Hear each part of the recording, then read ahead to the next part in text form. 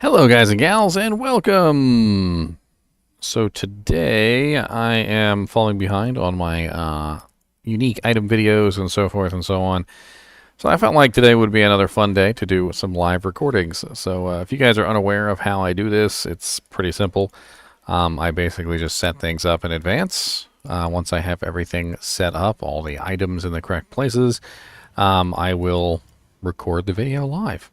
And you guys will get to see the video before everybody else because it'll be a little while before the video will be uploaded, edited and whatnot, and made available to, to everybody. I actually just finished a bunch of items earlier today, but I was kind of running out of time and I kept getting interrupted by other things. So basically, I need to catch up. Let's see here. I'm trying to remember which items I had just finished. I just finished Arachnid's Mesh, which for some reason I didn't have. Darkside's Bassinet. Doombringer, just finished that one. Cloudcrack. Bloodletter Gladius, that one's also up there. So I've got, I was working into the bows. That's what I was working into next. So I'm going to start with the normal difficulty bows. I've got all the normal difficulty bows here.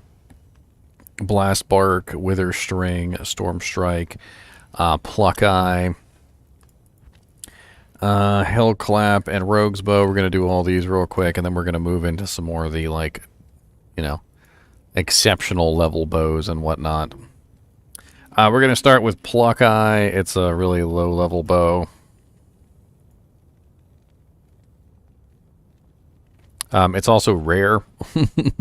Believe it or not, it's also very rare because it doesn't drop very often. It's a treasure class 3 item, so you generally only find it in Act 1 normal. And because it's a low treasure class, it tends to not drop later on in the game. So you either find it early on or you don't find it at all. It's pretty much all there is to it. We're going to upgrade it. Obviously, I always upgrade all my items, unless they're something that is absolutely silly to upgrade, like a wand. Like I don't think I upgraded any of the wands. Not a single one of them. I was like, yeah,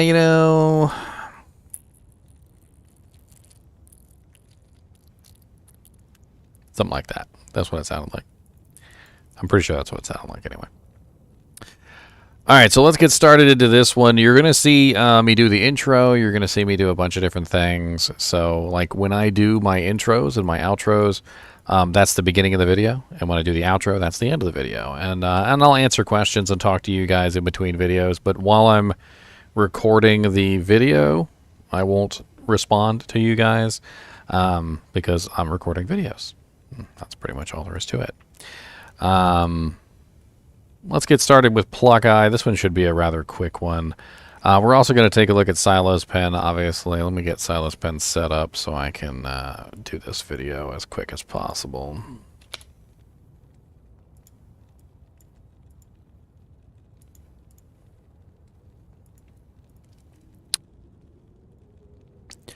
All right, so let's get started.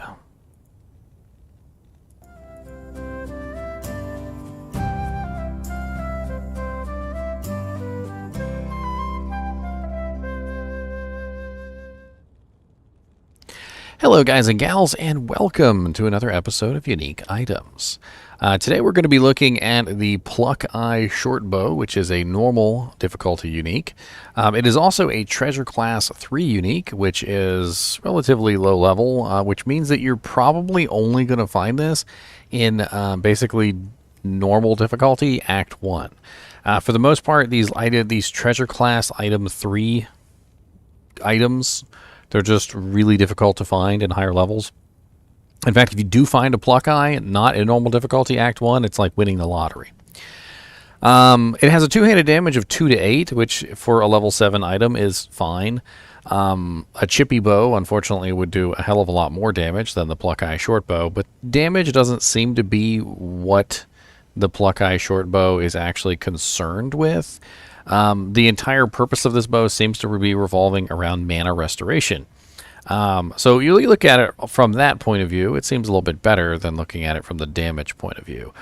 So we have 100% increased damage on this bow, which is actually a pretty nice amount of increase for a level 7 bow. They're usually nowhere near that much. It's like 50% or like 75%. So 100% is actually pretty high, and it is a static effect, so it doesn't change. We also have 28 attack rating, which certainly will come in handy to make sure you're landing your hits early on in the game.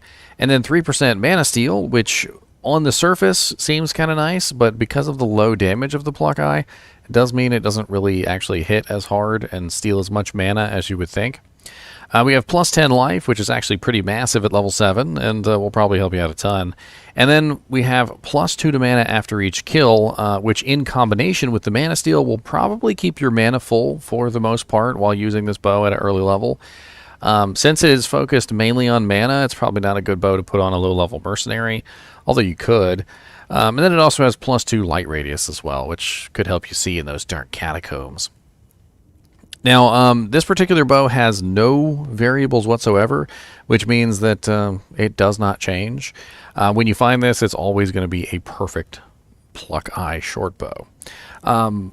What this bow is really used for is mana restoration. If you are an Amazon who is going down, say for instance, the cold arrow or the fire arrow tree, the mana cost on those skills is actually kind of crazy. And having something that would restore 2 mana per hit, or sorry, 2 mana per kill when you're firing exploding arrows or firing ice arrows early on could definitely come in handy. And same thing for magic arrows. You could also use it for magic arrows or multi-shot or any of those things. The real downside, unfortunately, is just that it doesn't have a lot of physical damage. It can be upgraded, and that's what we're going to explore. So let's see what happens when you upgrade a Pluckeye to its exceptional level version. So we're going to go from the Pluckeye short bow, 2 to 8 damage, 15 dex requirement, level 7. And let me move myself out of the way so you guys can actually see it. Bink. So 2 to 8, 15 dex, level 7, 2. The Pluckeye edge bow, 12 to 38, 43 dex, 25 strength, and level 23. Not like terrible, but not amazing either. I mean, it's decent. The mana steal is obviously going to do a hell of a lot more at 12 to 38 than it was ever going to do at 2 to 8. And the plus 2 mana after each kill will still be fairly nice. Not really sure that was worth the upgrade, but I mean, if you had it laying around, it certainly wouldn't be awful. I mean, we go from 21 to 86 to 88 to 305. I'm pretty sure that's cold damage there, lightning damage there. There we go. So 70 to 223 at level 23, which probably would be fine for that level. Let's take a look at the elite version of this, which is probably going to be a silly upgrade. But let's do it anyway, because I always upgrade my items 2 times. So the Pluckeye edge bow goes from 12 to 38, 43 dex, 25 strength, level 23.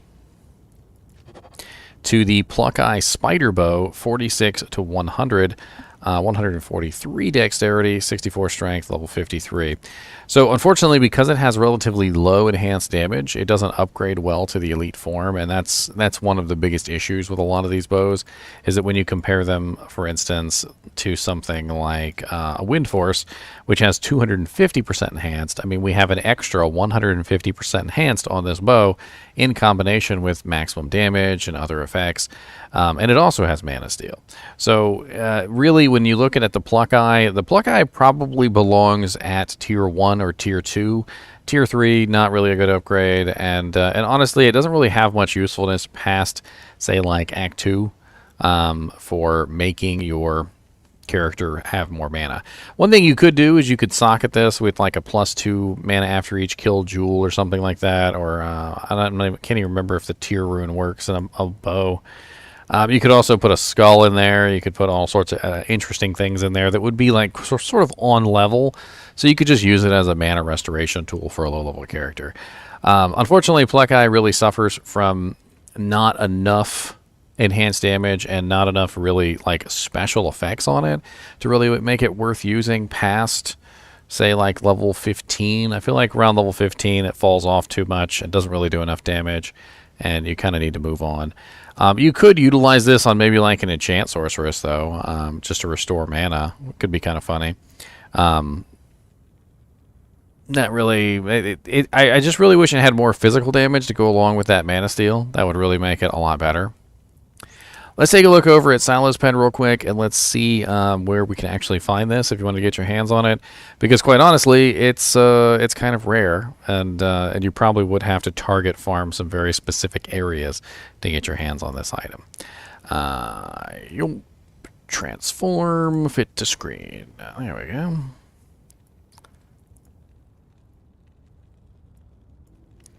Make this a little bit bigger so we can see it better.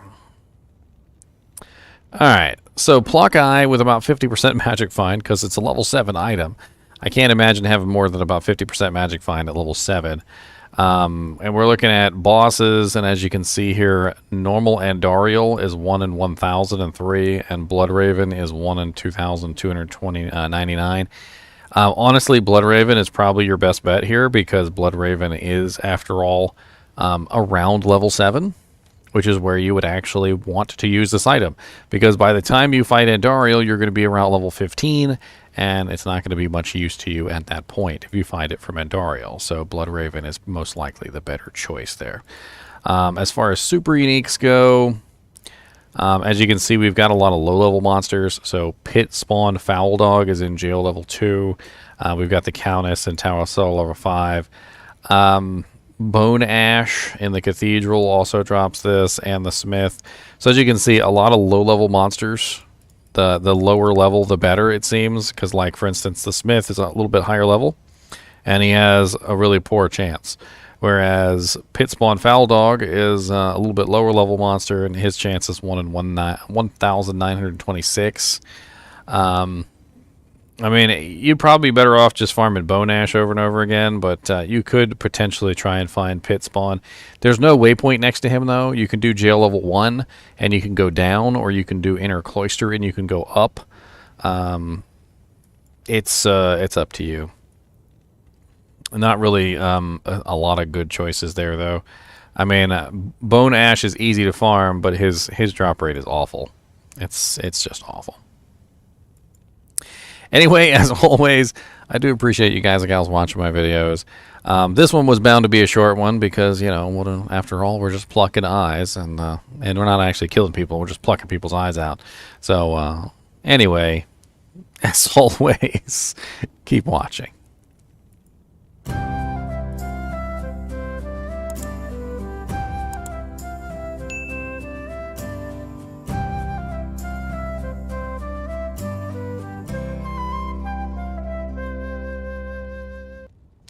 Alright, well, there's one video. Pluckeye down.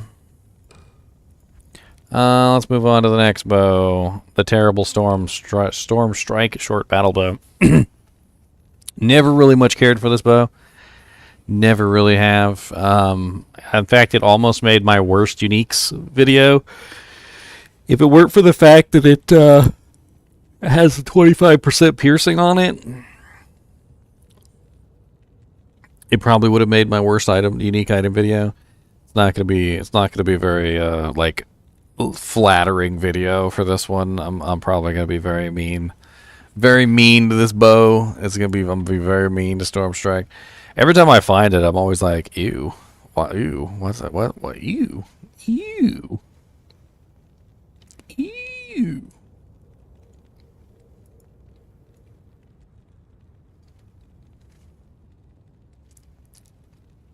Ew.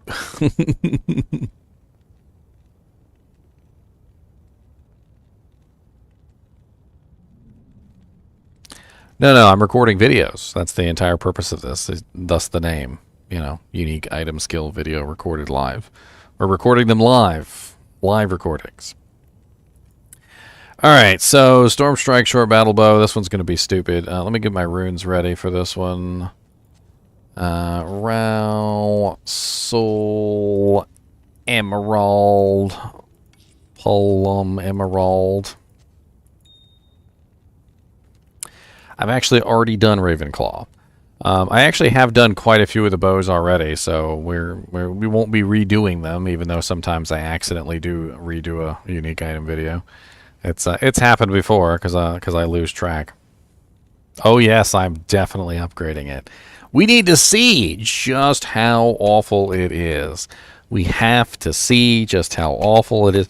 I want people to know, like, that this item should never be upgraded ever. Like, when they watch my video and they see me upgrade it and they're like, wow, that's bad, I'm never upgrading that. That's my goal. Or they'll be like, wow, that's actually pretty good. I'm totally upgrading that. See, that's the other side of the coin. All right. All right, let's go. Bink, bink. All right, you ready? Wait, hold on. Let me get my silos pen spooled up here so I don't have to do that. Cuts a little bit of time off the video. People always complain about my videos being too long as it is. Least I can do is save them like 10 seconds. I think the main problem with this bow, honestly, and I'll say this during the video, is too high level. It's level 25. Why is it level 25? Why? Why is it level 25? It doesn't have the damage to justify being level 25. It just doesn't. It doesn't. It doesn't at all. it's too low. It's way too low. All right, starting the video.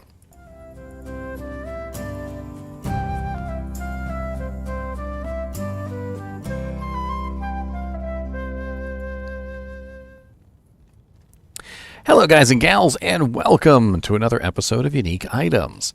Today we're going to be looking at a rather crappy bow, which is known as Storm Strike Short Battle Bow. This bow doesn't really have a whole lot going for it, and it almost made my worst unique items in the game list because it just really, again, doesn't have a whole lot going for it. It's also way too high level for the stats that it offers, and as we go over it, I think you'll find that you will agree. So the Storm Strike Short Battle Bow is 9 to 20 damage with a level 25. I feel like is a little low for level 25. It requires 40 dex and 30 strength, which is relatively nothing, and it has a fast class attack speed. It does not, however, have any increased attack speed on it, which it really probably could have used. It does have 25% piercing on it, which does mean that when you fire this bow, your arrows will go through targets. This does stack with the piercing on the Amazon, so if you happen to have like 50% pierce on your Amazon, and then you put this bow on, and that will stack up to 75%. So it does have at least one good mechanic, which is the piercing attack. And at level 30 is when you get access to piercing attack, by the way. So this is 5 levels before you actually have access to pierce. And if you were to use this in combination with something like Iratha's set, which has, I think it's like 25% pierce, you'd be at 50%, which would be a decent amount. I mean, for a before level 30 piercing attack bow, it's like okay, I guess, for that particular one purpose, but I feel like you'd be better off utilizing maybe like Vidala's set, Iratha's set. There's also some piercing on a couple other bows, which could be better choices. We have 90% enhanced damage on this, which does vary from 70 to 90, so you can find one in an even crappier condition than the perfect version. We have 28 attack rating on here, which is relatively low for level 25. I feel like they could have bumped that up maybe to like 50 or 60 or maybe even 100, and it still probably wouldn't have been enough, but 28 just really feels like a slap in the face.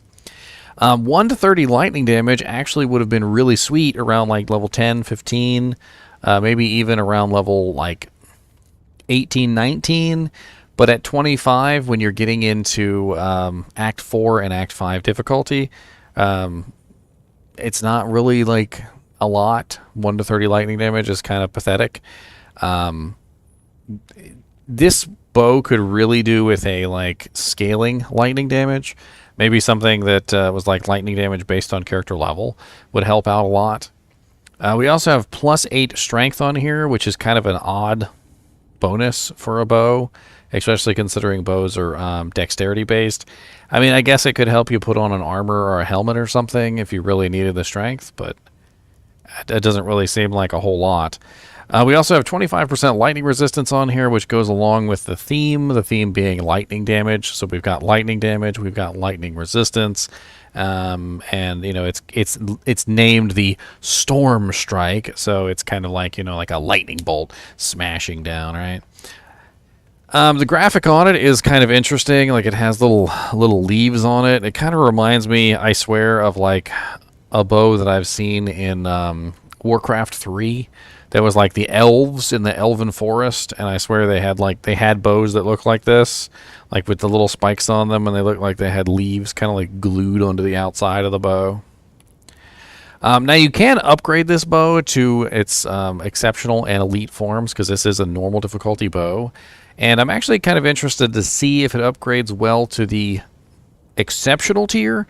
I don't think it's going to upgrade good to the elite tier, but it might actually upgrade well to the exceptional tier. So let's take a look, shall we? So you're going to need a Ral rune, a Soul rune, and a Perfect Emerald, and it's going to bring this from 9 to 20, 40 dex, 30 strength, level 25, to 24 to 57 damage, 80 dex, 65 strength, level 30. You know what? That's actually not a terrible upgrade from the 9 to 20 to 24 to 57 with only a 5 level bump. And 80 dex is not really that high, and 65 strength is not really that high. The upgrade on this actually does make it a hell of a lot better than it was before. So if you ever actually want to try and use one of these bows, you might want to upgrade it, because it's way better in the exceptional form than it is in the in the normal difficulty form, in my opinion. Now, of course, we can also upgrade this a second time to the elite tier, and I know it's not going to upgrade well to the elite tier, but we're going to do it anyway. It's 24 to 57 damage, 80 dex, 65 strength, and level 30, and it's going to require a Pull rune, a Lum rune, and a Perfect Emerald. And it's going to go to the Diamond Bow, which is 62 to 76. That's absolutely pathetic. 132 dex, 89 strength, level 66. So very, very bad upgrade to elite tier, which I pretty much assumed. A pretty good upgrade from the normal to the exceptional tier, and honestly, the normal version of the bow is garbage. The normal version of the bow is garbage, and the elite version of the bow is garbage. The only version of the bow that's any good, in my opinion, is the exceptional version of the bow at level 30, with much better damage and the 25% piercing. If you were ever going to use this bow, I would definitely upgrade it at least one time, because it's not even really worth using unless you upgrade it at least one time. Let's see where we could potentially find this over on Silo's Pen real quick, and we'll see what kind of monsters you could farm if you wanted to get your hands on it. So I went ahead and put in about 100% magic find, since we're talking about a level 25 bow. And let's take a look at the bosses first. Ignoring quest flags. We always ignore quest flags. It looks like Diablo in normal at 1 in 220 is your best bet. And that's probably around the level that you would need it to. You usually get to Diablo around level 25. So honestly, that's probably your best bet. Let's take a look at super uniques, though, just in case. And normal Neolithak. He's actually really easy to farm. If you guys have never checked out my video on farming Neolithak, I have a video that goes over the probabilities of the three variations of his map, so that you know exactly how to find him every single time. You can literally find him like that. If you follow my video, you literally will find Neolithak like in seconds. It's kind of ridiculous how easy it is to find Neolithak once you know the variations. Let's restrict this to normal difficulty, because you're probably never going to use this outside of normal anyway. And looks like Eldritch can drop it. Doc Farron can drop it. Pindleskin can drop it. Thresh Socket can drop it. I mean, if you're farming Diablo for this, then you can farm all those monsters too. Those are right up there with the same monsters. Shank the Overseer can drop it. A lot of good choices if you wanted to find this. And if you did want to actually use it, I would definitely upgrade it at least one tier. It's really not even worth using in its base form. Anyway, as always, if you enjoy these videos, make sure you hit the like button, make sure you hit the subscribe button, and as always, keep watching.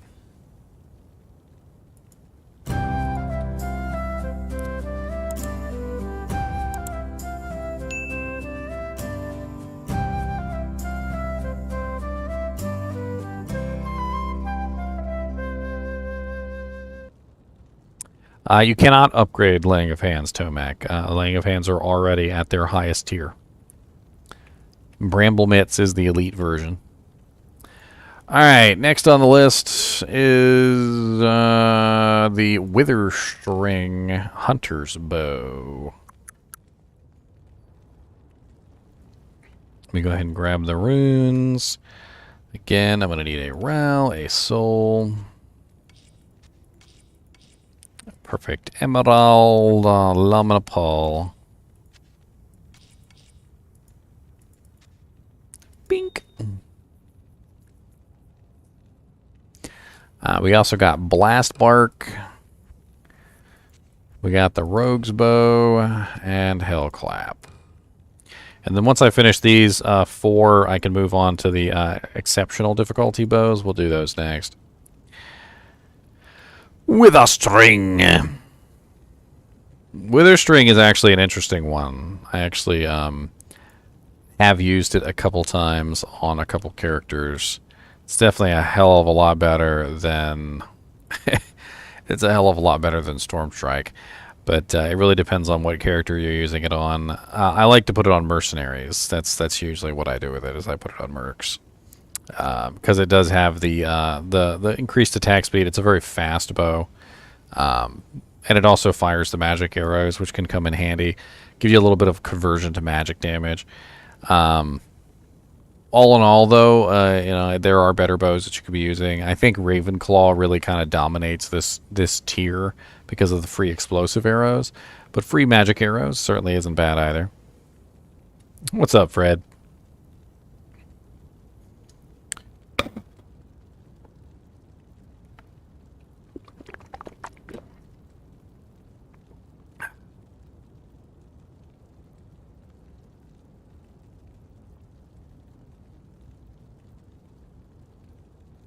Oh yeah, I don't know if you guys saw, but apparently there's a beer.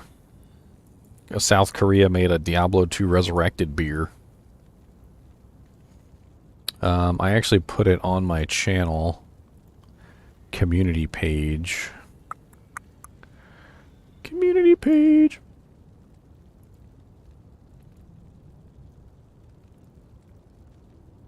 I'm gonna bring it up for you guys real quick. I thought it was funny. I saw it floating around Twitter. I think Dobrunsky posted it.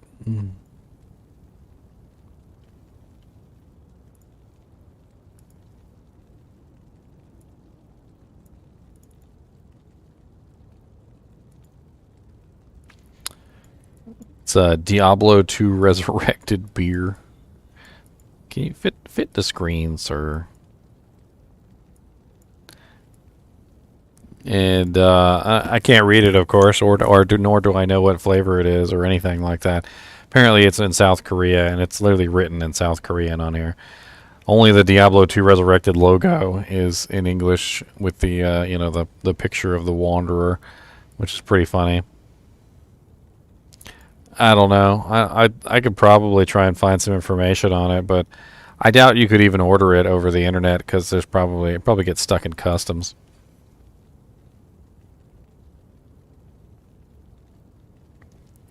Alright, let's record this Wither String one. I want to get through these normal difficulty bows as quick as possible, and I want to move on to some of the more fun bows, like the, the exceptional bows and the elite bows. I have already done a couple of the elite bows, though, so I've already done Wind Force, so we're gonna be talking about some of the other ones, I guess. Alright, 3, 2, 1, let's go. I'm just kidding. Where's my intro? Play intro. What the hell's wrong with you?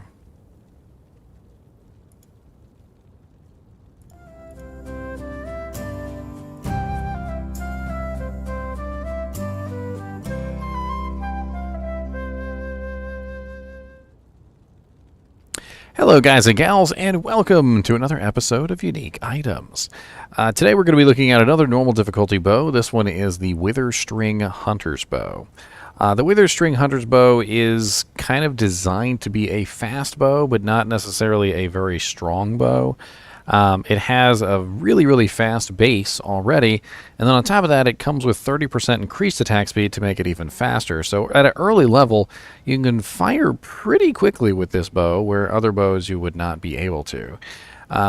We do have 4 to 12 damage on this with a dexterity requirement of 28, which most characters can pass, and then we have level requirement of 13. It does fire magic arrows. If you guys have never seen this effect, basically it doesn't matter what person uses this bow. It will automatically fire magic arrows when you click the button. So it has to be a regular attack, by the way, and you will get a magic arrow come out. Obviously, the magic arrows can be very effective versus certain targets because it does convert a portion of your physical damage into magic damage, which, it helps bypass some of those immunities and things like that. But when you put on this bow at level 13, there's really no immunities to bypass. There are some resistances to bypass, but for the most part, those resistances are rather relaxed. Normal difficulty isn't really very difficult in terms of like elemental damage and things like that. So you don't really normally have to worry about a lot of elemental damage as a low-level character.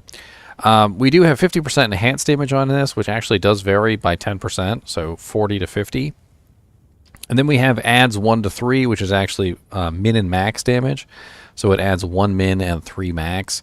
And then it has 50 attack rating, which is more attack rating than the Storm Strike had at 28, which is actually pretty good considering that it also adds attack rating in the form of the magic arrow.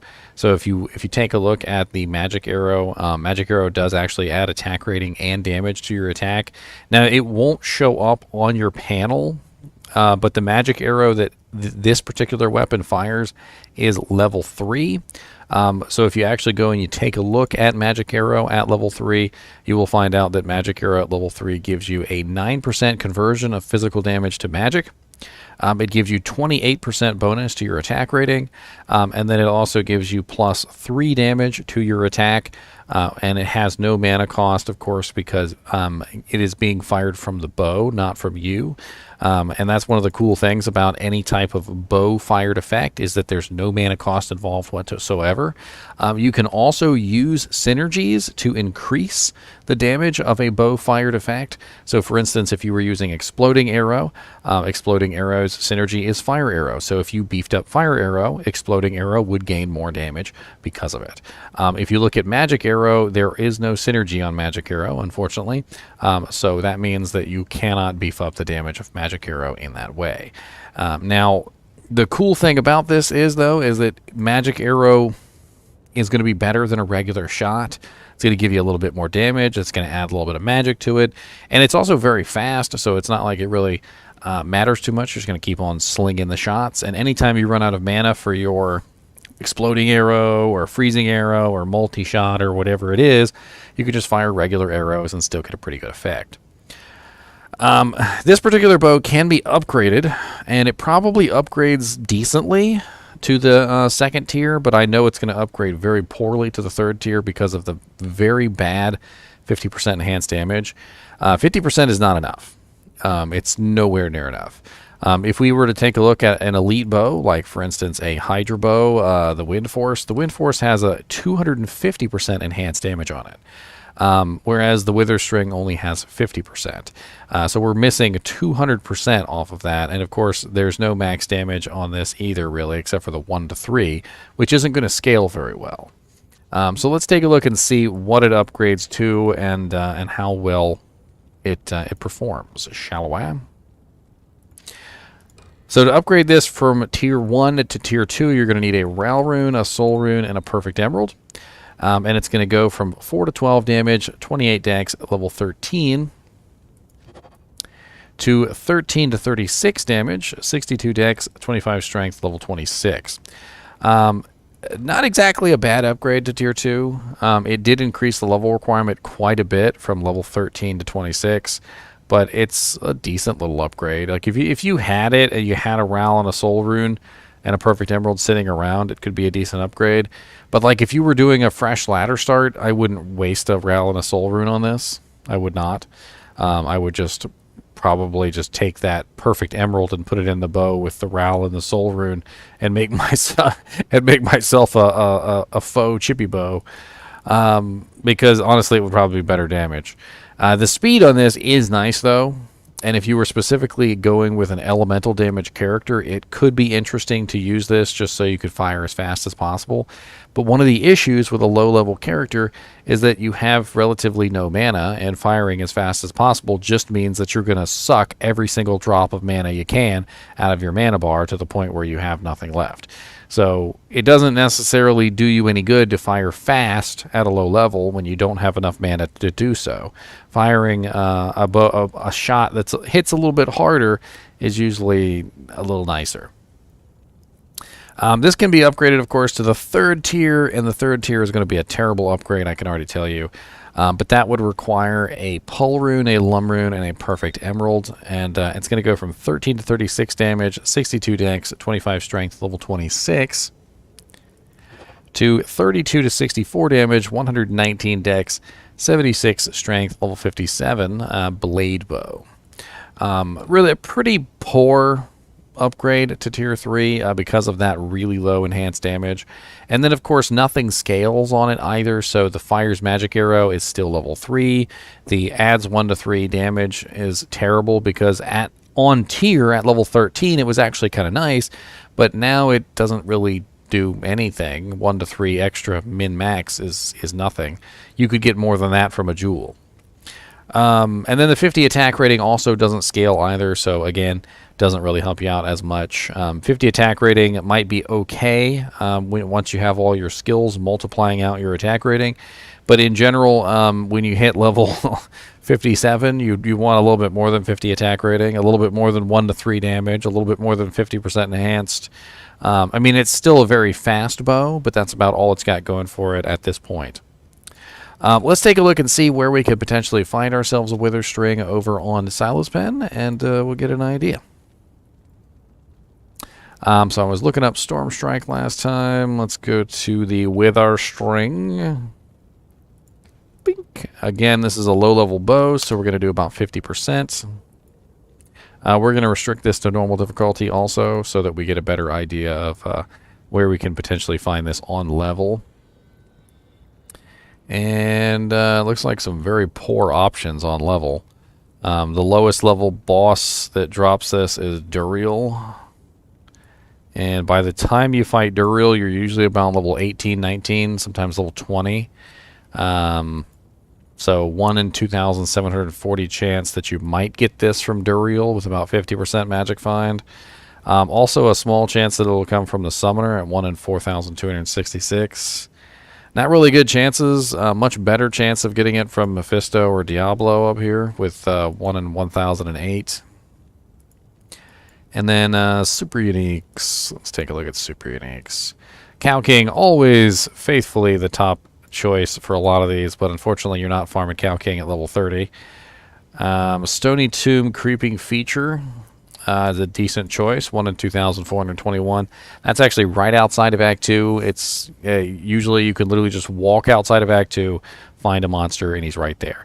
And since the bow is level 13, that's probably one of the best choices, because basically when you get to Act 2, like right when you get to Act 2, you can just walk out and farm the Stony Tomb and try and get yourself the bow.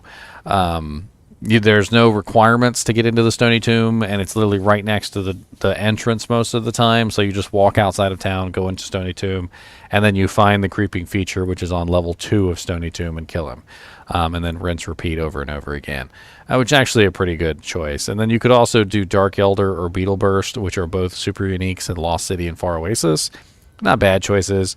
The really clutch choice here, though, is Fire Eye. A lot of people sleep on Fire Eye. Fire Eye is super easy to get to. He's very easy to kill.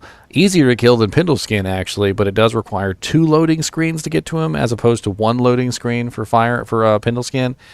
Basically, what you do is you go into the Arcane Sanctuary portal, and then you walk through the Arcane Sanctuary portal that takes you to the palace, and Fire Eye is always guarding the portal that takes you back to Arcane Sanctuary. Very, very easy to get to. It's an interesting bow, but I think it does suffer from a lot of issues as far as not really quite being set up properly for any kind of higher level. I often find a lot of the times with some of these lower level uniques that what happens is they were never really meant to be used outside of the level that they were designed for. This bow was designed for level 13, and it's not meant to be used outside of level 13. When you bring it like into Act 3 or Act 4, it's not going to serve you well because the damage falls off relatively quickly. It doesn't have any kind of scaling effect on it, and by the time you get to like Act 3 and you're fighting Mephisto, it's not doing you any good, and you'd be better off using like a 3-socketed bow with 3 Rowel runes in it over something like this. Anyway, as always, I do appreciate you guys and gals watching my videos, even when we're talking about low-level uniques like this. And as always, keep watching.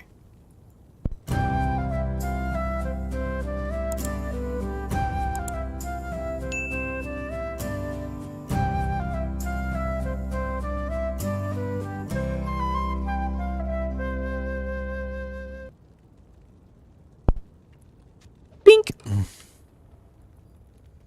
The floor is littered with the bodies of the dead.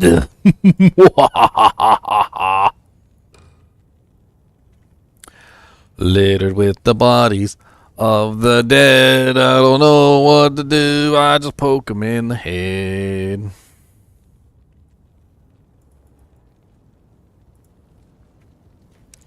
There's a dead body there. Can we go poke it? Let's go poke it. Let's go poke it. Come on, let's go poke it. Come on, let's go poke it. You made a summon necro? Summon necros are incredibly strong. I can't count how many times I've died on my summon necro because I wasn't paying attention. Like especially if like, you know, somebody around me like distracts me for a couple seconds, because it's pretty easy to die on the summon necro if you're not paying attention, because there's a lot of dodging involved, a lot of, you know, like repositioning and making sure you're not standing still. But as long as you're doing your part, the necromancer almost never dies. But I've had to go get my body naked like a lot of the times, and when you go get your body naked on the necromancer, it's a breeze. Just make your little army. Get your little Merc, get your little clay golem, go right on in. You can literally just get your body back naked on the necromancer. That's one of the reasons why I called my my necromancer the Naked Mancer, because there were so many times he was just naked, or mostly naked, like wearing only magic find equipment. Let's see here. Rogue's bow. We need some more runes. So rally rune, solely rune. Doot, doot, doot. Rally pole, solely pole. Poop, poop, poop, poop, poop. Then we need a poly rune and a lummy rune. I'm not out of poles and lums, am I? Am I out of poles and lums? I got poles. Oh, wait, no, there's a lum. There's a lum.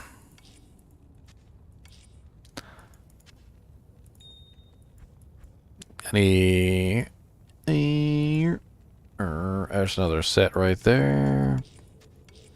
Might as well get my next set ready, so I'm not gonna hunt them down. And then I can get another set ready, and so I gotta hunt them down. Ral Soul. It's another pole rune. I need another lum rune. I need another lum rune. If I had a bum rune, can you give me one rune for my bow? I need a lum rune. Give me another bum rune. I need a lum rune for my bow. Looks like I'm out. I'll have to do a refresh after this. You need a lum so bad on your Switch single player, Barb? Like, all I find is frickin' lum runes these days. Well, thank you, Smoking J. Franklin. I appreciate it. Thank you, Karsima. I'm glad that my videos have helped you guys out. Learning what these uniques are good for and what they're not good for and whether or not they're crap. I mean, all of this comes in handy on characters, believe it or not. Like, I know that sometimes when I make some of these videos, it's very silly, especially when I'm making a video on something like Storm Strike, which is probably one of the worst bows, like, in the game. Like, I think pretty much bar none, it's probably one of the worst bows. Doesn't really have a whole lot going for it. It's way too high level. Kind of has to be upgraded to be used, to even use it. Like, if you don't upgrade it, it's not even worth using. A lot of weird items in this game that, like my worst unique list. Oh, man. I don't know where that came from. My worst unique list. I mean, those are some of the worst items in the games and I have made videos on those items. So, but there are some fun ones that I've made videos on too. Some very interesting ones. Like I just made the video on the Cloud Crack Gothic sword, and I may actually be doing a theory craft for that sword, specifically that sword. In the near future. We'll have to see how that turns out. So the Rogue's Bow composite bow. This one's going to be an interesting one. Believe it or not, there actually are some interesting uses for the Rogue's Bow. Yeah, Bartux is a good one to upgrade. Depends on if you're actually using it as a weapon or not. If you're not using it as a weapon and you're only using it for plus to skills, don't upgrade it. If you are using it as a weapon, that's yeah. My intro music, Fred, that was made specifically for me, I believe, anyway.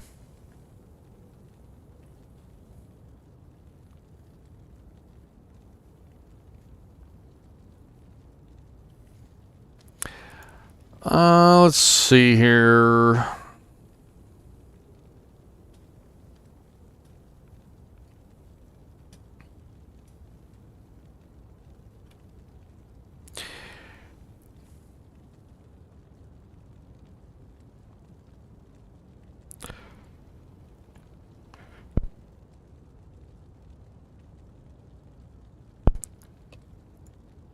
Alright, I think I've got everything I need. Sure, yep, that's ready too. Alright, let's get going on this video.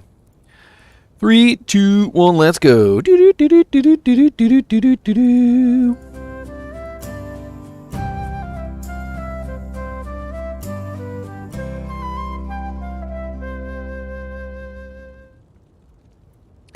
Hello guys and gals, and welcome to another episode of Unique Items.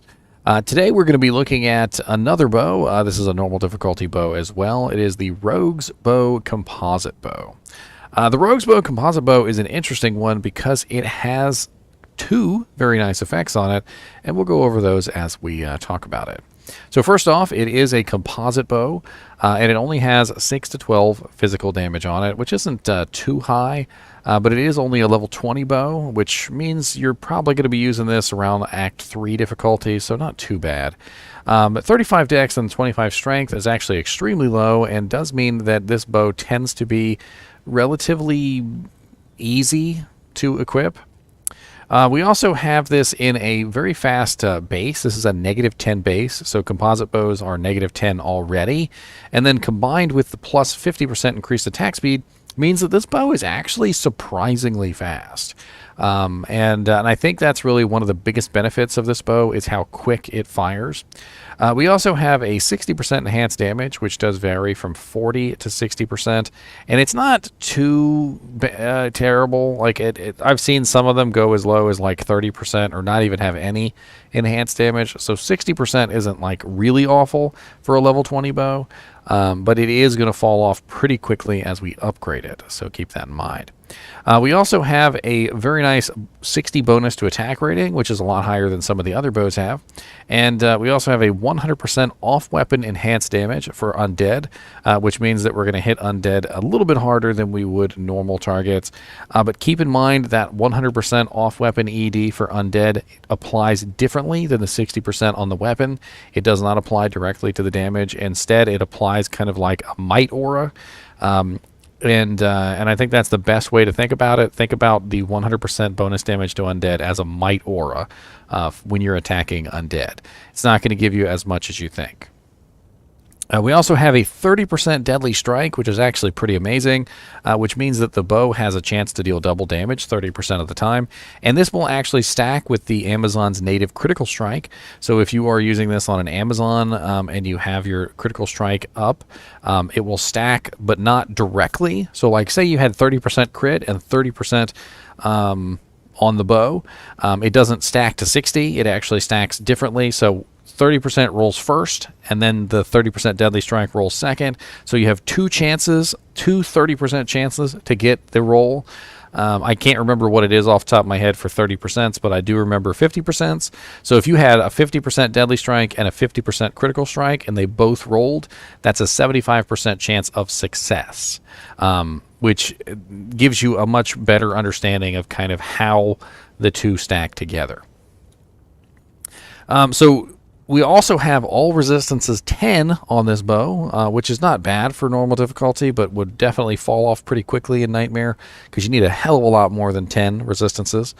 Now this bow can be upgraded, and I feel like if we upgrade this, it's going to be a lot better than it is now, specifically because the physical damage is very lacking, and upgrading it one tier to the exceptional version will definitely increase the physical damage a decent amount to make it into a better bow.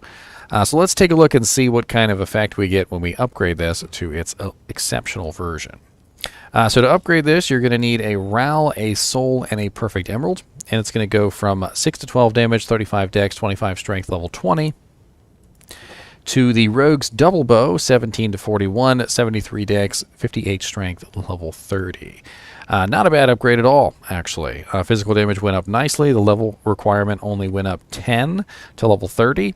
And could definitely come in handy as you progress through Act 4 and Act 5 in normal difficulty. And once you've completed Act 5 and you're moving into Nightmare, it might fall off, and you might have to end up upgrading this eventually, but it's interesting. This also could be interesting on a Shapeshifter Druid because it does have 50% increased attack speed along with the 30% deadly strike.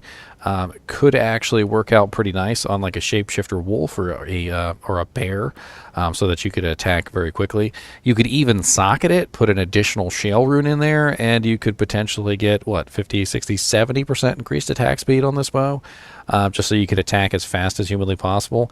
Might be an interesting choice for a low-level Fireclaw Druid, now that I think about it. A low-level Fireclaw Druid could get some pretty good use out of a 70% increased attack speed, level 30 bow, with decent physical damage and 30% deadly strike. And of course, the all resistances 10 wouldn't exactly be a terrible thing.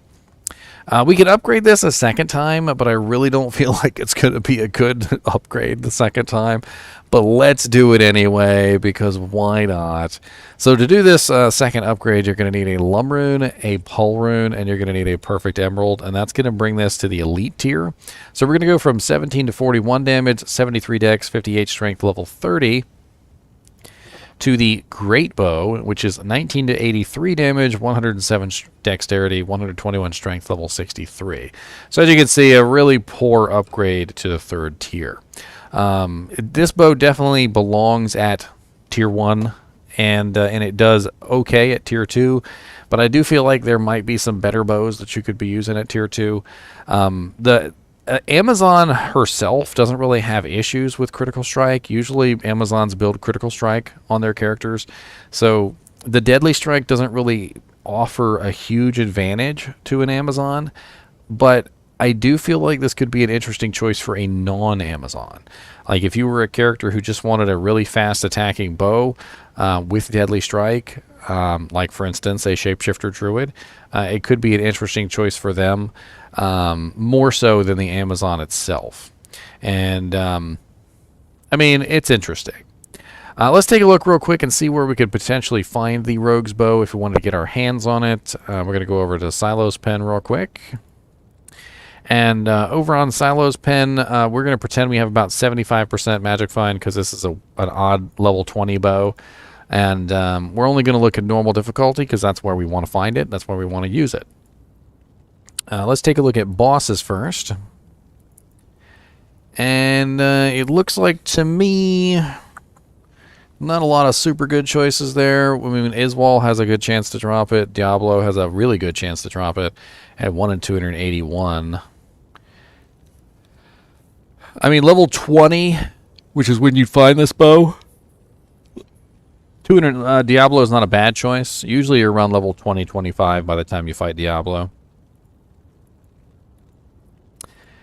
And as for super uniques, we've got a lot of interesting choices here. Witch Doctor and Dugu, which is not really farmable, but you will kill him on the way through Act 3.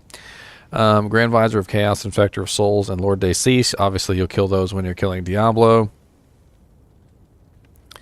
And it does look like Shank, Eldritch, Doc Farron, Pindleskin, Thresh Socket, Hephaesto, the armor, all of those are interesting choices. In fact, you could just run that combo and try and get yourself something nice. Hephaesto, the armor, Thresh Socket, Pindle, Doc Farron, Eldritch, and Shank. That's like that's a rotation there. If you guys have never done that rotation, it's really simple. You walk outside of Act 5 and you basically teleport down until you find Doc Farron. Or you run down until you find Doc Farron. And then after you find Doc Farron, you walk all the way up and you kill Shank at the top of the hill. And then after you kill Shank, you walk up a little bit further and you kill Eldritch.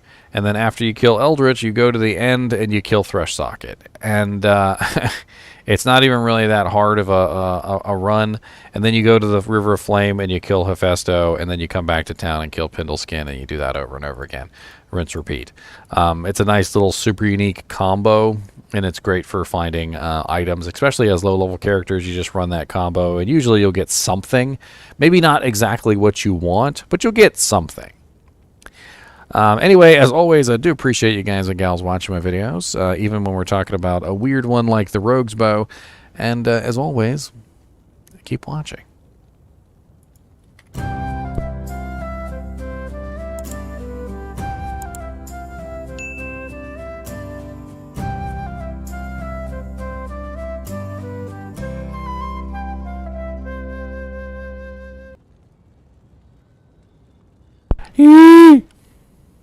Alright guys, that's the Rogue's Bow, and we're moving on.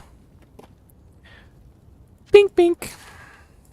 Another one bites the dust. Ooh, another one bites the dust. Another one bites the dust. Ooh, another one bites the dust. Alright, I actually need to go grab some more runes because I'm out of Lum runes. Oh no, I have one more set of Lum runes. Never mind. One more set of Lum runes. Then I can go refresh.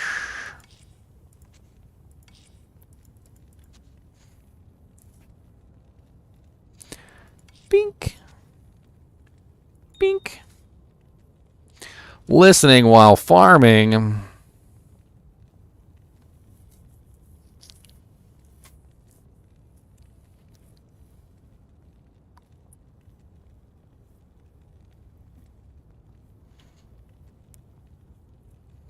No, negative enemy lightning resistance does not work unless you're using the item, Tomac. You have to be using the item.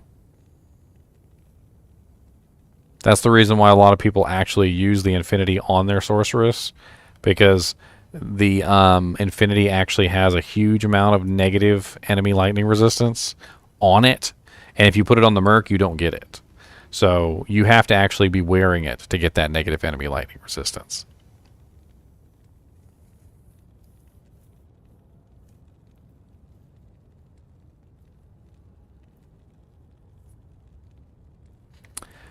Hellclap short warbow, the weird one. I don't know why, but I always think of some kind of like, I don't even know, like some sort of demon or something who's just running around clapping people. Come here, boy.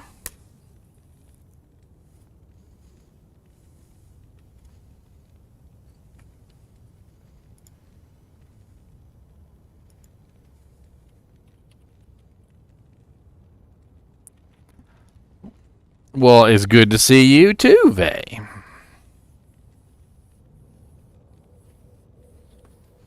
When will these be out? I'm gonna edit them and post them one day at a time. Basically, that's what I normally do. It's gonna be a little while. I've got quite a few videos coming up soon, so you're gonna have some fun watching some videos. Some of these you haven't even seen yet. I already recorded earlier today. I didn't get these finished, and I want to get these finished today. We're actually gonna be I'm going to be recording a lot today. If you guys have any requests, by the way, as long as I haven't already done them, I will take some requests today. I was really hoping to get through these bows, though, but if you guys have any specific requests that I haven't completed, be sure to put them down. Put them down in the comments. I mean, in the chat, in the live stream chat. Alright, Hellclap. It's a clap another hell. It's a Hellclap. It's a clap in hell. It's a Hellclap. Buriza do Canyon. I've already done that one. I'm like 99% sure I've already done that one. Yeah, the Raft was a good series. I completed it last live stream. It was really nice. Here, I'm going to link the Buriza video for you. Snoopy.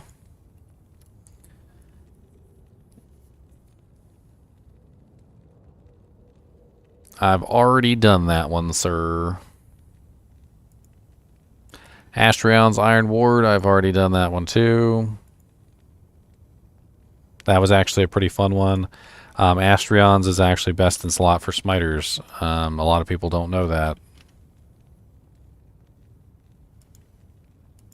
Has to be a good Astrion's, though. It can't be a crappy Astrion's. That's the Astrion's video. If you guys want to see that one. You just picked up the game a week ago, Charisma? You've never played it before? I'm actually, like, really jealous of you because I look back upon the time when I first started playing this game as some of the most fun times I've ever had in my life. And I know that sounds kind of silly, but it really was. I really just had so much fun learning about the game, figuring out the mechanics, going over things. And you can either do it at your own pace or you could look it up and you can figure it out. I think I had a Prima strategy guide when I was a kid. And I was always looking things up in the Prima strategy guide because it was so much fun. But if you ever want to learn things at a little bit faster pace than what you specifically are doing, feel free to look up videos. I've got tons of videos on like everything. If you find a unique and you want to know what it's useful for, I've got unique item videos for like just about every item in the game. That's actually what I'm working on today. I'm trying to finish my unique item video series. And once I finish that, I'll be working on the skill item series or skill series. So I still need to make a video for every single skill. And you know, it takes a really long time to like become an expert at this game. Did I do a video on how to tank dolls? I did indeed. I have a video on how to tank dolls. I called it my deadliest monsters. It's my deadliest monsters video. I was actually going to make a bunch more, but believe it or not, they nerfed quite a few of the deadliest monsters, so they're no longer the deadliest monsters.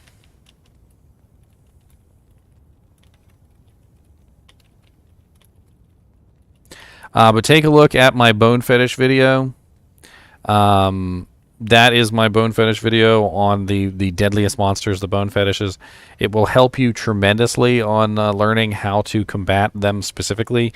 But let me give you a really quick tip, okay? If you're a character who has a shield, shields can block the effect. However, if you're running away, your shield block percentage is nerfed. So a lot of the times on a character who is a really high block chance character like a paladin, you want to walk. Toggle your walk button so that you're not losing your block percentage. Also, kill them slowly. The slower you kill the dolls, the safer you will be. If you pop them all at once, like 18 zits on your face, you're probably going to end up with a crater and you're going to be in it, like Yamcha.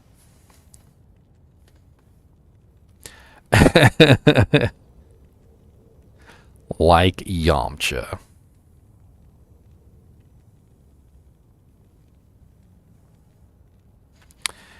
You came from Path of Exile. Path of Exile is definitely a copycat game for Diablo 2, but it's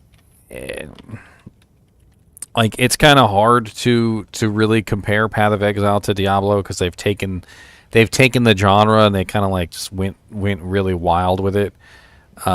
Whereas Diablo 2 is more in the core, like the core gameplay.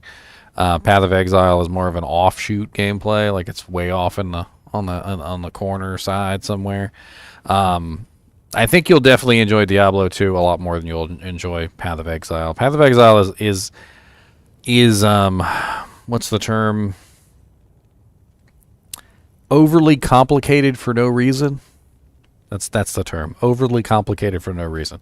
Path of Exile is overly complicated for no reason, but Diablo 2 is far less complicated. You don't have to like look up build guides to beat Diablo 2. You do not. My videos are very helpful for you guys to be able to learn how to build your characters, but you could muddle through and you could beat the game without my videos. My videos are really there for you guys to, get the most out of the game so that you can make really weird builds and, like make a freaking punch barbarian and kill Baal in hell difficulty with a punch barbarian or some craziness. There's all sorts of things that you can do in Diablo 2 that are special, but you can also just build a very straightforward character and just kill things. Like it's not super, super difficult. All right, so let's grab, let's do this video on the Hellclap. The Hellclap. That's the Hellclap short warbow, my boys. Poop right in your mouth. The Hellclap short warbow, and let's get this one out of the way, shall we? The Hellclap. The Hellclap, boy. Behind the scenes, Ginger makes stupid jokes too. I make these jokes all the time to myself, by the way, when I'm making these videos, and you guys don't see any of it. So I think it's kind of funny that you guys get to see me make these dumbass jokes.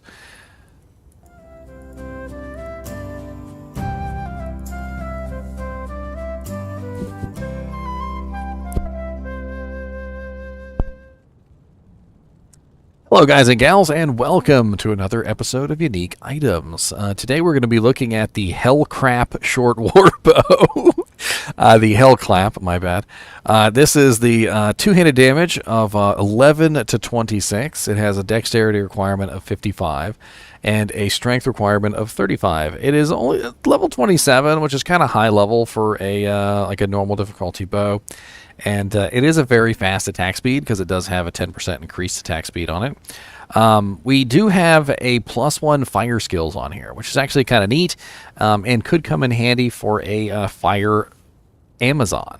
So if you are building, for instance, the exploding arrow tree, the fire arrow tree, or the immolation, this whole side of the tree, the +1 fire skills will give you a nice little bonus for those skills. As you can see, I'm level 33 right now, and putting on the bow brings me to level 34. So we get a nice little bump in all of that. We also get 10% increased attack speed, which does make it a little bit faster, and then we get 90% enhanced damage. Now the Hellclap short warbow, I can't remember if it has any variables, 70 to 90% on the enhanced damage, which isn't going to make too huge of a difference at this tier, but if you upgrade it, you definitely want to try and get the 90% because it's going to make a pretty big difference in the upgraded damage. We also have 75 attack rating, which is much higher than a lot of the other bows of this tier. In fact, most of them are like 25 or like 50.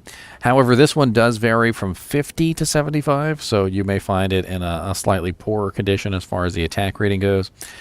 Then we also have a very nice 15 to 50 fire damage. Now, this is a mechanic that a lot of people don't know about. The exploding arrow and the freezing arrow both actually have explosions, okay? So the exploding arrow, obviously, it's a regular fire explosion, and the freezing arrow is a ice explosion, right? Well, what a lot of people don't know is that any cold damage that you have will be added to the explosion of the freezing arrow effect, and any fire damage you have will be added to the explosion of the exploding arrow. Okay, so that means that when you put this bow on at level 27, the 15 to 50 fire damage is added directly to the exploding arrow when you fire it. So not only does the fire skills give you a nice little bump in damage on your exploding arrow, but you also get the 15 to 50 fire damage added to your exploding arrow as well, and you could potentially socket this and throw like a diamond or a Ral rune in there, and you could increase the fire damage even more. Let's actually do that real quick just so we can see what kind of fire damage we would be looking at. So here's a Ral rune, which is 5 to 30 fire damage, and as you can see, we go from 15 to 50 to 20 to 80. So not bad. Nice little bump in the fire damage there, which could come in handy on an exploding arrows on. Now you have to think that that 20 to 80 is actually going to do a lot more than you think. In fact, I'm going to bring up a calculator real quick, and we're going to look at this together, because this is one of those weird things that if you don't see it, you won't really understand what the hell is going on, because it's a exponential kind of damage. All right, so let's take the 80 fire damage, which is the top end, and let's pretend we're firing explosive arrow. So we have explosive arrow, we fire explosive arrow at a group of 5 monsters, okay? So there's 5 monsters in a tightly knit group, okay? They're all bunched on our Valkyrie. We fire the explosive arrow, and it hits 3 of the 5 monsters, all right? Which means that we get 3 explosions, all right? But here's the really weird thing about this. It also applies on the hit. Okay, so we have to take the 80 damage, and we multiply it by 3, which means we've done 80 times 3, so we hit 3 targets, we did 240 damage. All right? But then we also have 3 explosions, okay? So we got 240 in direct fire damage, which is being added. Then we have 3 explosions, and the 3 explosions have a radius. They hit all targets nearby, all right? So we have 80 times 3 times 5, because it hits all 5 monsters 3 times for a total of 1,200 damage, plus the initial 240 that it actually hit the target. And before you know it, this 80 damage that's on our bow has now been multiplied out to 1,440 very quickly, because that's the way that exploding arrow works. It's an exponent damage. So the more monsters that you hit, the more explosions that you get, the more pierces that you have, the more damage it does. And so adding just a small amount of fire damage can actually balloon out to a rather large amount of damage in total.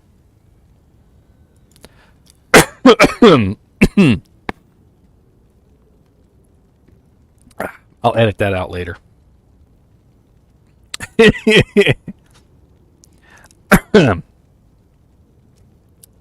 Throat's so dry. I got the dry as the Sahara Desert throat over here.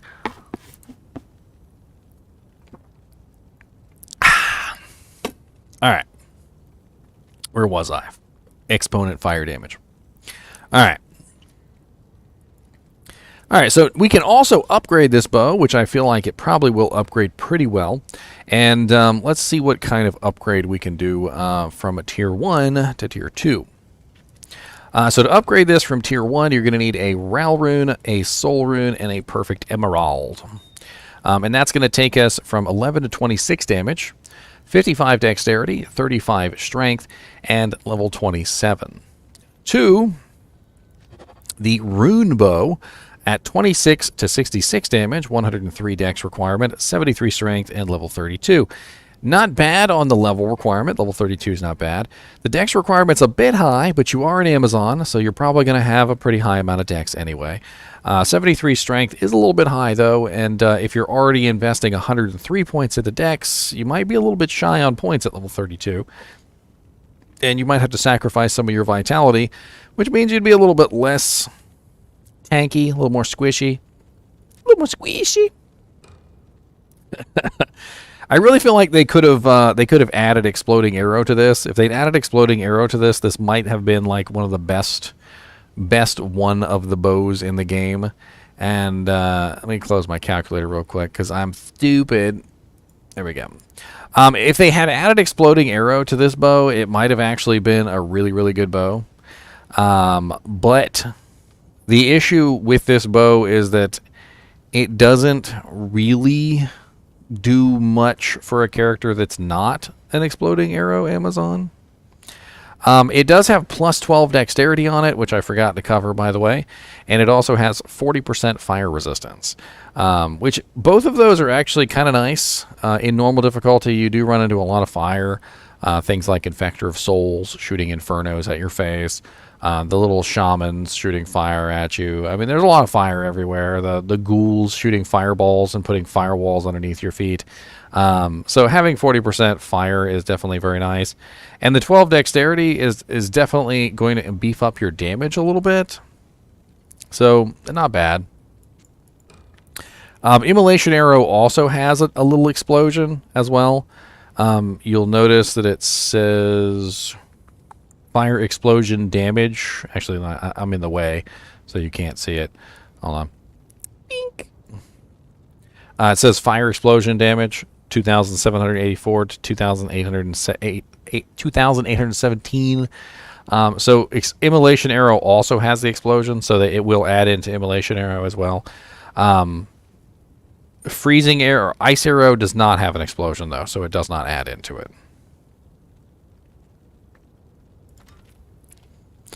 All right, let's upgrade this one more time. I'm sure this upgrade is going to be terrible, but let's do it anyway. Why not?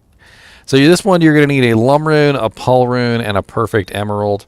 And it's going to go from the Rune Bow, Hellclap Rune Bow, to 26 to 66 damage, 103 dex, 73 strength, level 32.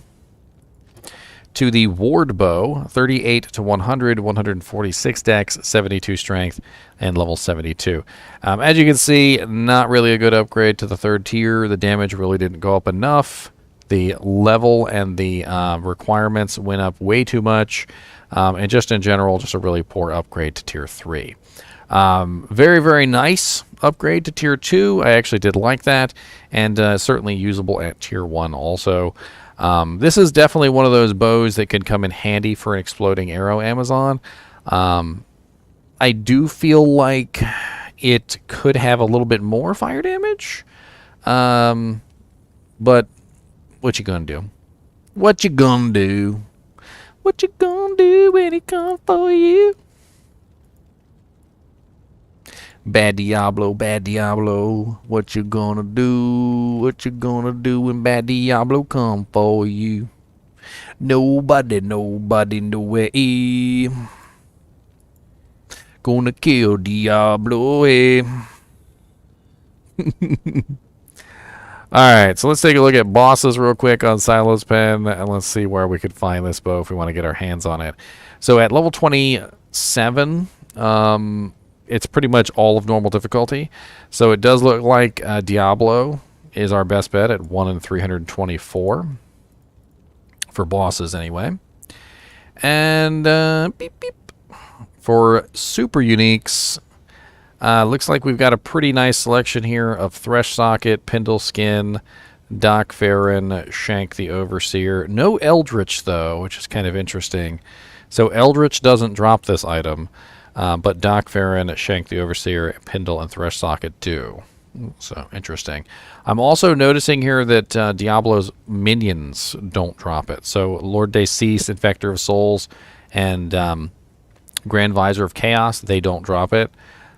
Which means only Diablo and these specific monsters can drop it in normal difficulty. You could probably get it from Hell difficulty, or sorry, Nightmare difficulty, but I feel like by then it's too late. Like if you're using if you're trying to get a Hellclap bow in Nightmare difficulty, you've kind of breached its usefulness. I mean, Andariel can drop it at 1 in 382. Not exactly a good choice, though, I feel like, for farming a bow that's more useful in normal. Anyway, as always, I hope you really enjoyed this video on the Hellclap short warbow. And as always, keep watching.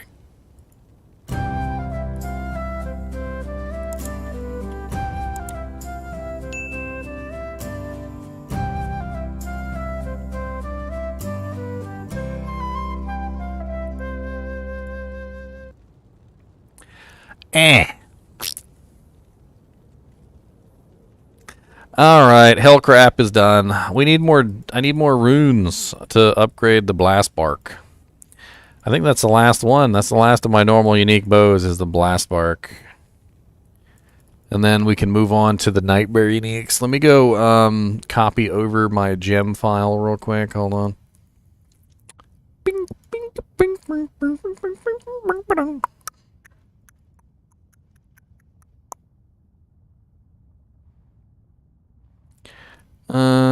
Hellclap. I am 5 years old. Shush it.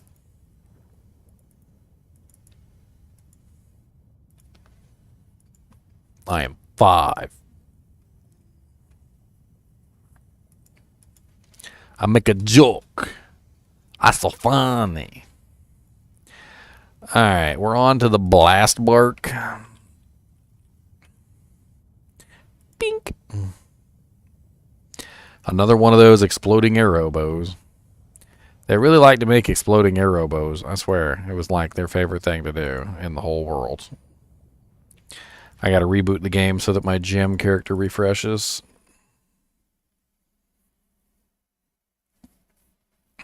What's up, Shepherd?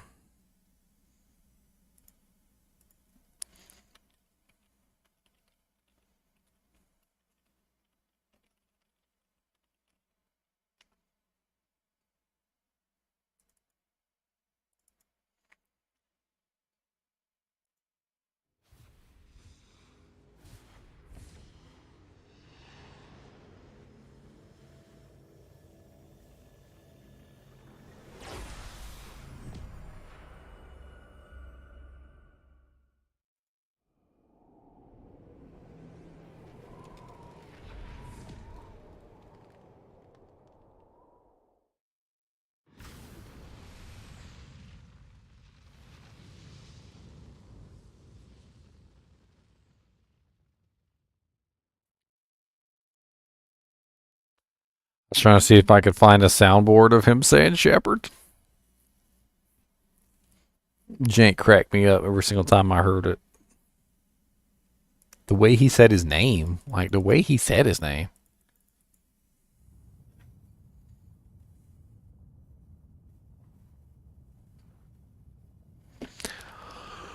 Alright, where my Jamboo? Come here, Jimmy, Jimmy. Jimmy, Jimmy, Jimmies, can't you see? Sometimes I just need some jammies from thee. I gotta put all my jammies in my bank so I don't need to go back to the tank of jammy jammies. Yeah, yeah, yeah. Jammy jammies. A thunderstorm build? Until recently, that wasn't even a possibility. It didn't do enough damage. It just didn't do enough damage no matter what. That was the problem with it. I don't even know why I'm transferring these rowels and souls. I don't need them. Boom, boom, boom, boom. Bing, bing, bing, bing. Pole and a lum and a pole and a lum and a pole and a lum lum pole pole lum pole pole and a lum and a pole and a lum and a pole and a lum and a pole pole pole lum.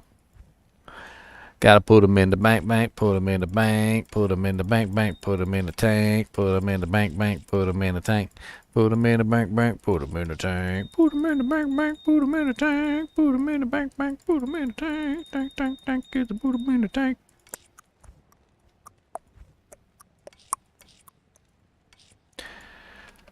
Alright, loaded up and ready to go.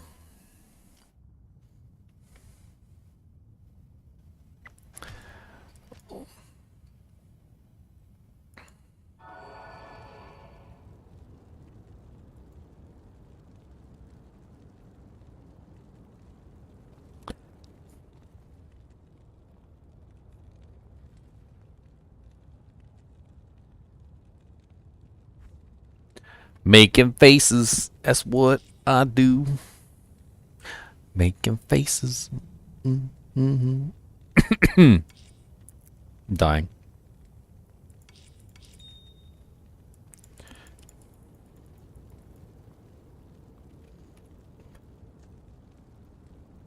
That's right. 35K in the bank. 35K in the tank. 35K in the bank.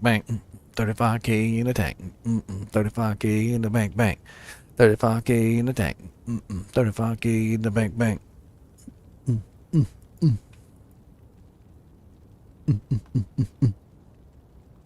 What level is this? 28. Let's do about 100% magic fine. Yep. I got my bosses ready. Of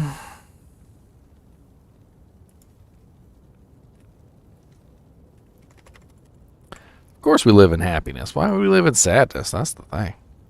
Why live in sadness? You gotta live in happiness.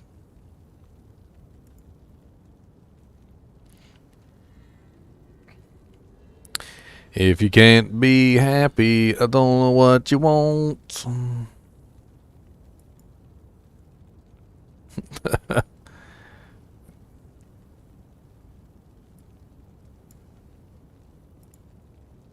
I don't know what you don't want, I don't know what you do. Ugh. If you were going to do a T-Storm build, you would probably have to do pre-buff. That's what I would think. Just off the top of my head, I'm thinking, like, I'm just got my brain working, is you'd have to do pre-buff. So you'd have to have like a, I don't know, like a +6 T-Storm staff or something. Maybe like as much plus skill equipment as you could possibly get. Pre-buff T-Storm, and then put your regular equipment back on.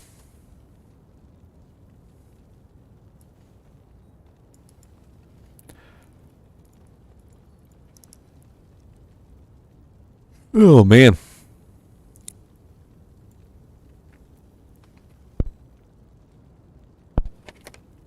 I need some power crackers. I got some crunch masters. These janks is the masters of the crunch.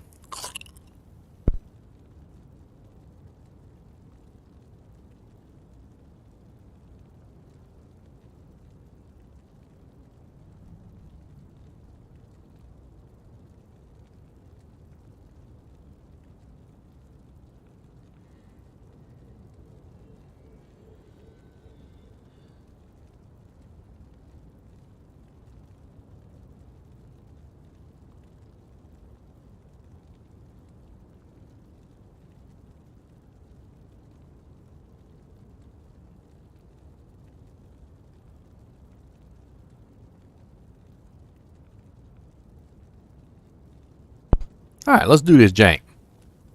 Let's do this jank. 3, 2, 1, let's go.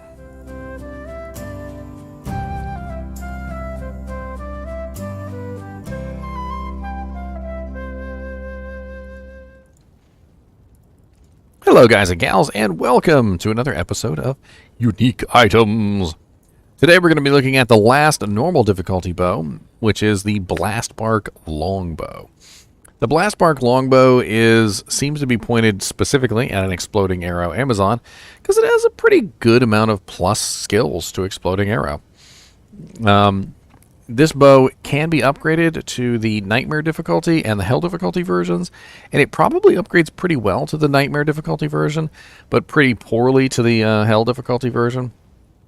So let's take a look at that, shall we? So right off the bat, you'll notice that this, of course, is a long war bow. It is 6 to 52 damage. It does have a rather large spread, so kind of like a really bad spread, actually. So it's going to hit for next to nothing sometimes, and then sometimes it's going to hit for a lot. But a lot of times it's going to be in the middle, somewhere in between 6 and 52. We have a pretty decent requirements here of 65 dex and 50 strength. Most characters can usually do that without issue. We also have a level 28 requirement, so this is going to be something that you're going to be using toward the end of normal difficulty, the beginning of Nightmare difficulty. We got +1 Amazon skills, so it could definitely come in handy for a wide variety of characters. And we also have 130% enhanced damage on here. Unfortunately, the enhanced damage varies by quite a bit, from 70 to 130%, which means you could potentially find this in a rather poor condition. If you were going to upgrade this, you would definitely want to find one closer to the 130% mark than the 70. It's actually, what is that variable? 70, 80, 90, 100, so it's a 60% variable. Pretty big variable, to be honest, especially considering at its minimum, it only has 70% enhanced. So at its maximum, it's almost double the damage that it is at its minimum. We have 3% mana steal per hit, which is static. Definitely nice to have, especially if you're going to be an elemental damage character. And we have +2 exploding arrow, which means we have a total of +3 to exploding arrow. So very nice for exploding arrow. And the mana steal, of course, is going to come in handy to help you spam that exploding arrow. And we also have +5 strength, which doesn't really do much except for let you put on some equipment. This bow can be upgraded, and we're definitely going to upgrade it. So let's take a look and see what it upgrades to. So right off the bat, you're going to need a Ral Rune, a Soul Rune, and a Perfect Emerald. And this bow is going to upgrade from the Blastbark Long War Bow to the Gothic Bow, which is 6 to 52, 65 dex, 50 strength, level 28. To 23 to 115 damage, actually not bad at all. 118 dex requirement and 95 strength, and only level 33. Actually a really good upgrade for an exploding arrow bow. The physical damage went up very nicely. Has 3% mana steal, which is definitely going to come in handy when you're trying to fire off all those exploding arrows. And quite honestly, the +3 exploding arrow is definitely going to help beef up your damage a little bit. And the +1 to all skills probably also going to help you quite a bit with your dodges, your evades, maybe your Valkyrie, your pierce, your penetrate, and even your critical strike. So definitely very nice to have +1 skills in combination with the +2 exploding. They could have just gone +3 exploding and just screwed you over, but it's kind of nice to have the combination of the two. Also keep in mind that this will actually give you the exploding arrow skill, so if you don't already have it, it will give you level 3 exploding arrow. So when you put it on, you immediately have level 3 exploding arrow, whether you want it or not. Now we can upgrade this a second time to the elite tier, and I do not think it's going to upgrade well to the elite tier. It's going to be rather pathetic, but let's do it anyway, and let's take a look at it, shall we? So we're going to go from 23 to 115 damage, 118 dex, 95 strength, level 33, to 23 to 156 damage Hydra Bow, 167 dex, 134 strength, level 75. So very bad upgrade to tier 3, very good upgrade to tier 2, and honestly, it's a pretty decent bow to upgrade to tier 2 because the damage went up very nicely, and it could definitely help carry you through Nightmare difficulty. I feel like the Blastbark Gothic Bow very easily could carry you through Nightmare difficulty with the +3 exploding arrow, the mana steal, and the decent speed. I would probably sock it with a Shale Rune though to make it a little bit faster. It's like my go-to when it comes to bows because I want to fire as fast as possible. And the damage on it is already nice. It has mana steal, so I don't need to add that. So really what we're looking at is a Shale Rune just to make it a little bit faster so that we can actually hit our higher breakpoint. Long war bows are not exceedingly fast items. They're actually 10 speed items, which means they're above 0. So putting a Shale Rune in it, I think would make it -10, I think. Can't even remember right off the top of my head. I know I got Shale Runes laying around. So now we're a very fast attack speed bow as opposed to a fast. Let's take a look real quick and see where we could potentially find this if we wanted to get our hands on a Blastbark. Usually you just end up finding one, I'm going to be honest with you. Usually, you usually don't have to go find it. It finds you. It finds you. Alright, so looking at bosses first, and pretending we have about 100% magic find, we are going to be looking at Interesting. So normal Bale, 1 in 512. Nightmare and Dorial, 1 in 545. Normal Diablo, 1 in 650. I would probably farm normal Diablo, 1 in 650. That's probably your best bet. Although you could obviously farm Bale for EXP. And if he drops it, right? Taking a look at super uniques. Normal Neelathak isn't bad at 1 in 4,000. He's pretty easy to farm if you follow my guide on finding him.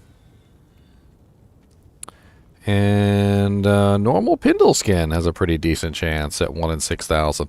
So a lot of good choices for farming this if you wanted to get it in normal difficulty before you hit Nightmare, which is definitely good. You probably want to upgrade it. I'm gonna say like a Ral and a Soul Rune and a Perfect Emerald is not that expensive, and the upgrade from Tier 1 to Tier 2 was actually pretty good.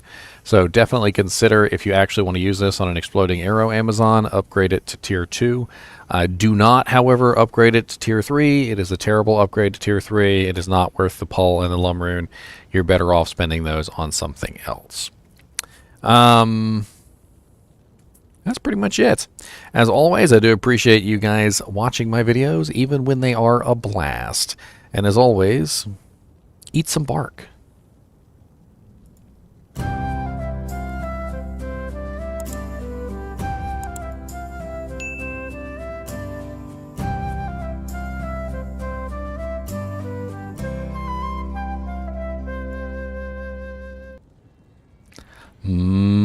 Delicious bark. A little crunchy. A little crunchy. I'm not gonna lie. It's a little crunchy.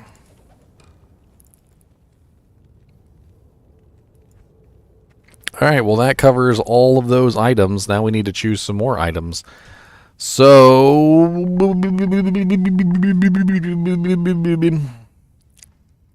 give me just a second. I have to actually load them into the... I actually have to load them onto a character file.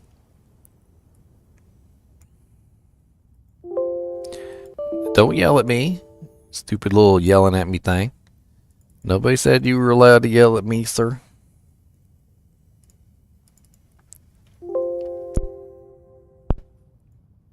Alright, I'm going to pull these items up and we're just going to edit in a bunch of items that we're going to make more videos on. Clear.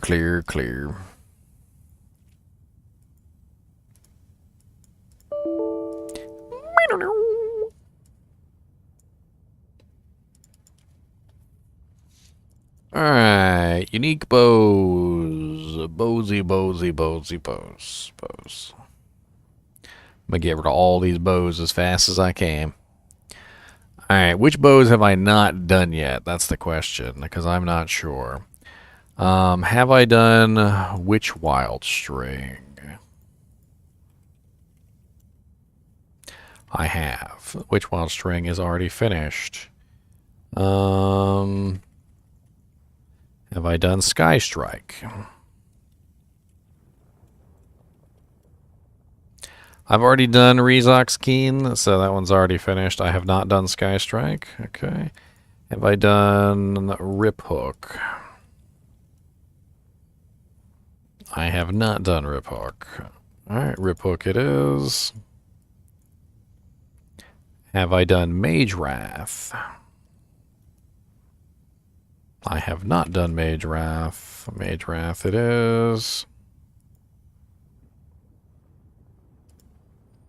Hand of the Blessed Light. I don't think I have done Hand of the Blessed Light.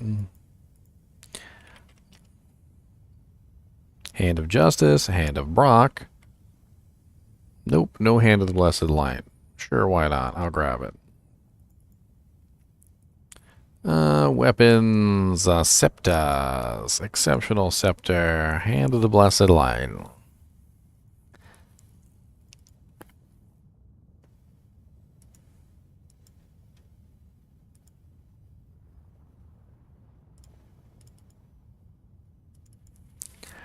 Alright, have I done Kuko? I can't remember if I've done... I think I might have already done Kuko.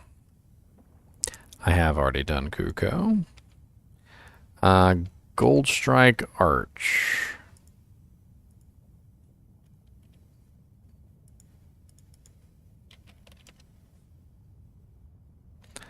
I have already done Gold Strike Arch.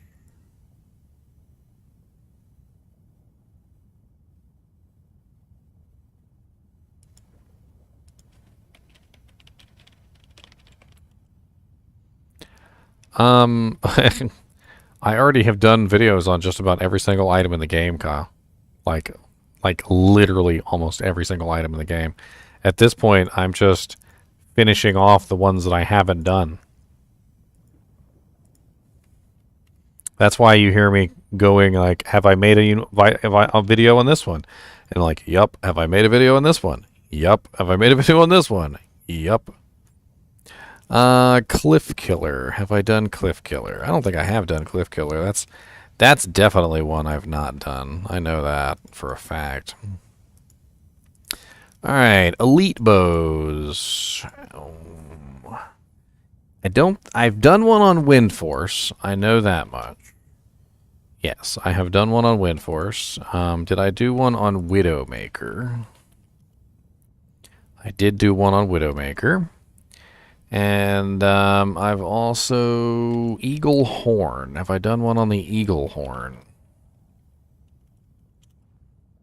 I have not. Alright. Cliff Killer and Eaglehorn, both loaded. Crossbows. That's an interesting category. I know I've done some of them, but I haven't done all of them. Definitely a lot of the lower level ones I haven't done. Like, I know for a fact I didn't do Lead Crow. I know for a fact I didn't do Icker String. That is most definitely one I haven't done. Haven't done one on Hellcast either. A lot of the lower level crossbows, I'm gonna be honest with you, they're not that good. Like, they're not.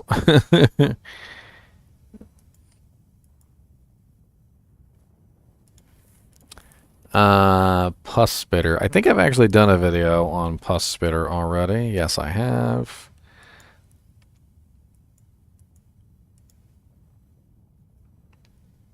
Langerbriser. I think I did a video on that one already as well. I did. And Demon Machine and the Buriza. I've done the Demon Machine and the Buriza. Elite Bows, Gut Siphon, and Hell Rack. I don't think I've done Gut Siphon or Hell Rack. No, I've not done Hell Rack.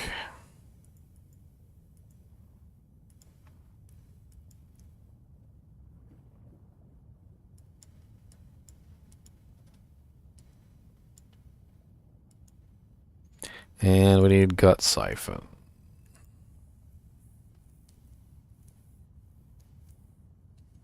Is there any good crossbows for a physical bow? Buriza is actually pretty good. Buriza has a lot of damage, especially if you upgrade it. There's also some other options as well. I mean, I can't really go over all of them. Let me switch out some of this stuff.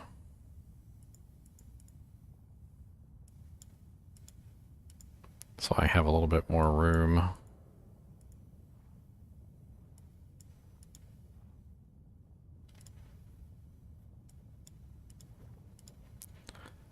I can move this stuff around a little bit here and there. Get myself a little bit more room.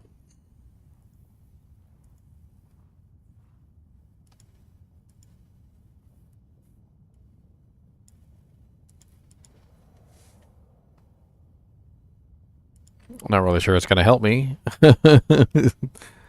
Maybe I should put my cube in here. I don't know if that'll help me either. I don't think that will. It's like I'm going to have to leave Gut Siphon out. Oh, wait. I got an idea. Let's give him a mercenary. Hold on. Alive. normal, rogue, fire arrow, save, inventory. Let's put one of the bows on the merc. That way we can have one more slot. And then import the gut siphon.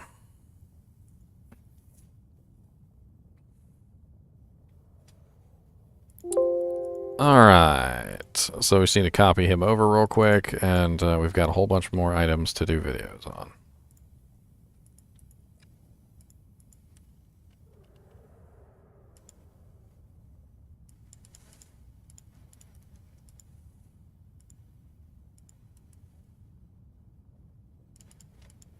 Might as well recopy my gem folder, because I'm probably going to need more pulls and lums.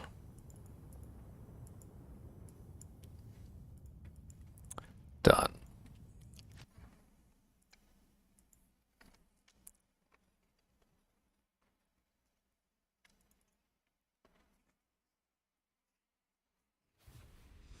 Done. Unlimited power.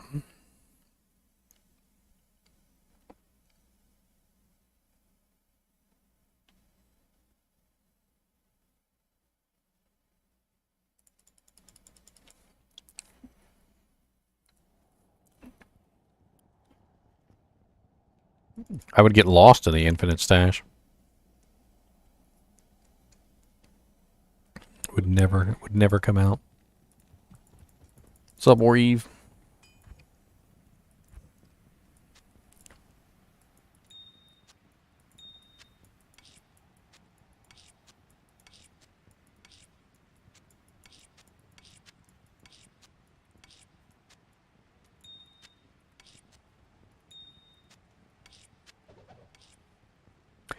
Bink.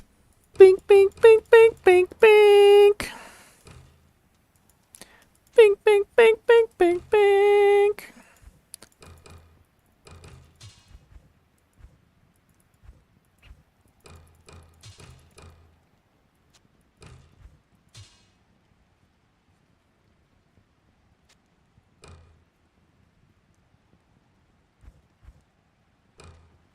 Yes. Yes.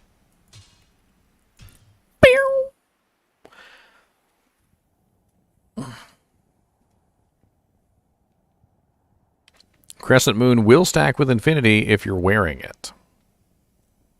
You have to be wearing the Crescent Moon.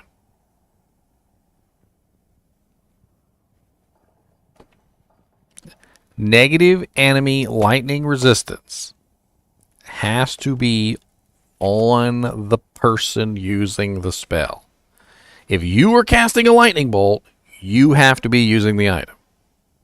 Conviction applies to the monster, not to you. So conviction applies to everyone who attacks the monster that is under the effect of conviction. But negative enemy lightning resistance only applies to you. Only applies to the person using the item. That's all you need to know about negative enemy lightning resistance. If your mercenary is using the item, it applies to the mercenary, not you.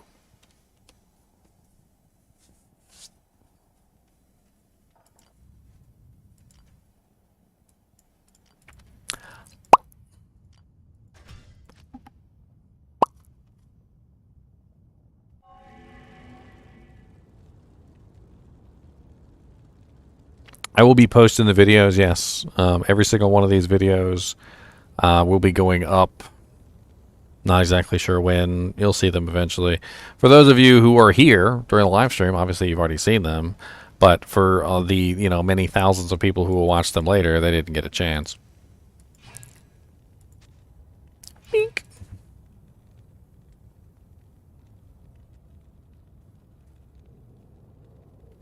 What's up, Trustworthy? Alright, might as well do a hand of the blessed light. Gonna do a hand of the blessed light. It's a blessed, it's a light. It's a blessed, blessed light. So much blessing, yes it is. Blessed, blessed light.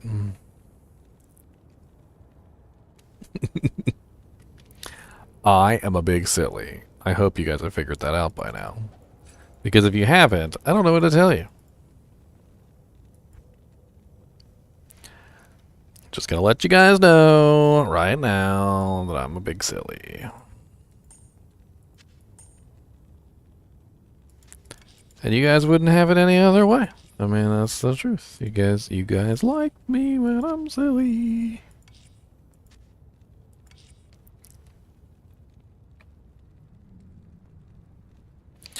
Alright, here we go. Hand of the Blessed Light. Whoever requested Hand of the Blessed Light. Best character to wear an Eth Shaco. It's a really good choice for an Act 3 mercenary. Or an Act 1 rogue mercenary using Freezing Arrow or something along those lines. Alright, Hand of the Blessed Light, Divine Scepter. It is divine. It is a scepter. And I bonked you on the head. It is divine and is a scepter.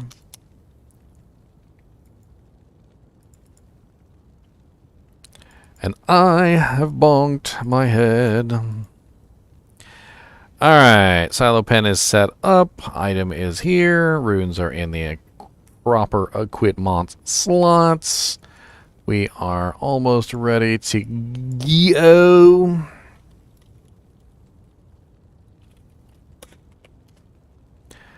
Bink.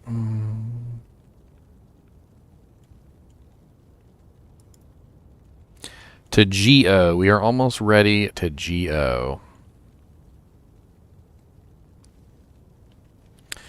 And 3, 2, 1, let's go. Oh, come on, intro, play. 3, 2, 1, let's go.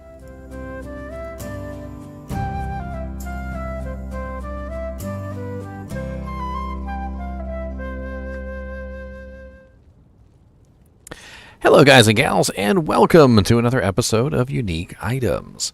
Today we're going to be taking a look at a Paladin Scepter. The Paladin Scepter is known as the Hand of the Blessed Light. The Hand of Blessed Light is an interesting one that seems to be pointed more directly at a Fist of the Heavens or Holy Bolt Paladin, and we'll go over that as we see. So right off the bat, you'll notice that this is a Divine Scepter, which is an exceptional level unique item. And it is actually a pretty sweet scepter, and it can be upgraded if you'd like to get the physical damage out of it. It does have 103 strength requirement, which isn't too bad for level 42, and most characters usually have that much strength around level 42, most paladins anyway. We also have a 5% chance to cast level 4 Fist of the Heavens on striking, which I actually explored for use on my God Zealer, but unfortunately it just wasn't high enough of a percentage and didn't go off enough. It's also too low of a level to really be worth all that much in damage, and so it really just kind of ends up being like a, hey, oh look, I got a Fist of the Heavens every now and then kind of a thing, and not really so much of a like actual useful ability. We also have +2 Paladin skills on this, which is of course very, very nice. And for any character who is trying to build a skill-based character, +2 is obviously going to be very handy. We also have 160% enhanced damage on this, which does vary by 30%, so 130 to 160%. Now, if you're using this strictly as like a wand kind of a scenario, the damage doesn't matter. However, if you are using this to actually attack things with, you would probably like to get that 160%. We also have a added bonus damage of 20 to 45 min and max, which is actually pretty sweet and does bump the damage up quite nicely. For level 42, 61 to 143 is actually very nice. We also have a 100% bonus to attack rating, which is actually pretty sweet, and will stack with your Zeal bonus to attack rating, your Blessed Aim bonus to attack rating, and so forth and so on. And we'll give you a nice little bump just in case you want to hit things. I rather prefer flat attack rating, but if you are using something like the Angelic Ring combo, it can really come in handy. We also have a +2 Fist of the Heavens, which is static.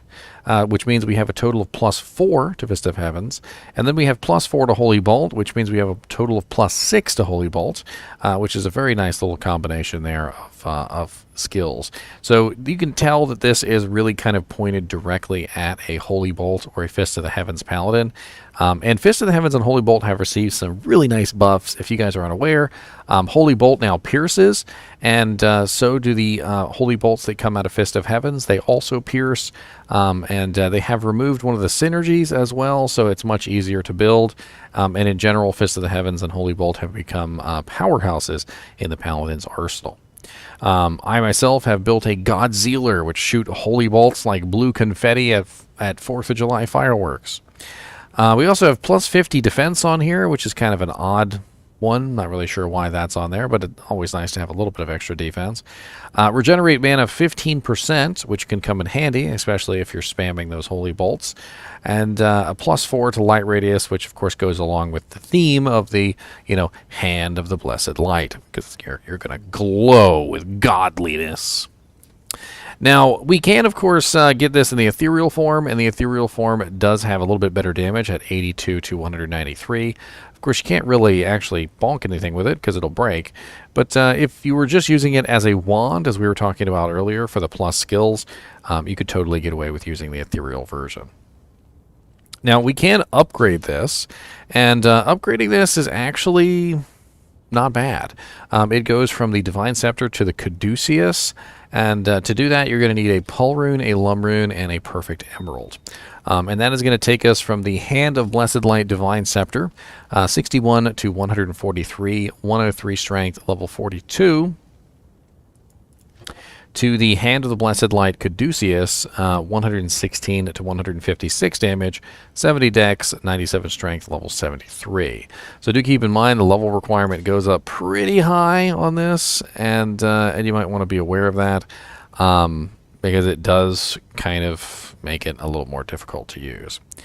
Now the ethereal version can also be upgraded, and that goes from 82 to 193. 93 strength requirement, level 42, to the 82 to 193 damage, to 163 to 211, 60 dex, 87 strength, and level 73.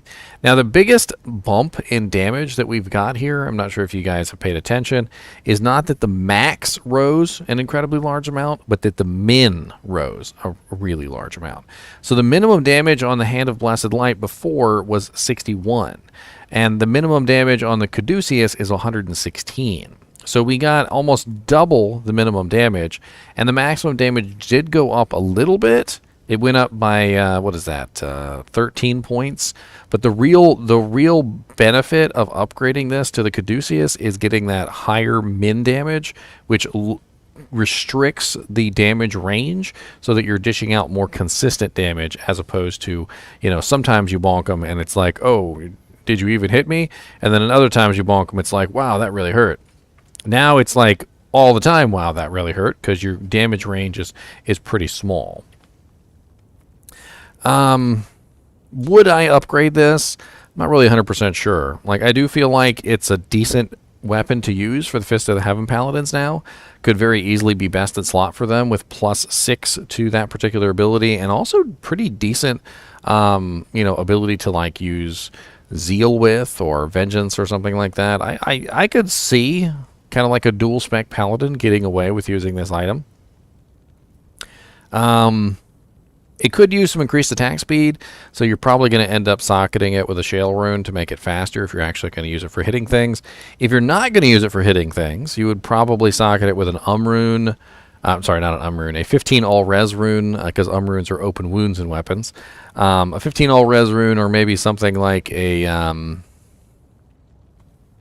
trying to think here. I think that'd be your best bet, honestly, just resistances. Just throw some more resistances in there. If you're going to use it as a wand, basically. Let's take a look and see where we could potentially find a Hand of the Blessed Light if we wanted to get our hands on it for our Fist of the Heavens Paladin.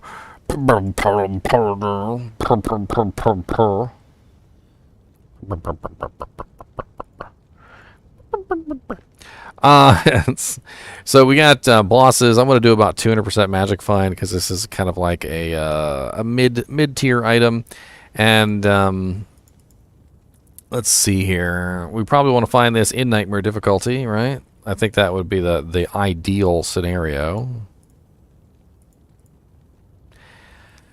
Looks like Mephisto in Nightmare with 1 in 2,156, and Diablo in Nightmare with 1 in 2,252. Duriel in Nightmare also drops it with 1 in 10,000, although he's not really that good to farm, unless you got him quest bugged, which is a little difficult for him. And Duriel in Hell has a pretty good chance of dropping it too. Not bad. Super uniques. Pretty rotten probabilities on the super uniques in Nightmare. Looks like Hell Cow King has a pretty decent chance of dropping it at 1 in 7,667. Probabilities go really high. I mean, Nightmare Cow King, 1 in 21,546, so pretty awful chance. And it just gets worse from there.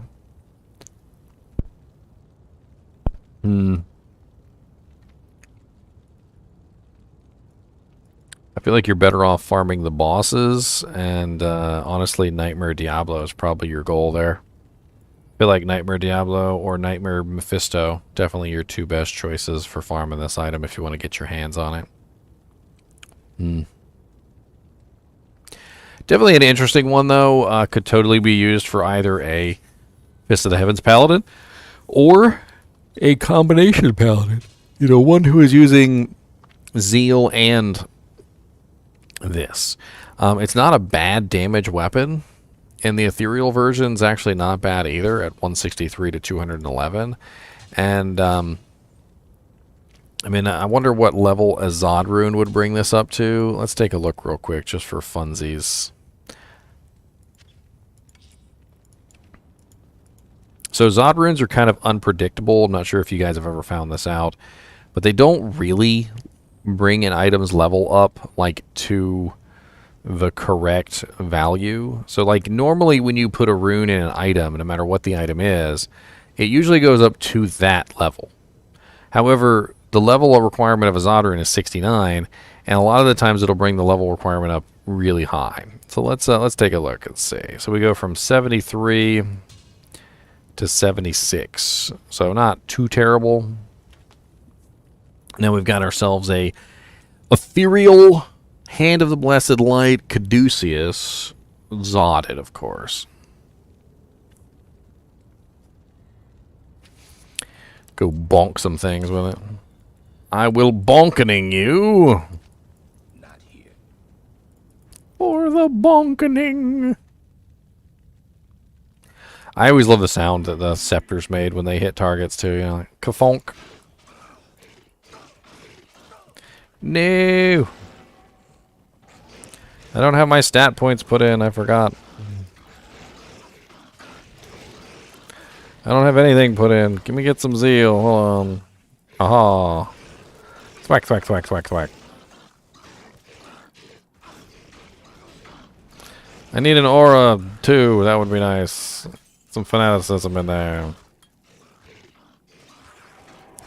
There we go. Hey, Merc, stop killing everything before I get a chance. That is just plain rude.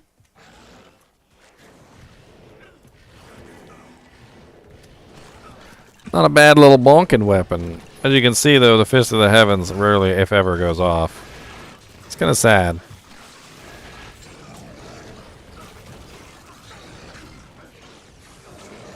There you go. There's one Fist of the Heavens.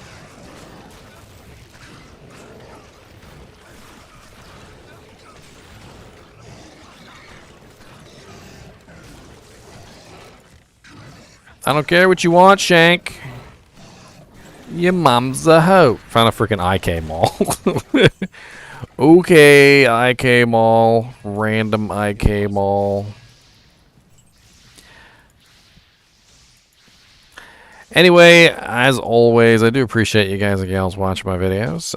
Even when we're upgrading and running around derping and zodding a Hand of the Blessed Light Divine Scepter. And as always, make lots of light and be divine. Because if not, what are you doing with your life? What are you doing with your life?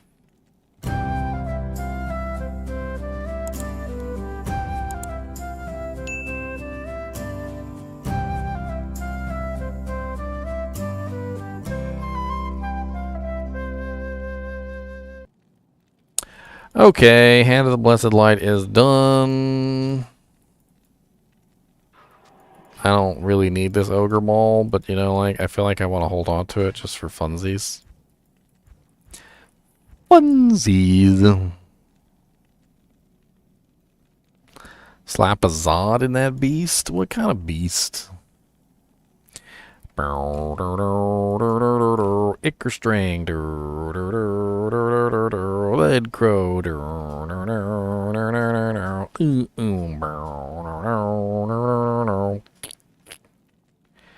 Got the good siphon demon crossbow.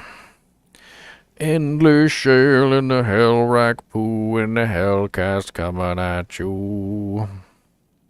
Doom da da doom da da doom doom doom da da doom da da doom.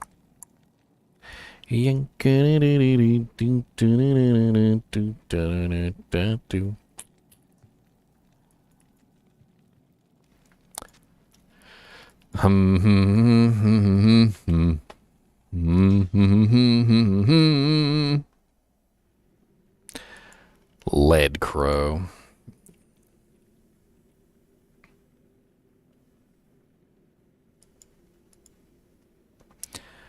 Crossbows should be the new meta. I like crossbows. What's wrong with crossbows?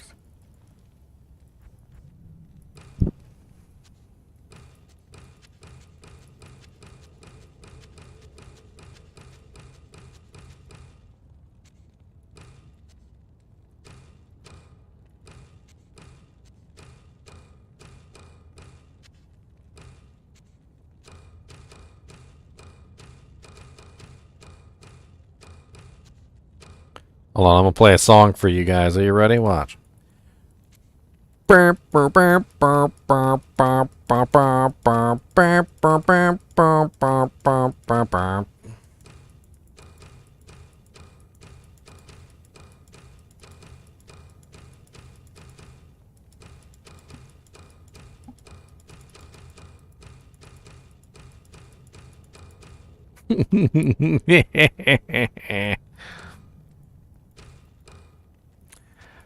Alright, let's get these out of the way. These will be pretty quick ones anyway. There's really not a lot to go over when it comes to like lead crow and all these various items. Bink, lead crow, beady bink bink, boom boom boom.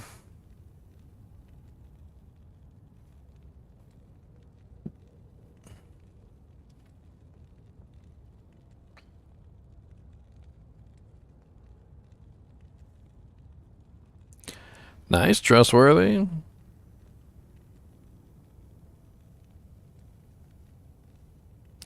How far am I down the list? I don't know. I've got a lot of unique items. I don't know how many unique items there are, but I've done a large number. I've done all the belts. I've done all the helmets. I've done all the boots. I've done all the gloves. I've done all the armors. I've done all the amulets. I've done all the rings. I've done all the I mean, I've done all the swords at this point, although they're not all posted. I've done all the swords. Trying to work out the bows right now. I've done all the wands. I've done all of the Amazon class only items, I believe.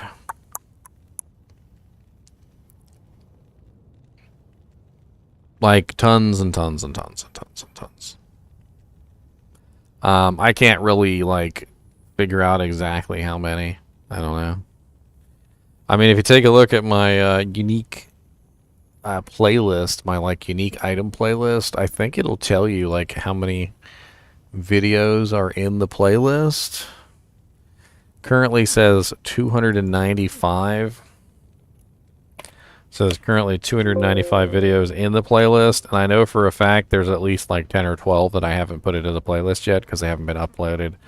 They haven't been like tagged and all that other stuff yet. So like if I had to take a guess right now, I think I'm probably at like 310-ish.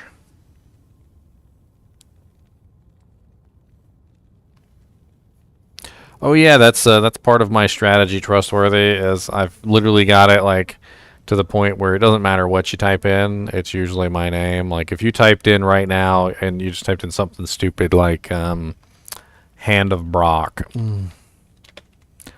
D2, and then you went to the video tab, because obviously a lot of the wikis are going to post first. But if you go to the videos, like usually my videos near the top, I'm actually not even sure if I have a Hand of Brock video now that I think about it. Let's try something else, like Guardian Angel. And there I am right at the top. Have I not done Hand of Brock? Like, really? I don't even remember doing it, actually. Doing it and doing it and doing it, wow. Doing it and doing it and doing it, wow.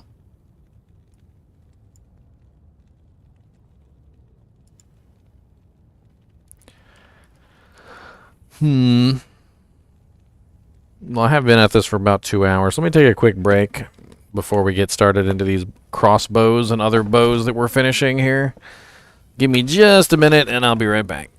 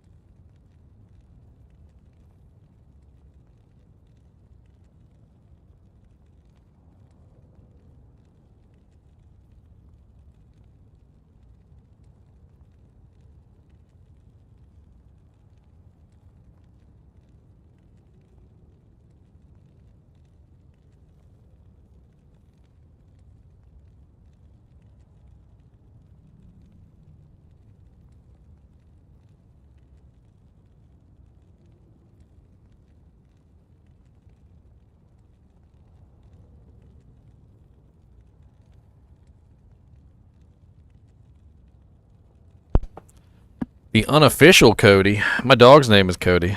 So you the unofficial Cody, huh? I don't know about that now. I think Cody would want to have some words with you for using his name.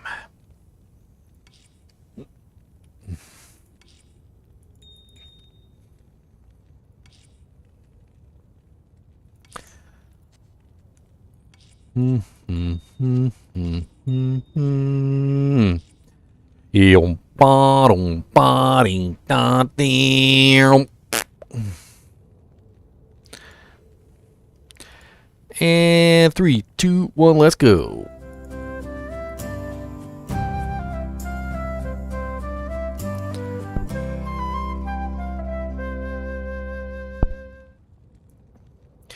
Hello guys and gals, and welcome to another episode of Unique Items. Today we're going to be covering one of the lower level crossbows, known as the Lead Crow crossbow.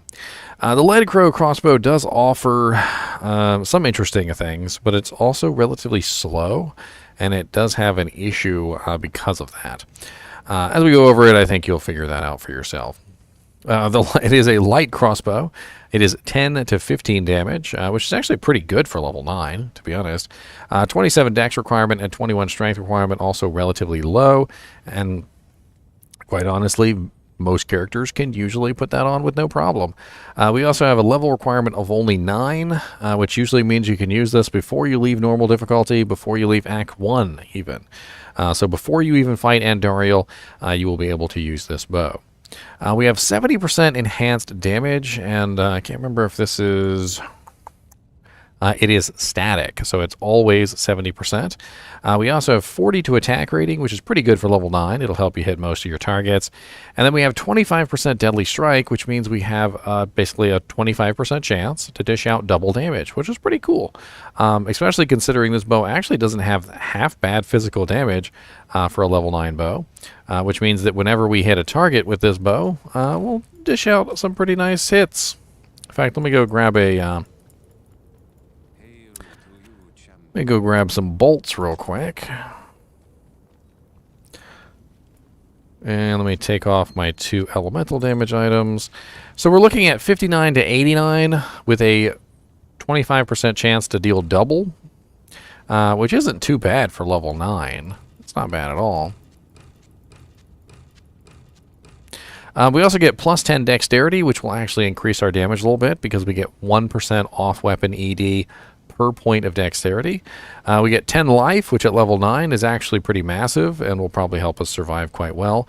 And then we also get a very nice poison resistance 30%, which will help us versus Andariel when we go fight her so that she's not murdering us with poison. All in all, a very solid level 9 bow, if a little bit slow. That's one of the problems with this particular crossbow is its speed.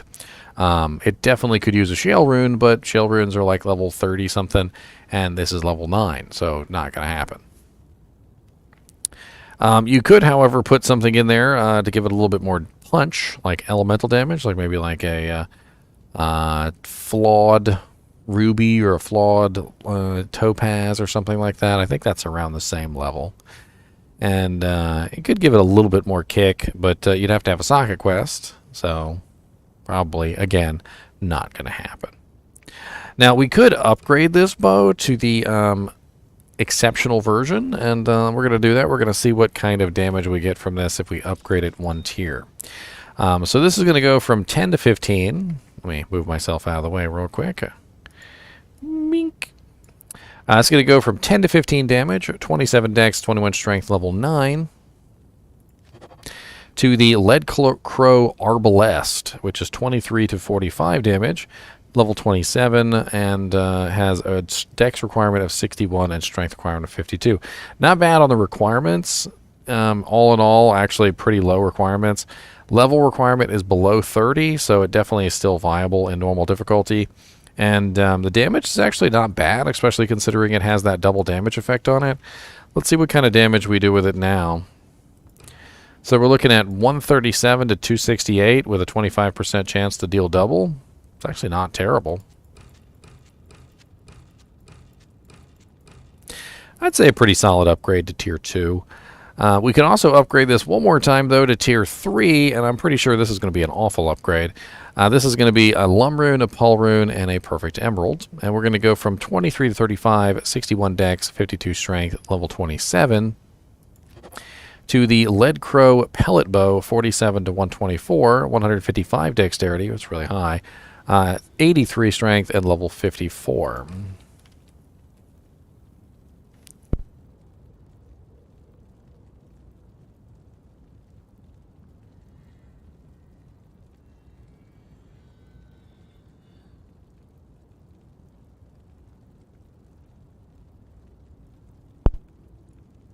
Now, as far as elite upgrades go, level 54 is really low. That's a mid-tier bow. That's Nightmare difficulty, Act 1, Act 2. Like, it's not a high level at all, really.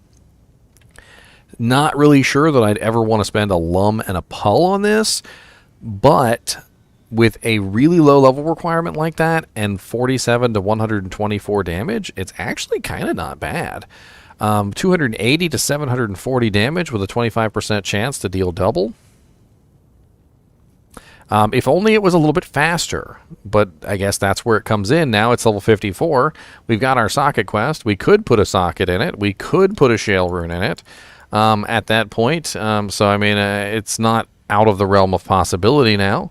So shale runes are only level 29, so we could actually put a shale rune in this and speed it up to a fast attack speed. So it's not particularly going to be very fast, even with the shale rune in there. I mean, let's go test it out in outside of town real quick, just for lulz.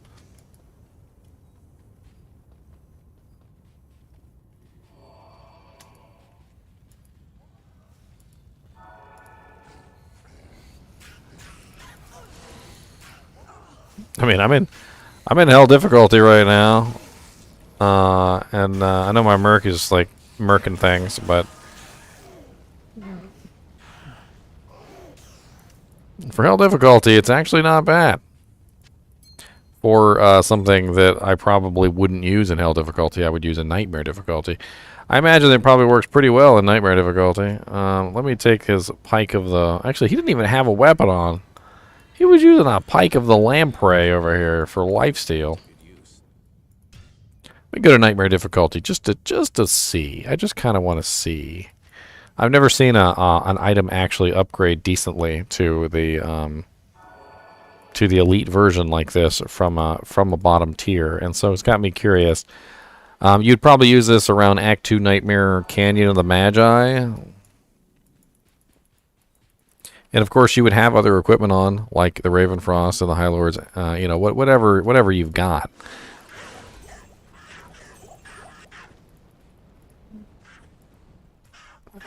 I'm gonna be honest, it's actually not bad at all. I'm kind of surprised. I honestly didn't expect this one to upgrade well. What player count are we running, just out of curiosity? We're in players 1. Let's bump it up to players 5, and let's take a look inside the tomb real quick.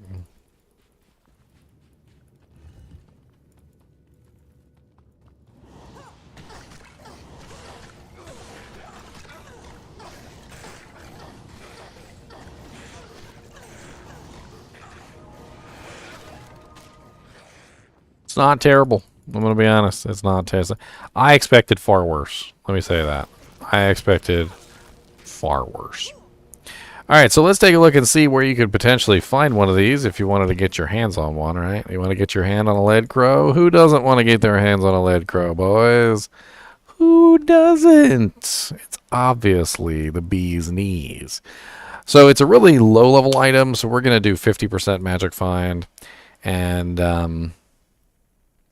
does look like Andariel in normal has a pretty good chance of dropping it at 1 in 215. Which is funny, because you kind of would want to find it before you fight Andariel.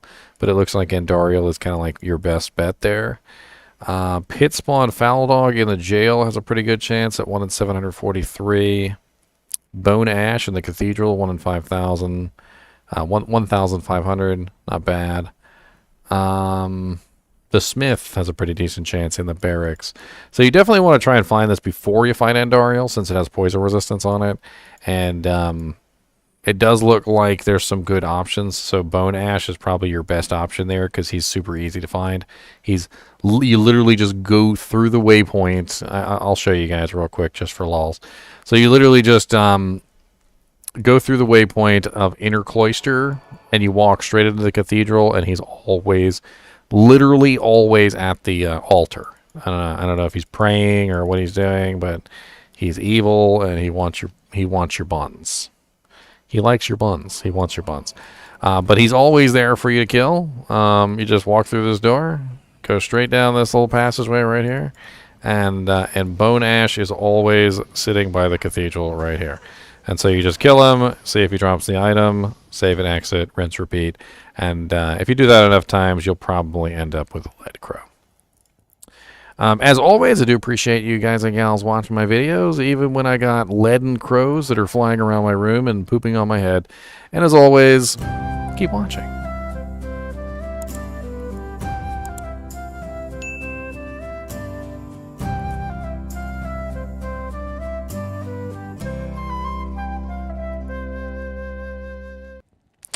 There you go, lead crow's finished. Ba-dink. Bada bing, bada boom. Bada bing, bada boom.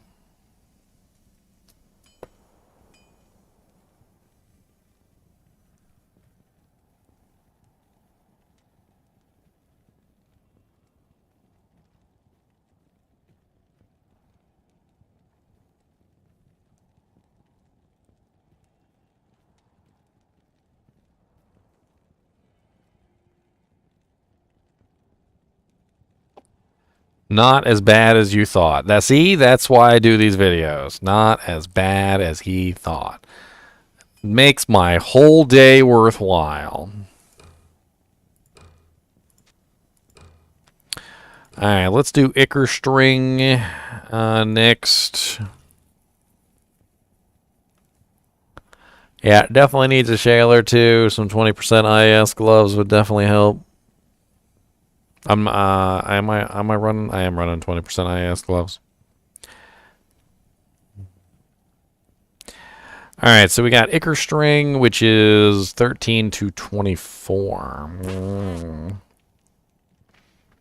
Not a bad bow. I mean crossbow. Not a bad crossbow. We'll go over this one together. You guys will understand what I mean by not bad. Eventually. Oh, it's not Icker string. It's Icker sting. Look at that. Look at me. It's Icker sting, not Icker string. It's a Icker string, not a Icker sting. Icker sting, Icker ping, Icker wanker wing.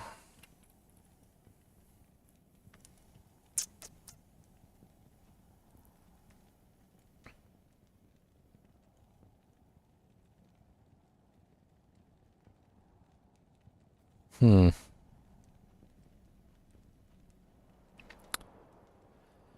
$390. I am indeed close. I'm working on the weapons right now. That's all I really have left is weapons. Like I said, I finished the swords, so it's pretty much the bows and crossbows, which I'm working on right now. The maces, you know, the axes. I've finished quite a few of the axes, by the way. Curran and what? Crintiz? Crintiz, the skewer of Crintiz. Is a unique saber. Yeah, I just did that video. Was it yesterday? I think it was yesterday. By the way, tomorrow I've got the Vile Husk video coming up. That's that one's already prepped and ready to go. It's ready to go. Ready to go. That's right, ready to go. Alright, here we go. Let's do this next video, shall we? 3, 2, 1, let's go.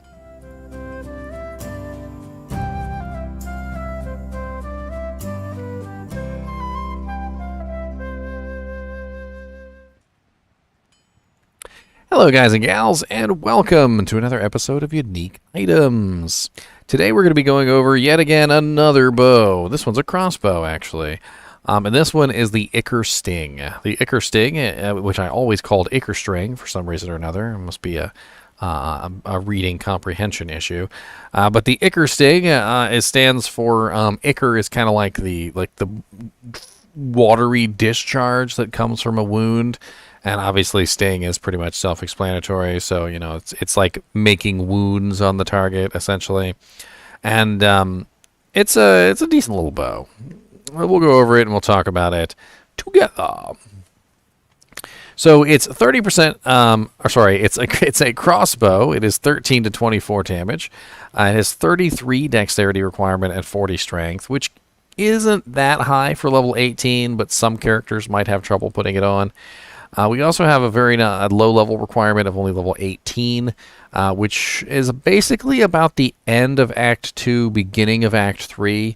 So you're talking about like Arcane Sanctuary, Canyon of the Magi, stuff like that. That's about where you'd be able to put this on if you followed a normal progression. It's a crossbow class, of course, so it's normal attack speed on an Amazon.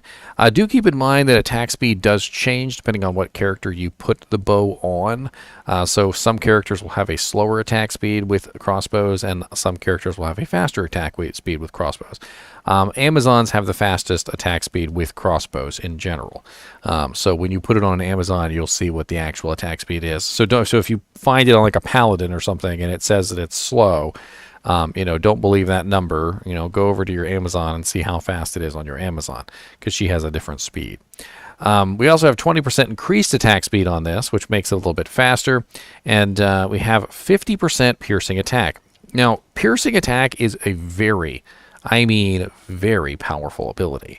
And early on in the Amazon's career, especially before she gets piercing, she often has trouble killing things or utilizing her skills to their fullest benefit. And having something like this that has 50% pierce on it at an early level can be a game changer for an Amazon, specifically because it allows her to multiply her damage out. We were talking earlier in one of the other videos about Hellclap having additional fire damage and how it is multiplied out by exploding arrow. Well, if you don't have any piercing, then exploding arrow doesn't get multiplied. It's just an initial explosion, and that's it. But if you have piercing, you can potentially have the explosion go off 2, 3, 4, 5, sometimes even 6, 7, 8, 9 times, depending on how many monsters are hit by the exploding arrow and how many times it pierces through. So having 50% pierce at level 18, which is a relatively low level, is absolutely excellent. Now, you can pair this with other equipment that also has pierce on it. Like, for instance, you could use Iratha's set, which has a 24% pierce. So you could be running 74% pierce if you ran the Icker Sting with the Iratha set, and you would probably be pretty tanky too, because it's just a nuts. Iratha's is just a nut set. Very, very good set. One of my favorites.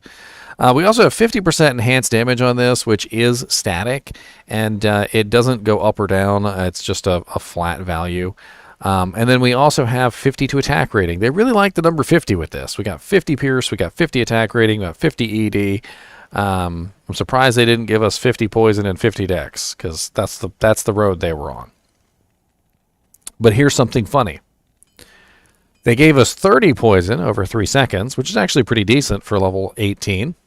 And then they gave us 20 dex. 20 dex increases the damage that the bow does pretty nicely, by the way. It's 20 extra off-weapon ED. And then add 20 to 30, and what do you get? You get 50.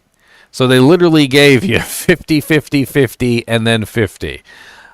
Something to do with the number 50 on this particular bow. Not really sure what that's about. Probably some sort of fetish by one of the developers. Now, we can, of course, upgrade this to the higher tier, and we can see if it gets any better, right? So let's go ahead and grab 2 emeralds, and we're going to need a Ral and a Soul Rune to upgrade this to the first tier. And then we're going to need a Lum and a Pull to upgrade it the second tier. Paul is a bit expensive, and so most people are probably not going to do the 3rd tier upgrade. But I want to do this for you guys so that you guys can see whether or not it's any good. Alright, so first off, we got 13 to 24 damage, 33 dex, 40 strength, level 18. Which goes to 30 to 63, 70 dex, 80 strength, level 30. Not a bad upgrade, actually. Damage went up quite nicely. Dex and strength are not so high that it's untenable, and level 30 is actually not bad. You can still use that before you leave normal difficulty.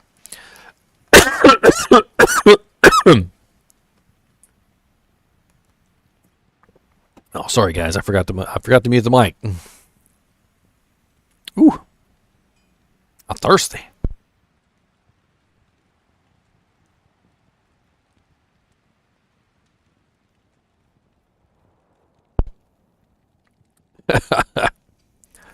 I'll edit that out later. Icker string, a siege crossbow, huh?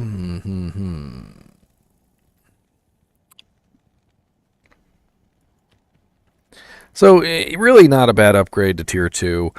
Let's see how it upgrades to tier 3, though. I'm kind of interested in this. I don't really think it's going to be a good upgrade to tier 3. It doesn't have enough ED. But if it has like a really low level requirement, like the last crossbow that we checked, maybe. Let's see what it goes to. So 30 to 63, 70 dex, 80 strength, level 30. To 37 to 130, Gorgon crossbow. 105 dexterity, 117 strength, level 62. So not really a good upgrade to the final tier. The damage didn't really go up high enough to make it worth it. And none of the other effects scaled, obviously, so we got no increase in the attack rating, no increase in the poison damage, no increase in the enhanced damage.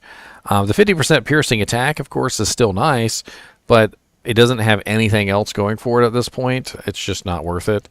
So very solid tier 1 crossbow if you need that 50% piercing attack, which will definitely help you out a ton at early levels to multiply your exploding arrow or your freezing arrow damage, or even just to fire off a couple multi-shots. Very nice tier 2 upgrade because it only goes to level 30, and the damage is actually not bad. Very, very poor tier 3 upgrade. Definitely would not do that. Not worth the pull and the lum rune.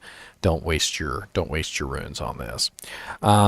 As for finding this item, let's go take a look over on Silas Pen real quick, and let's see where we could potentially locate this item if we wanted to grab a grab it. So we were looking at Icker string last time. Or no, this is Icker string. Okay, I already set it up.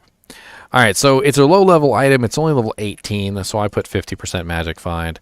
And we're going to restrict this to normal because I feel like you're not going to use this bow outside of normal difficulty. So let's get an idea of where we can find it in normal difficulty. And it does look like Diablo is the best bet, but at level 18, you're not farming Diablo.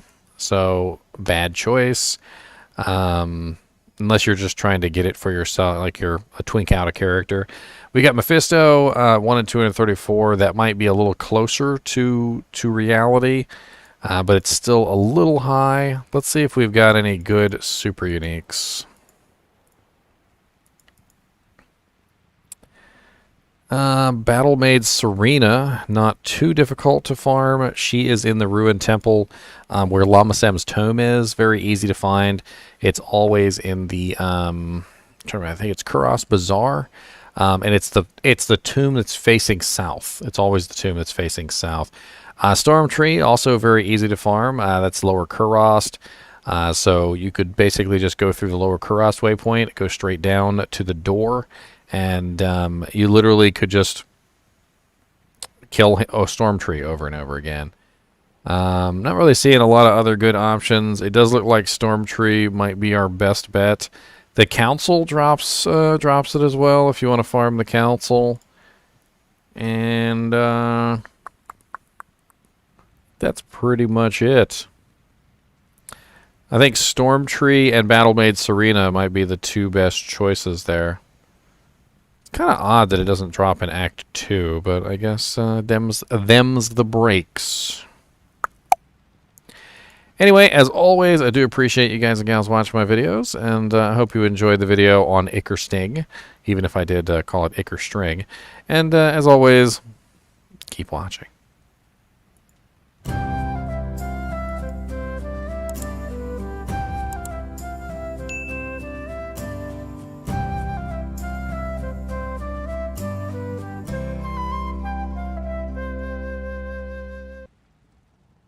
Alright, so that was Icker Sting and Lead Crow. So now we're moving on. The only normal difficulty one left that we haven't done is the Hellcast. Hellcast is level 27. Flesh Ripper Fang Knife is very good. It's one of my favorite items. I've actually already done a video on it if you want to take a look. I've used it in quite a few builds. It's actually really good Eth with a Zod in it on a Whirlwind Barbarian, believe it or not.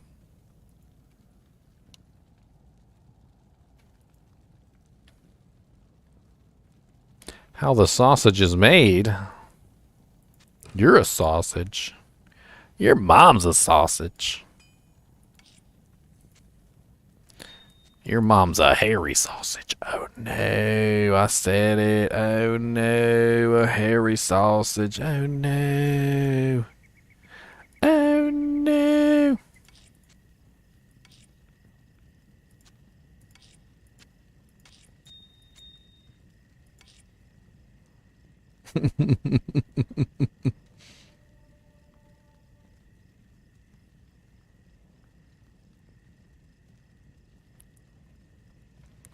Whether you can up the Flesh Ripper to Flesh Ripper's already elite. That's the elite form. Doesn't go any higher. It doesn't go any higher. You can't upgrade it anymore. You gotta stop. Don't even think about it. Don't touch the door. It's a good item though. Hang on to it. You can use it on smiters, you can use it on whirlwind barbs, you can use it on all sorts of stuff. It's a good. It's a good. Yeah,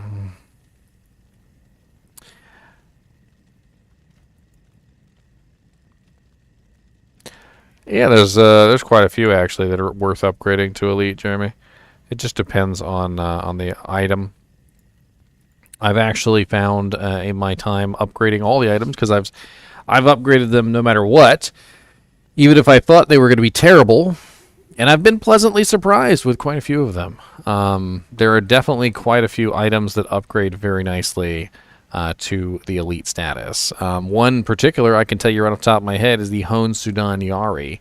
The Hone Sudan Yari is amazing upgrade from the normal to the elite version. Or sorry, the Nightmare to the elite version. There are some normal difficulty items that upgrade well too, like for instance a Bone Snap Maul or Steel Driver. They actually upgrade very well to their elite forms. I mean, I could go through a list. I actually have a plan for a video of top upgraded items, but I really want to get all these done first before I go over that because I want to get a good idea if I'm not missing any. I don't want to have any. I don't want to have any missing items from my upgrade list. I've also got another video coming up that's on the docket list, which is top magic find items. So I'm gonna pull out all the magic find items, and we're gonna talk about all the magic find items in the game and why they're good, and so forth and so on, and kind of get an idea of you know, so you guys have an idea of what magic find items to look for. All right, let's have a little bit of change of scenery. I'm getting tired of rogue encampment. Let's go to the swamp-infested, mosquito-ridden swamp. That sounds like fun. Never forget that your ultimate purpose here. Never forget.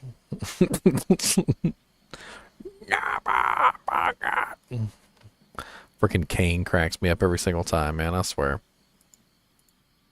He over here like, boy, don't you ever forget your true purpose, okay?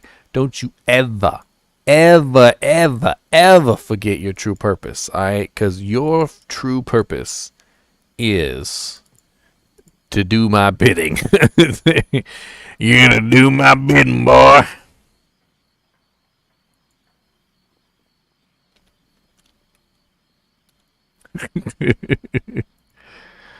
Y'all think I'm joking. Kane goes into this whole rant after you turn in the golden bird of Kuile.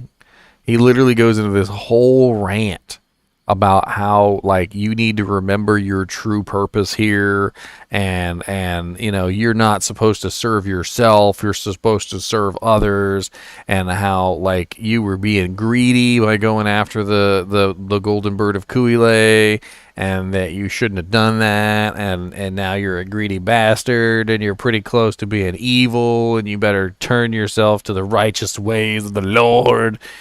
And I'm like, dang. And he goes on for like an hour, like just ranting and raving about like that you have a true purpose here, and you need to not forget your true purpose. And then goes through the process of telling you your true purpose and what you need to do and everything, and like outlines it like paragraph by paragraph, like bullet point by bullet point. And he just keeps on going, and he just keeps on going, and you're just like, are you done yet?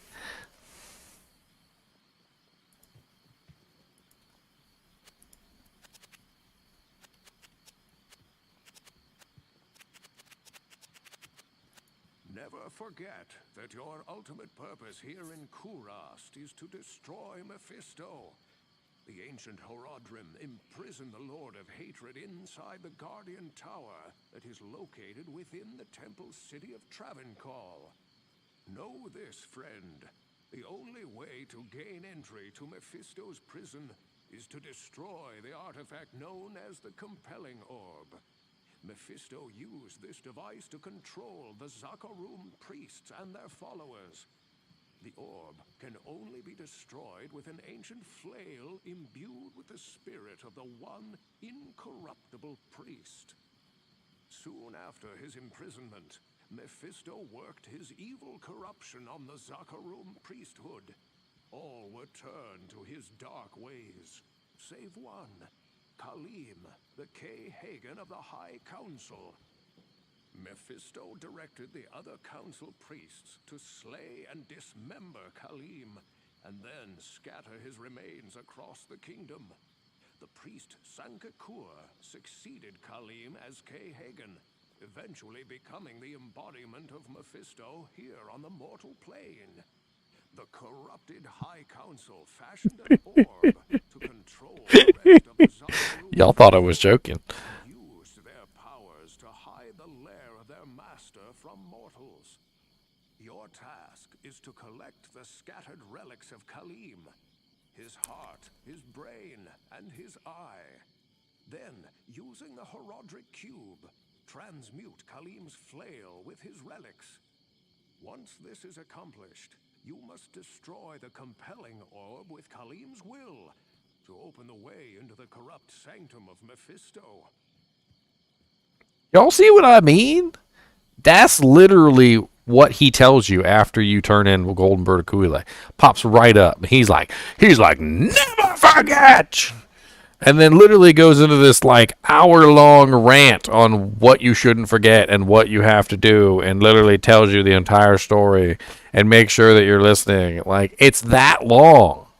It's frigging long. He's mean. Decker Kane's mean. Can't have nothing for myself. Can't have nothing for myself. Heckin' rude.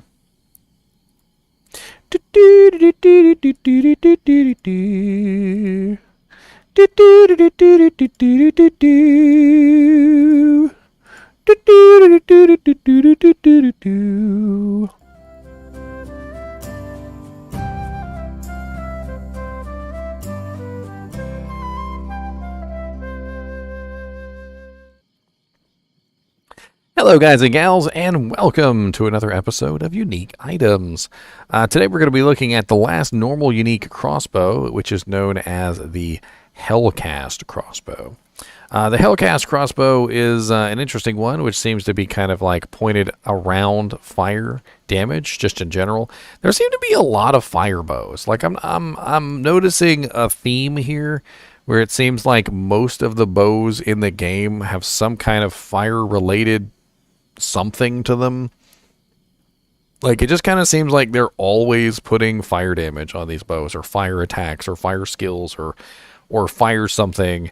Like, everybody just got like just like gunpowder. They're just like coating all their arrows with, and they're just like pew pew pew pew, like they're firing laser cannons or something. I don't even know. Let's take a look at this bow together, and we'll get an idea of whether it's a good one or not, shall we? So right off the bat, we have 25 to 46 two-handed damage, which is relatively high for a level 27 bow, with 40 dex and 60 strength requirements, so pretty low requirements. It has a really slow attack speed, though. Even on Amazon, it's I believe it's slow attack speed, but it does get boosted up to normal attack speed because of the 20% IAS. Which isn't too bad. It also fires explosive arrows or bolts, in this case bolts, and it fires level 5 explosive arrow, which isn't too bad. You can also enhance this by increasing the synergy for exploding arrow. So if you beef up fire arrow, which is the synergy for exploding arrow, you will increase the fire damage of the exploding arrow by a percentage. We also have on the bow a 80% enhanced damage, and the 80% enhanced damage does vary by 10%, so 70 to 80. And then we also have 70 to attack rating, which is actually pretty high. A lot of these bows have much lower than that, and it's not variable. We have 15% to maximum fire resistance, and then on top of the 15% to maximum fire resistance, it gives you 15 fire resistance so that you can hit those high numbers. So you notice I'm at 75% fire resistance right now, and when I put the bow on, I go to 90% fire resistance. Could be an interesting bow just simply to kill Diablo with, since he loves to shoot fire at you. Other than that, though, it doesn't really have a lot more going for it. It does have 15 to 35 fire damage, which does actually add to the explosive bolts. But the main downside of this bow is unfortunately the speed. It's a relatively slow bow, and at level 27, you know, you're kind of at a place where you need to attack faster. Like in the early levels, it's not really that big of a deal. Like you can get away with a slow weapon in the early levels because nothing really is attacking that hard. You don't really have to worry about things too much. You're wearing like quilted armor and you're having a good time. But by the time you hit level 27, you're in Act 4, Act 5 normal difficulty. And you kind of need your bow to fire a little bit faster than dirt. Now, of course, you could put a shale rune in it, but putting a shale rune in it will increase the level to 29, as you can see. And it does make it a little bit faster. Now, it is a fast attack speed bow. Which is a little better than it was before. And if you're using things like 20% increased attack speed gloves, maybe 15% IAS jewel in an armor or something, maybe a twitch throw, you might be able to get that a little bit faster. The explosive arrows, though, are definitely very nice because they're basically free. And what this means is that you have pretty good damage just coming out of a free shot. If I take a look at the explosive arrow skill and I go to level 5, it's 22 to 26 exploding damage with an attack rating bonus of 56%. And then, of course, the 15 to 35 fire damage that's on the crossbow is also being added into it, and it's getting it a little bit higher. And any kind of fire damage charms or fire damage on your equipment will also add into the effect and stack it up a little bit higher. So it's actually not a bad little crossbow for level 29. I'm actually kind of hopeful for this one that the upgrade on it will actually be nice. Because usually when you have a bow that's very close to level 30, like these are, and you upgrade them, they pretty much just go to level 30 when you upgrade them to the next tier. I don't know exactly what it's going to upgrade to, but we're going to find out.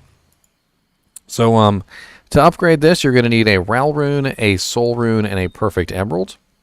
It's going to upgrade from 25 to 46, 40 dex, 60 strength, level 29, to 59 to 99, 80 dex, 110 strength, level 34.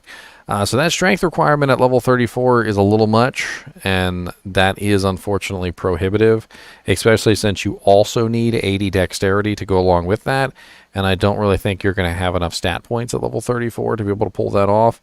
But if you did have enough stat points to pull that off, then maybe it'd be all right. 110 strength isn't too ridiculous. It's just kind of ridiculous for level 34, especially for a character who, you know, is more of a dex-based character than a strength-based character. Maybe you could pull off some strength from other pieces of equipment, like wearing Saigons, two-piece, or Twitch Throw has strength on it, so you could get 20 strength there. So it would be 90 is what you'd need, even if you were wearing the Saigons and Twitch. So still a little high on the strength and dex requirement there. Might be a little bit difficult for a Amazon to put that on. We can, of course, upgrade this a second time with the Lum, Paul, and Perfect Emerald. And this is going to go from the exceptional version, the Ballista, to the Elite version. And that's going to go from 59 to 99, 80 dex, 110 strength, level 34, to 57 to 163 damage, 77 dex, 163 strength, level 68. So not a very good upgrade to the third tier either. I feel like the second tier could be viable if you could hit the requirements.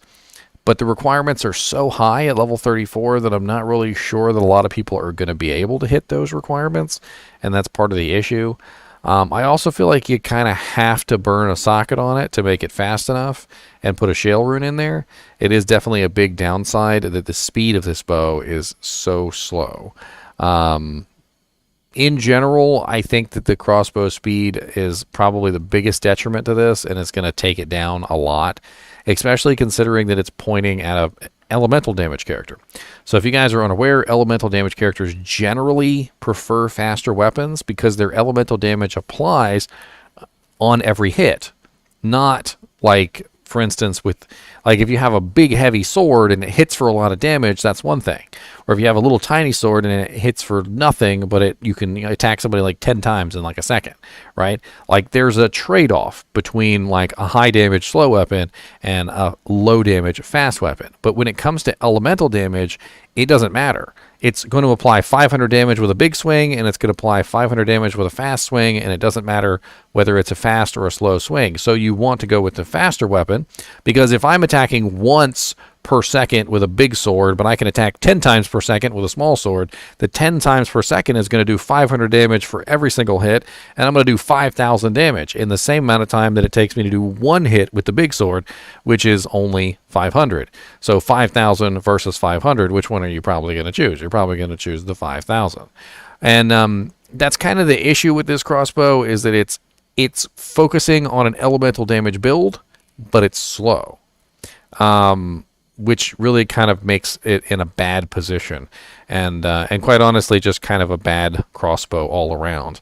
I could see using it on level, but I would probably prefer to use something else like Blast Bark. I feel like Blast Bark really outclasses this by miles, and it's around the same level, and it has better stats. So just in general, I think Blast Bark beats it. Hellclap, I feel like, also beats it, which I eloquently called Hellcrap. So just in general, I think Hellcast might be one of those unique items you just kind of want to pass by when it falls on the ground. It might not be worth picking it up. Let's take a look, though, and see where you could potentially find one so you know where you could not pick it up at.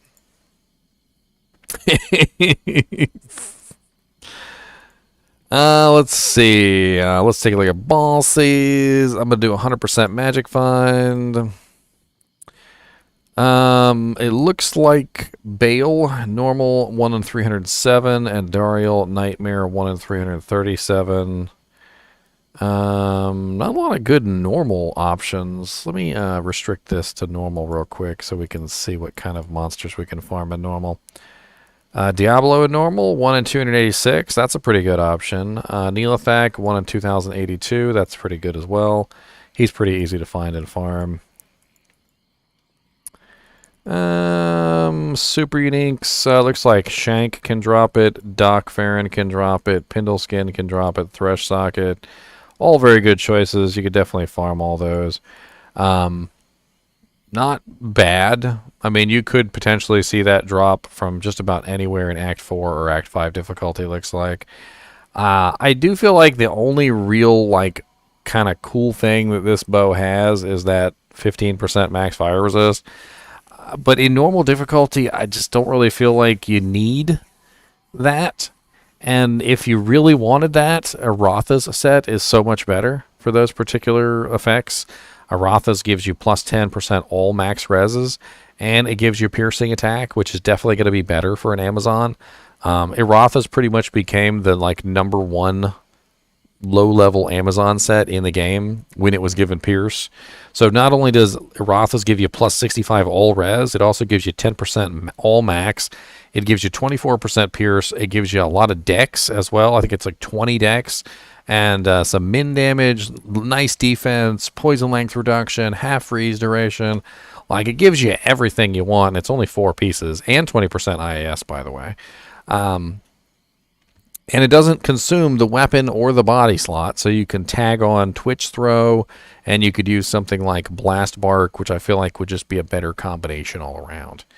All in all, not really too impressed with Hellcast. It's definitely, I think, one of the worst items in the game. Maybe not the worst unique item in the game, because it didn't make my worst unique items list, but it's still pretty bad. You could potentially use this on level. I do feel like it's usable, and it would get you through, but you'd definitely better off using Hellclap or Blast Bark, I think, in its place. Anyway, as always, I do appreciate you guys and gals watch my videos, even when we're talking about a bow that would probably be better left on the ground. And as always, keep watching.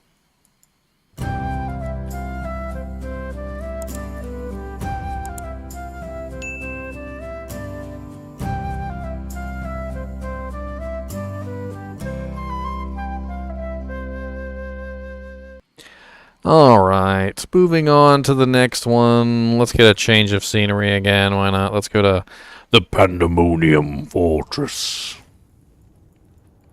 I think I might actually need to go get some runes. I got a pole, I got a lum. Do I have a second lum? Do I hear a second lum? Do I got another lum? Any lums here? Any lums coming around? Lummy town. No lummies? Oh no. It's a no lumps. I don't know why you don't have no lumps for me. I need some lumps. I put them in the key.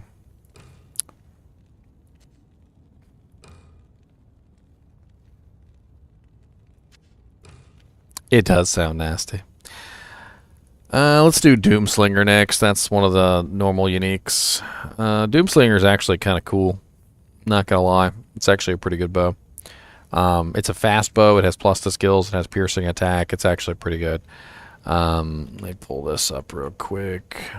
It's the Doom Slinger. The Slinger of Doom.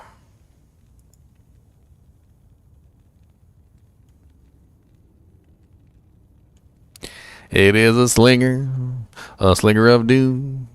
It is a slinger of doom. It is the doomed slinger. We're gonna sling all that doom around. Gonna sling that doom.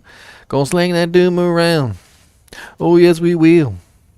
We're gonna sling it all over town. We got that doom, yes, the slinging.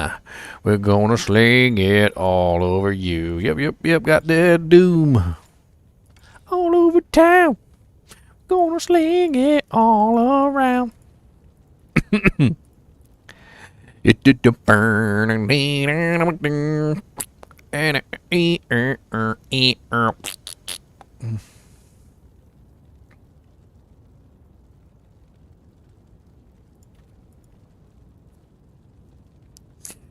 You know, it's funny. This is called the Doom Slinger, right? And then this one is called the Doom Bringer.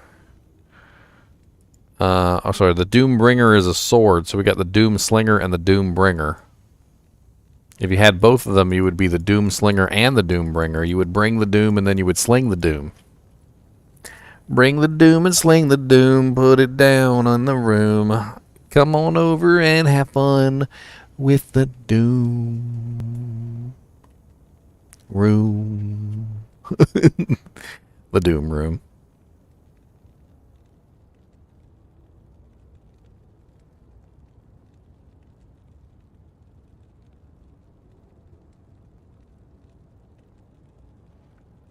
The Doom Room. All right, let's get this jank started.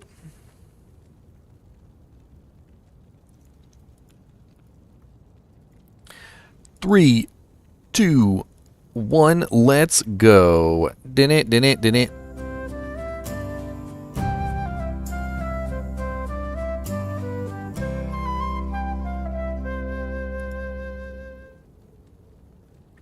Hello guys and gals, and welcome to another episode of Unique Items. Today we're going to be taking a look at the last unique crossbow. I know I said that last episode, but I'm always wrong when I say that, so don't listen to me. This is the Doom Slinger repeating crossbow. This is a very fast crossbow, and not only is it fast, but it also has an increased attack speed on it to make it even faster. It does have some variables, though, and that does make it a little bit kind of a poopy one to find if you don't find it with good variables. So let's go over it together and we'll talk about it. So first off, we have two-handed damage of 12 to 24, which isn't really that amazing. If I put it on right now, you can see it's 70 to 140. But it kind of makes up for the fact that it's a relatively low damage crossbow by having a very fast attack speed. I'm pretty sure if we take this down here and we actually fire off a couple rounds, you'll notice that it's pretty quick. It's also pink for some reason. I don't know why it's pink. Was it pink in the original game? It was more purple in the original game. But as you can see, it's not too bad as far as the attack speed is concerned, and you could beef that up a little bit further by adding in some more IAS or using a faster attack like strafe or something like that. It doesn't really matter exactly what skill you're using. I mean, if you're using freezing arrow, or maybe you're using strafe. I don't have strafe on here. Strafe. Of course, it doesn't work if you don't have anything to shoot at. Hold on.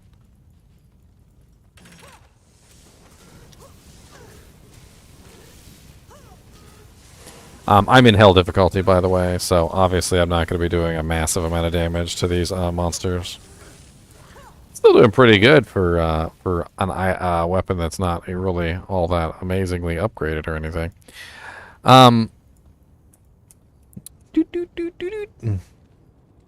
It also has +1 to Amazon skills, which is definitely very nice. It can get some nice use out of that no matter what kind of build you are. Whether you're a freezing arrows on, exploding arrows on, whether you're a mana's on, you can do some cool things with +1 to all skills. 30% increased attack speed, of course, we were talking about that earlier. It makes it very fast. And then we also have 35% piercing attack at level 28. So level 28 is before you hit level 30. And since the pierce ability is level 30, it's kind of hard to get a good amount of piercing on Amazon at an early level. So having a bow like this that is very fast and also pierces could be very useful for a freezing arrows on or a exploding arrows on, just simply because you're not really so focused on the physical damage as you are focused on the elemental damage. And firing as fast as you possibly can has a much better effect with elemental damage than it does with physical damage. With physical damage, you do care about how much damage you're doing, but obviously with elemental damage, you really care about how fast you attack. You want to attack as fast as possible, and this bow is definitely a very fast bow. On top of that, it also gives you the piercing effect that you need to make sure that your elemental damage is being multiplied by multiple targets. It does have an enhanced damage on it of 100%, but it does vary as low as 60%, so by 40%. If you were going to upgrade one of these, probably try and find one that's a little bit higher percentage than 60%. And then it also has 15 life on it, which certainly is not something that anyone would sneeze at. It's definitely very nice. One thing that you could do with this, though, if you wanted to make it even faster, is you could obviously put a shale rune in it, and that would bump it up even higher to a very nice 50% increased attack speed on a level 29 bow. And then we have a very nice 50% IAS, 35% Pierce, 100% ED bow, which is going to attack even faster than it was before, obviously. And I feel like we need to test that out. We need to see just how fast it fires. We need to actually get a good idea. Oh wow, that's actually beautiful. Hold on, let me take off my my stupid Hellfire torch.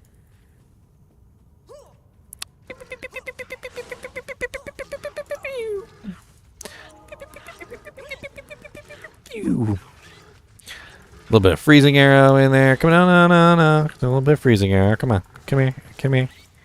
That's right, punks. As you can see, it doesn't really matter the damage of a crossbow or a bow when you have freezing arrow. Freezing arrow is what's doing most of the damage. So here I am in hell difficulty. I'm fighting monsters that are obviously way above my pay grade as far as this weapon is concerned, and I'm still doing just fine. Because with an elemental damage item or attack, you're more concerned with how fast you attack as opposed to how, how hard you hit. Now, granted, we could upgrade this, and that is definitely something that we should consider. So, since it's only level 28, there's a very good chance that this will be an excellent Tier 1 upgrade to Tier 2, because the level requirement usually doesn't go up that high. The strength and dex requirements, though, might go up pretty nasty. A lot of the crossbows have some pretty nasty strength and dex requirements, so we're going to find that out. So let's take our Doomslinger repeating crossbow and upgrade it to the exceptional version. It's going to go from the 12 to 24, 50 dex, 40 strength, level 29, to the Chukonu 28 to 64, 95 dex, 80 strength, level 34. So not a bad upgrade there. Got a little bit of extra physical damage out of it.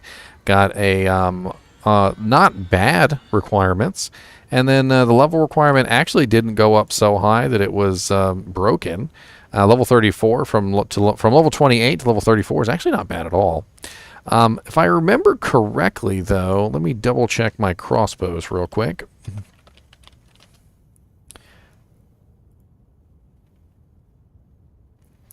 All right, so the Doomslinger is a repeating crossbow, and the repeating crossbow is a negative 40 base. So negative 40 is a very fast base. It is. It's faster than a phase blade. Phase blades are actually negative 30. However, when you upgrade it to the Chukonu, it actually becomes a negative 60 base. Which means that it is insanely fast at that point. So not only does upgrading the Doomslinger increase the physical damage, it also increases the speed of the bow by negative 20. So you end up with a much faster bow just by upgrading it one tier. So definitely a very solid upgrade from the repeating crossbow to the Chukonu. Let's take a look real quick and see how fast it fires now.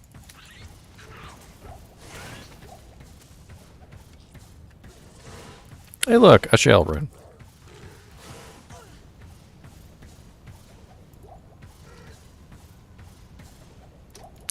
And let's throw some strafe in there real quick, just for lulz. Oh, dang.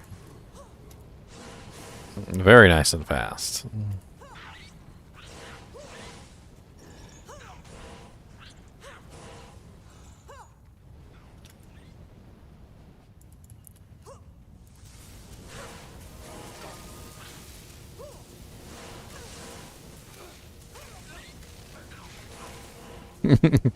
Unfortunately, it's still not quite enough physical damage for hell difficulty, but a very nice upgrade for the repeating crossbow.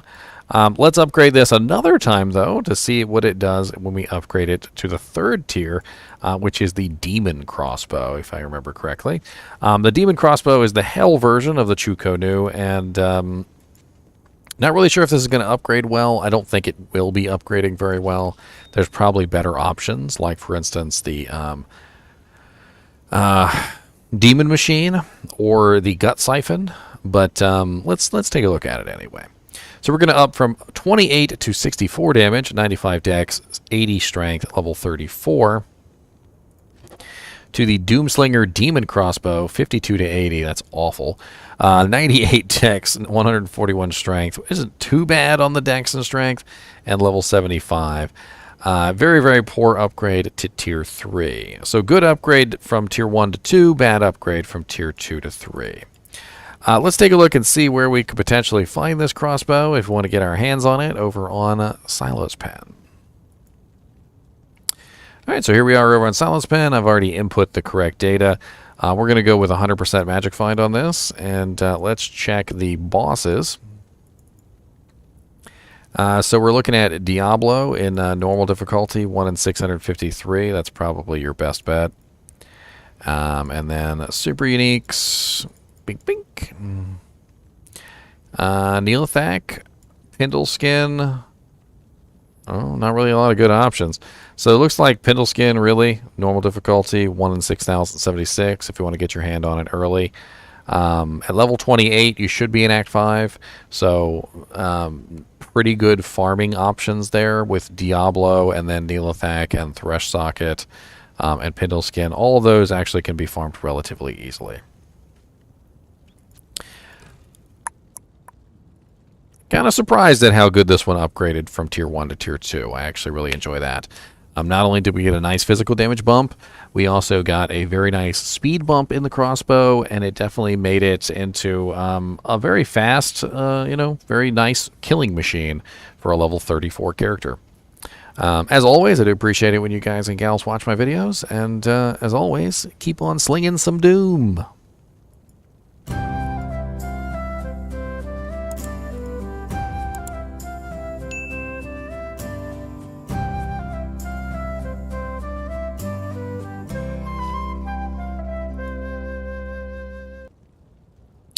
Alright, next on the list, doo-da-lee-da-boo-da-poo.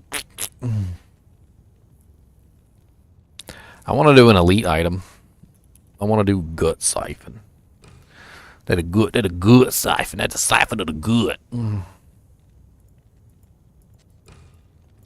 That dang old good siphon. It's so hot. We got that good siphon. It's like rot. It just sucks your gut right out your chest. And we just try to do our best. We got the good siphon. Yeah. We got the good siphon. Yeah. I didn't really know what I was gonna do, but you came around and you took a big poo and clogged up the toilet, and I didn't really know. Come on down and it will show. We got the good siphon. Yeah. We got the good siphon. Yeah.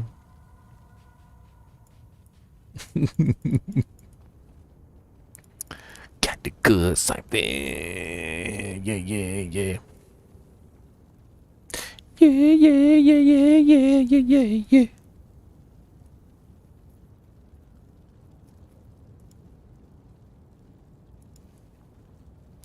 Alright, let me get this set up for the next one here. Gut siphon. Siphoning of the guts. Who doesn't like a gut siphon coming out your butt? Well,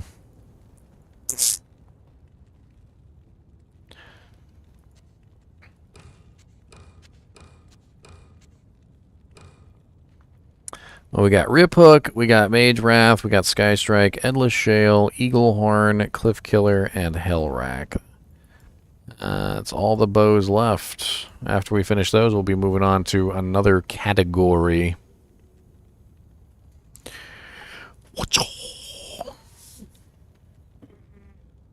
Yeah.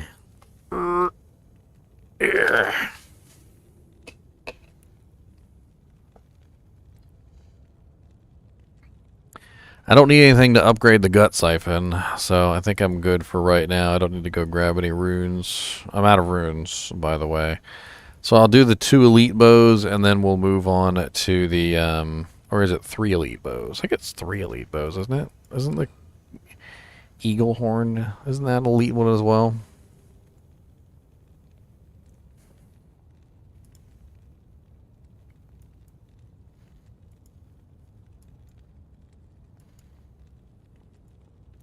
Yes, Eaglehorn is an elite one.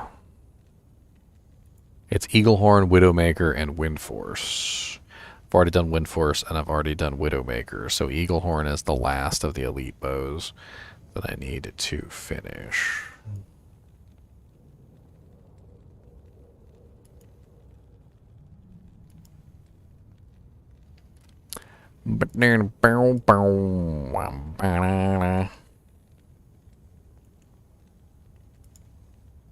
Well, good. We'll do all 3 of those, and then we'll go get some runes. Alright, so Gut Siphon. I got everything pulled up. We are ready. Let's get this doojank on the road. Let's take a detour to Heragroth. The little change of scenery never hurts. Snowing in Heragroth. Absolutely great. Love it. Love it, boys. Love it.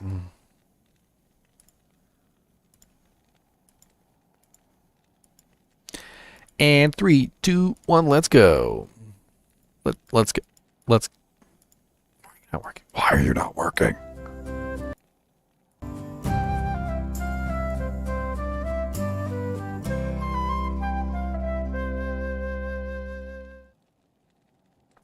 Hello, guys and gals, and welcome to another episode of Unique Items.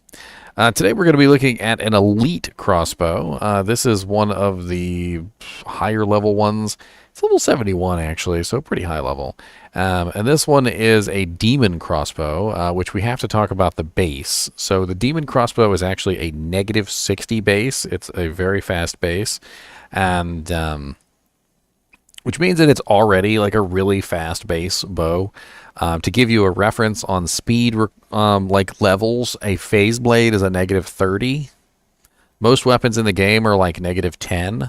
So the demon crossbow is obviously a very, very fast bow. Well, crossbow, rather. In fact, the Chukonu is also negative 60. That is also one of the negative 60 bases.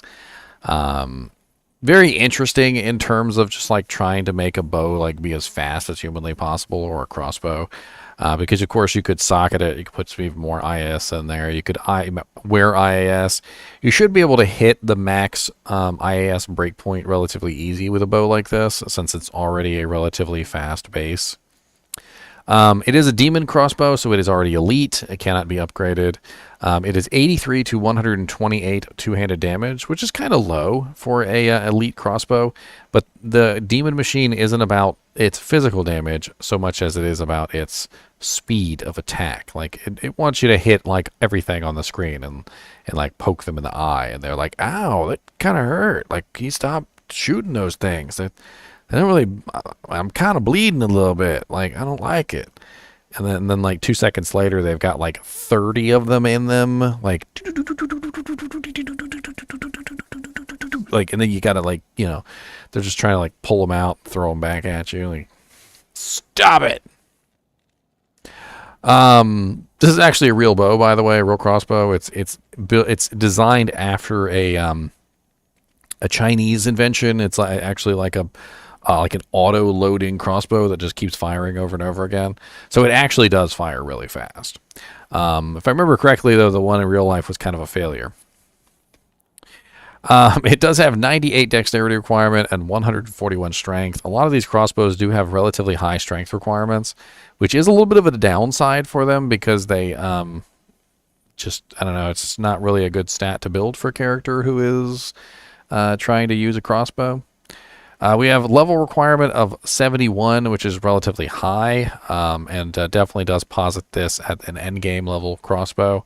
It has 33% piercing attack, which is nice. If you can build your pierce up to about 66%, you can stack this with the bow and it will very nicely hit 99%. Or if you're wearing something like Razor Tail, it will stack with Razor Tail to 66%.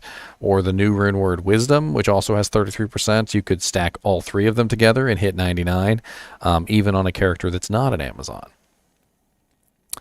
18% lifesteal is a lot of lifesteal, especially for hell difficulty. 18% is enough to get you by. And it does vary from 12 to 18%, thus the whole gut siphon thing, because it has a relatively large amount of lifesteal. But it kind of like cancels out the large amount of lifesteal by not having a relatively high amount of physical damage, because physical damage is a really big proponent of how lifesteal works. So obviously if I'm hitting a monster for 1,000, 18% of 1,000 is a lot more than 18% of 100. It's just kind of silly when you think about it like that, because obviously the lack of physical damage on the bow does hurt the lifesteal effect and makes it less useful. 33% open wounds is pretty nice. Open wounds is the chance to deal damage based on your character's level. It lasts about 8 seconds, and it does prevent the monsters from regenerating while you were siphoning out their blood. Slows target 25% is also very nice because it causes the monsters to slow down, and this does stack with other slows targets effects, which is nice. You could of course stack the lifesteal with other effects, like if you had a really nice lifesteal ring, or if you had a really nice lifesteal like maybe you got some lifesteal gloves, or maybe you're running, like a lifesteal armor. There's all sorts of different ways you can add lifesteal to a character, and even like a dual leech circlet. And 18% is a really nice amount to start at. And by the time you're finished, you might have a hell of a lot more than 18% lifesteal. Right now I have 23%, which in hell difficulty does receive penalties, so do keep that in mind. And as you can see, I could just absolutely spray, arrows. Like, the speed on this bow is kind of insane, even without a shale rune in it. It's not bad at all. The damage, on the other hand, is not as good, but if you're trying to apply effects, like if you're trying to build like a chance to cast character, or you're trying to make a elemental damage character, speed is the paramount importance there, not physical damage. So it seems like this is kind of pointed more toward a chance to cast, or a character who is going to apply effects like open wounds, crushing blow. Deadly strike, of course, is going to come in handy, but of course as an Amazon you already have relatively high critical strike, so you don't usually need that from equipment. And it seems to be pointed more toward a character who is applying elemental damage than a character who's applying physical. Poison probably wouldn't be the best thing, because poison doesn't really take advantage of multiple hits unless you're just applying really short-term poison. It could work interestingly with venom, like if you ran a venom build on an Amazon to attack like as quickly as humanly possible. There's also a couple downsides to this bow, which I really don't like, is that, number one, it doesn't have any attack rating on it, which is a pretty big downside for a level 71 item. I don't know why it has no attack rating. It's got no attack rating. It's got no attack rating percentage. It's just, in general, it seems to kind of lack some of the things that you would really want on a crossbow. It also doesn't have any deadly strike. It doesn't have any, crushing blow. It does have the open wounds, which is nice, but usually you end up getting the open wounds from other sources. And then, of course, the enhanced damage does have a pretty big variable on it of 60%? It's 160 to 220%. So a lot of the times you'll find this in a kind of a poor condition with relatively low ED, and not really sure if it's too worth it. You would probably want to lean into the speed aspect of this bow. So if you did end up using this crossbow, you would just put a shale rune in it or something, or a 15% IAS jewel with some other effects, just to make it even faster than it currently is. It does have a piercing attack and open wounds with a large amount of lifesteal, which does make it an interesting choice for, say, freezing arrows on, a exploding arrows on, maybe even just simply to use to spam chance to cast effects like with Strafe. I do feel like it works very good with Strafe. It's extremely fast. As you can see, I can attack like 10 times in a very short period of time. Let me just come out here real quick. I mean, you can literally see one Strafe.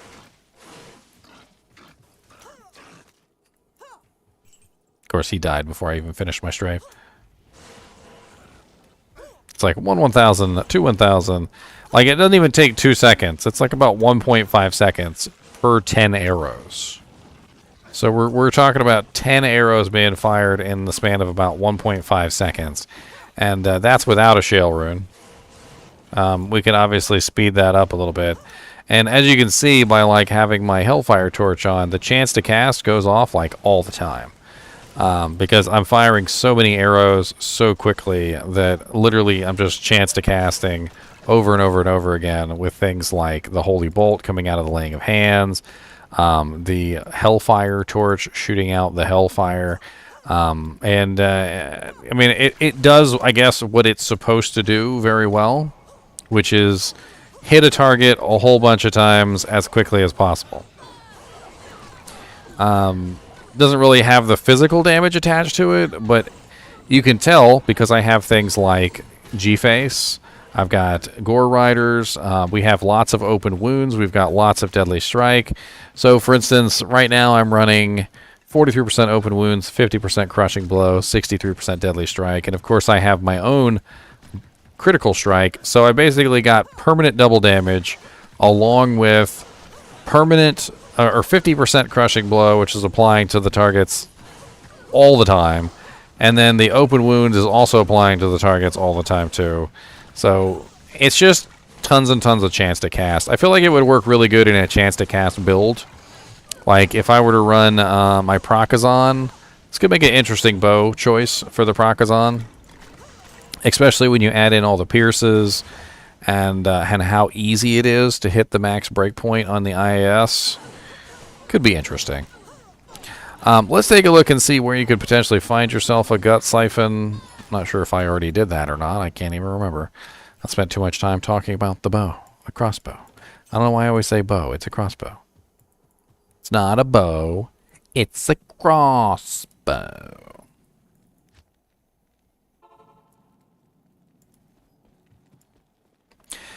Alright, so let's take a look over at Silos Pen real quick, and let's see where we could find our gut siphon, shall we? It's kind of a cool name, I'm not going to lie. It's a cool name.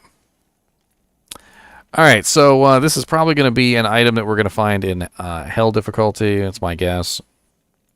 It's endgame, so we're going to assume about 400% Magic Find, because if you're hunting for this, you probably have a Magic Find character. We've got Hell Diablo at 1 in 9,631. Those are pretty terrible odds. Hell Bale 1 in 1,191. So a much better chance from Bale than Diablo. Just in general, that's actually kind of insane. Definitely makes it seem like farming Bale is your superior choice for this particular bow. Which farming Bale is kind of a pain in the butt because you have to kill the waves. Neelathak's not bad at 1 in 9,185. Pindleskin isn't too terrible at 1 in 10,224. Might be better than farming Bale.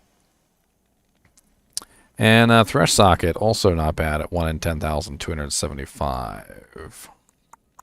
Everything else is horrible.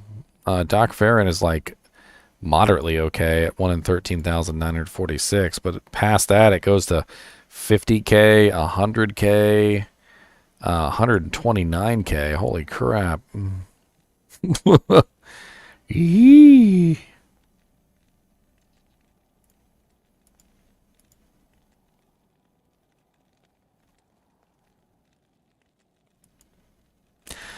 Well, I mean, it's an interesting crossbow. I'm not really sure if I'd ever choose it specifically for a build, but it does have some interesting effects.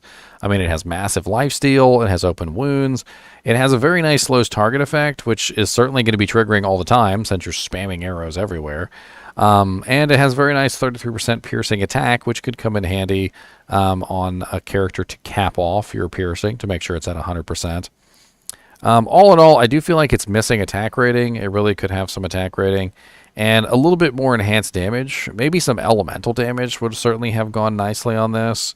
I almost feel like, and I hate to say it, but they probably should have put some poison damage on there to like go with the motif of like, you know, like siphoning out, you know, the life force of a person, especially since they went with open wounds as well.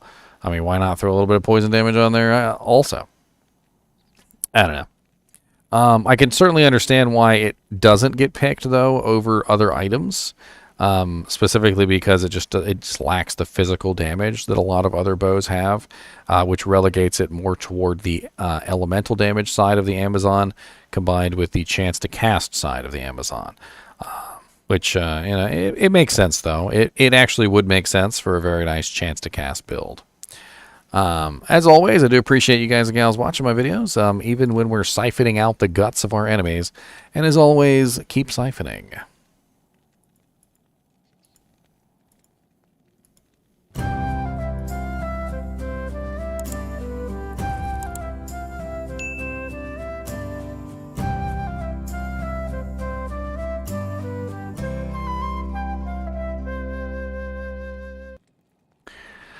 Stroke my beard, stroke my beard.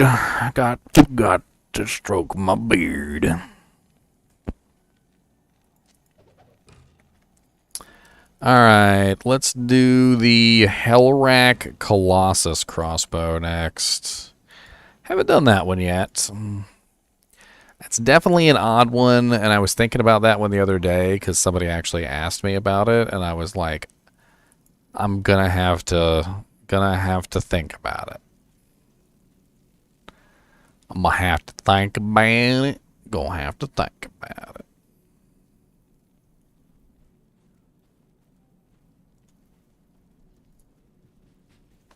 Okay.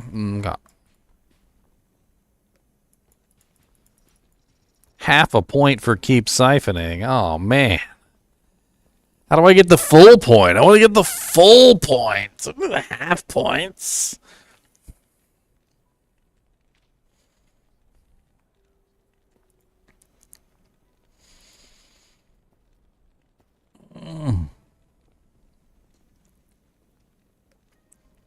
My Gleam Scythe video didn't do well today. Oh, no. Who would have thought that people didn't want to watch a video on Gleam Scythe?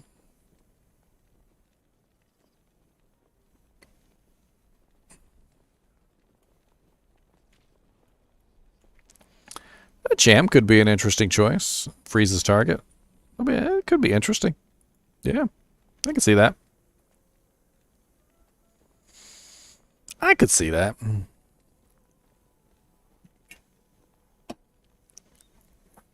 Well, with that last video, Gut Siphon, I've currently done 1, 2, 3, 4, 5, 6, 7, 8, 9, 10, 11, 12.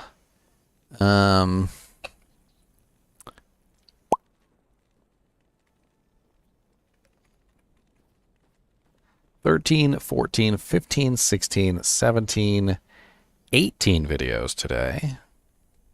Not bad. Not bad at all. This will make 19, so let's go ahead and see if we can crack this one real quick before I lose my sanity. I don't want to go insane, but I think I might go insane in the membrane. I gonna go crazy, 'cause I'm making videos all day long, and I don't want to go wrong. Yeah, that was my crazy dance. My crazy dance helps keep me sane. If you guys don't know about the crazy dance, I don't know what to tell you. The crazy dance always helps keep you sane. You got to do the crazy dance, and then later on, you feel a little better. Feel a little bit, just a little bit better.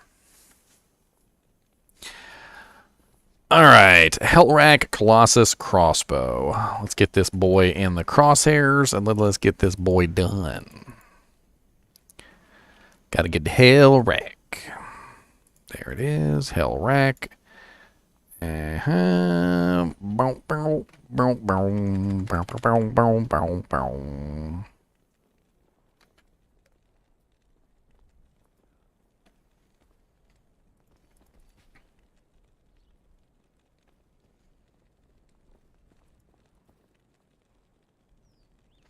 All right, 3, 2, 1, let's go.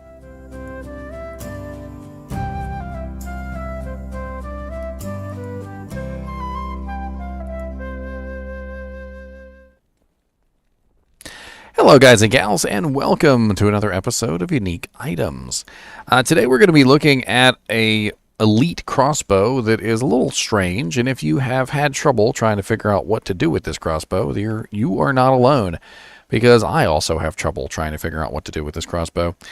This is the Hellrack Colossus crossbow, and it has some pretty interesting damage. It's 105 to 300 damage. It's actually kind of nice, damage-wise. But it also has a 77 dexterity requirement and a massive 163 strength requirement, which is kind of insane. It is an end-game level bow, though, so hopefully by the time you put this on, this crossbow, you're doing okay. We also have a level requirement of level 76, which is kind of high. End-game level equipment, that's basically what this is. It's a relatively slow bow, though. The crossbow is slow attack speed, I believe, and it has 20% increased attack speed on it, which makes it a normal attack speed bow. So when you take it out and you actually utilize it, you will notice that it's just very slow. It's a very slow base. It's a very slow crossbow, and it doesn't really have the oomph to really push the damage. As you can see, it's not very fast. Let me use something that's a little easier to see. I mean, it's got pretty big distance in between the shots, especially when you compare it to the bow that I did just previously, which was the gut siphon, which was really fast. And this is further complicated by the fact that it kind of seems pointed at elemental damage, which is silly because it's not an elemental damage bow. In terms of speed. And I've noticed this kind of dichotomy between items that were crafted in Diablo 2. For some reason or another, they would put all this elemental damage on the bow, and then they would make the slowest bow, or they would put all this elemental damage on a weapon and it would be the slowest weapon. And it doesn't really make any sense to me, because when you create an item like this, which is elemental damage, you immediately think fast, because if you're a holy freeze paladin, you want a fast weapon. If you're a holy fire paladin, you want a fast weapon. If you're a holy shock paladin, you want a fast weapon. If you have elemental damage on a weapon, you want to apply it quickly. You don't want to shoot super slow and have a bunch of stupid really long pauses in between your shots.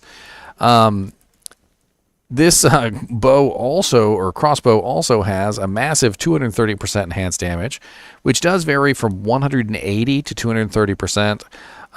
We also have a bonus to attack rating of 150%, which does vary from 100 to 150%.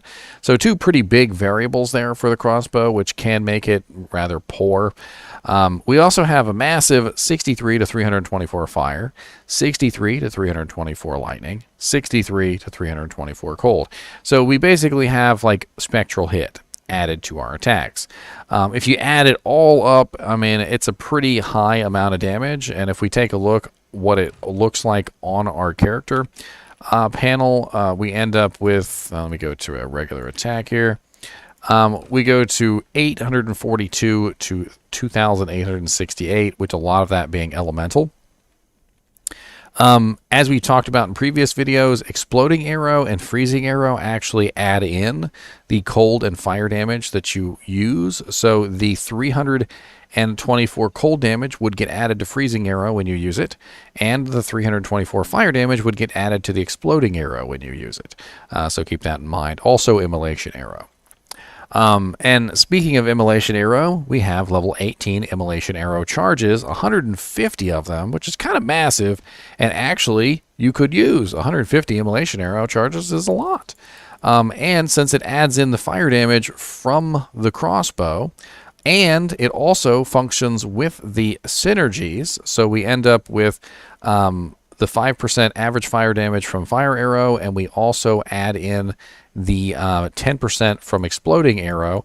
So if we have both of those and we fire off the charges will actually apply a pretty nice amount of damage, especially when you consider the additional damage that the fire damage that the bow has. It's going to apply some pretty nice damage to our targets. Is it going to, like, absolutely murder them? I don't know, but it's not bad, and 150 charges is certainly going to last you a long time. So if you want to fire those off every now and then, maybe you're strictly an exploding arrow Zon, which a lot of Amazons do. They don't build immolation arrow because it's 20 extra points and they don't want to do that. So you would build fire arrow and exploding arrow instead. And quite honestly, it would basically provide you with free immolation arrow to use on your character, which isn't too bad. The other thing that Hellrack comes with is 2 sockets. And I can't help but say in my mind, what the hell would I put in those 2 sockets except for 2 shale runes? Like, I feel like there's no choice. It's such a slow bow or crossbow that the only thing you can really do is put in 2 shale runes to make it faster so that it actually attacks quick enough so that it's a livable speed. Because as it is, without those shale runes, it's so slow it's ridiculous. With the shale runes, though, it's actually not terrible. Let me see if I can find some monsters to actually shoot real quick. Come here, little monsters. As you can see, with 2 shale runes inserted into the bow, it does actually fire fast enough to be kind of useful. And the elemental damage on the bow isn't bad. The real issue that I have with the 2 sockets is that there's like no other thing you can do with the sockets other than put shale runes in them. Like the crossbow is so slow that if you don't put the shale runes in there, it's kind of unusable. You would be better off, like for instance, if it was a faster bow, you'd be better off with something else. You know, like maybe some ED jewels, or maybe putting in some more elemental damage, or customizing it more specifically to one form of elemental damage. But what it kind of does is it kind of forces you to use the sockets to fix the main flaw of the unique, which is that it's just too slow. But once you put those shale runes in there, it's actually pretty fast, and it actually hits hard enough that it does a pretty decent amount of damage to the targets. I mean, once you fix the flaw of the weapon, it's not a bad crossbow. As you can see, I was able to take out these monsters in hell difficulty fairly quickly. And this is Players 5, if I remember correctly, because I still never changed it from Players 5. So Players 5 hell difficulty, and she's killing pretty quick with this thing. I'm trying to really think exactly what you could do to get the most benefit out of this, but it's really kind of hard to envision what exactly you'd want to do with it. I mean, you wouldn't have much trouble killing anything. It might take you a little while because you've got 4 elements. So you've got fire, lightning, cold, and you've got your physical damage. You could even add in poison if you wanted to be like completely multispectral. I feel like an interesting use for this might be a character that's not an Amazon.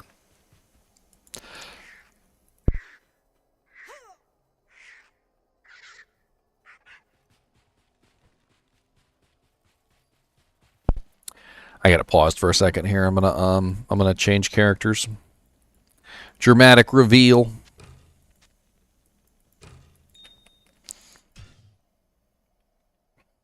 What's up, Aaron?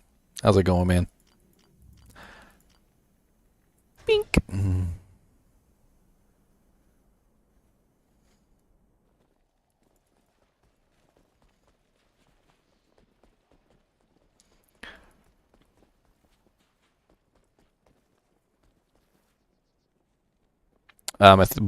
Crossbows and crossbows can't be ethereal, unfortunately.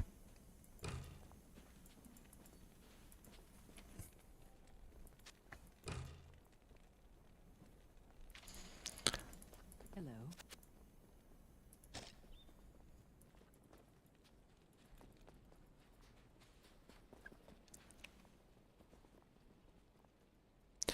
That's right.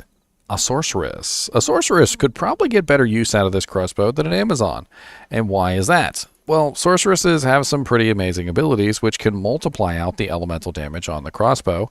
The fire, the lightning, and the cold can all be multiplied out by the sorceress by using things like fire mastery, lightning mastery, and also cold mastery will enhance the cold damage that it does as well. You could also put on enchant to increase your fire damage even further and your attack rating and end up with a really nice 3,109 to 6,676, and this is using relatively low level enchant, so it's not even really that high. Basically what you're doing here is you're taking advantage of the elemental damage aspect of the bow, or the crossbow rather, and you're utilizing the massive amount of elemental damage that it has. You can also use the immolation arrow charges to further enhance the damage even more, and get some interesting uses out of it. And as you can see, I can pretty much just one shot. Well, actually, this is normal difficulty. I forgot she doesn't have access to hell. That's sad. You know, I've always wondered why you can't put the crossbows on the bow girls.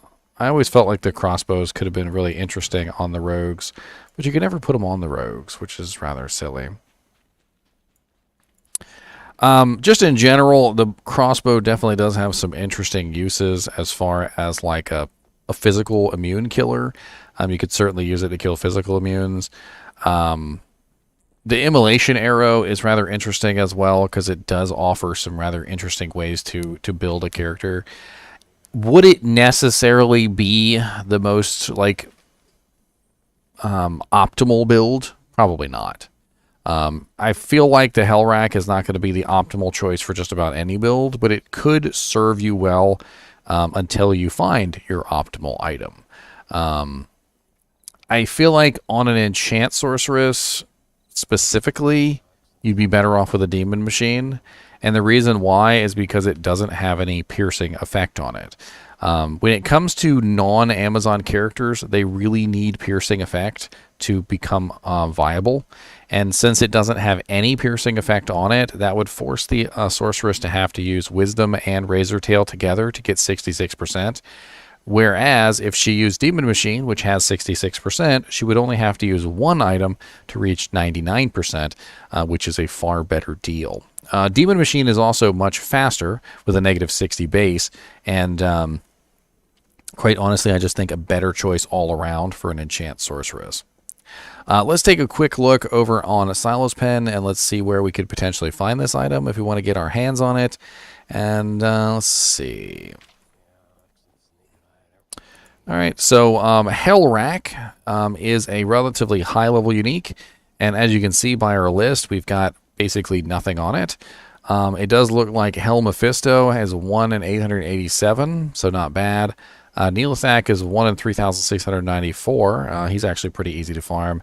And it looks like Bale and Diablo are our best choices at 1 in 480 for Diablo. I probably wouldn't farm Bale unless you were just doing him for EXP. Doing him. That sounds wrong. Sounds dirty. Don't do Bale. He's got too many tentacles. That's gonna be a hentai. Grand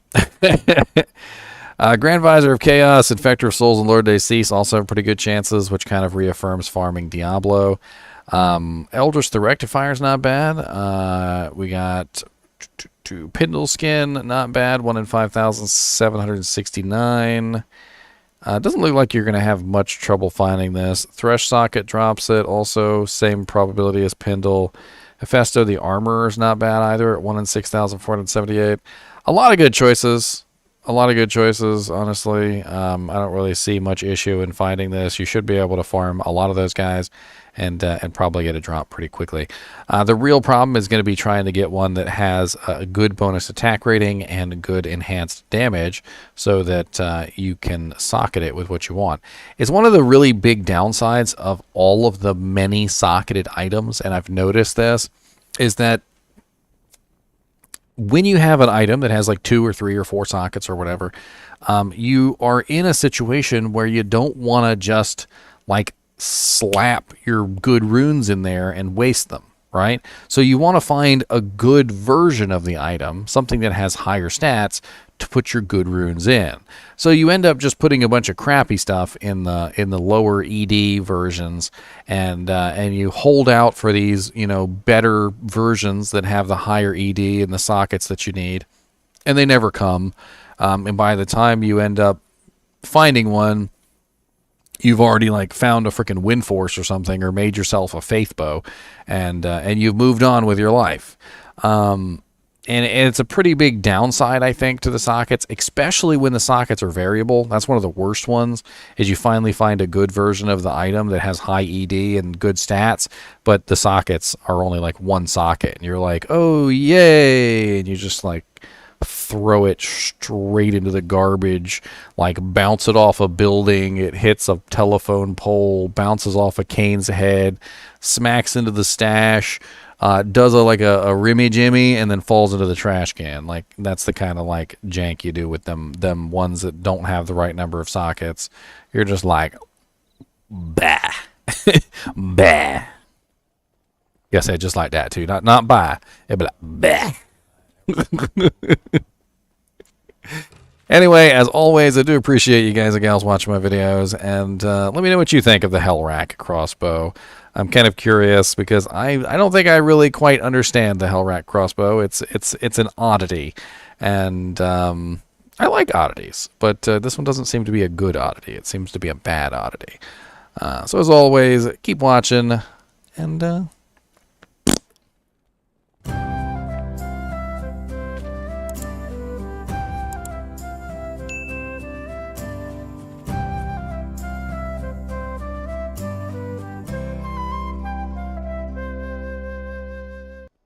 there. Done. Hellrack crossbow finished. You are the weakest link. Goodbye.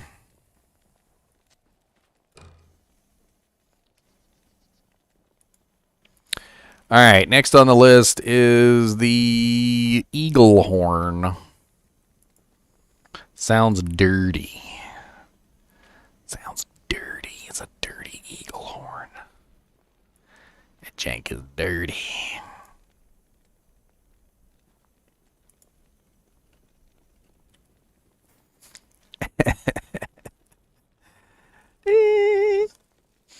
You like the shirt? Such a cheesy joke, Smokin'. Do you like, share, and subscribe the shirt, though? That's the question. Do you like, have you liked, shared it, and subscribed it? Because I don't know.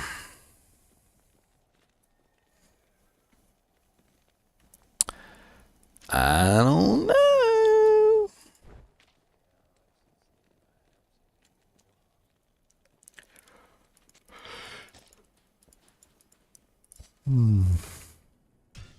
Back to the Amazon.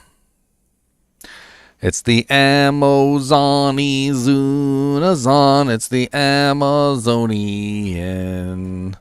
Oh, it's the Amazon Ozon Azoo. It's the man Azon you see. She got a face change and looks like John Travolta and probably Nicolas Cage too.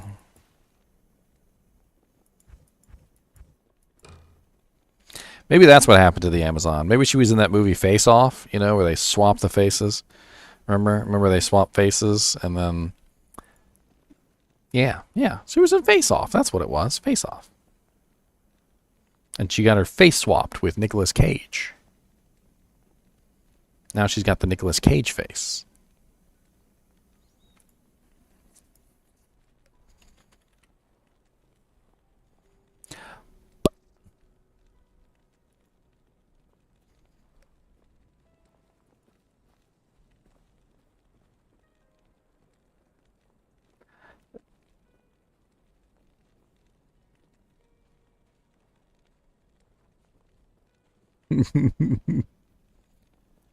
Got that manas on, boys.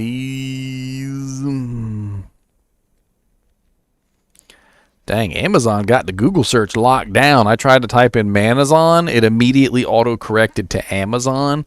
Then I tried to tell it to search for Manazon anyway, and then it immediately said, "Did you mean Amazon?" And then after I typed in Manazon and made it search for Manazon, there were still Amazon links like down below. They paid some serious money to get that to happen. I guarantee you they paid some serious money to make that occur.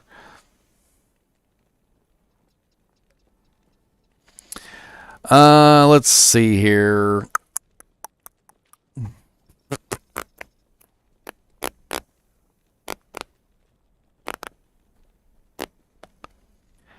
This is an interesting bow.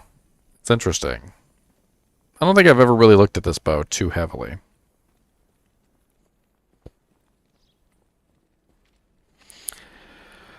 I'm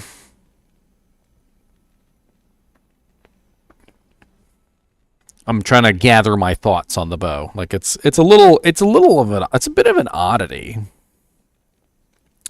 What's up? I'll never remember your name. No, really, his name is I'll never remember. His name is I'll never remember. Okay, so that just you know what? Look at chat. Walk goes down in 25 minutes. Softcore ladder NA. Okay, well, I'm not really too worried about it. I've got like a nearly perfect Annie. I mean, I could always help you guys kill some doojanks if you need some. If anybody in chat needs an Annie, I mean, if there's one coming soon, hop online, take a look. It's in a book, Reading Rainbow. It's in a book. Take a look. Reading Rainbow. I can't go anywhere. Place to go and the snow.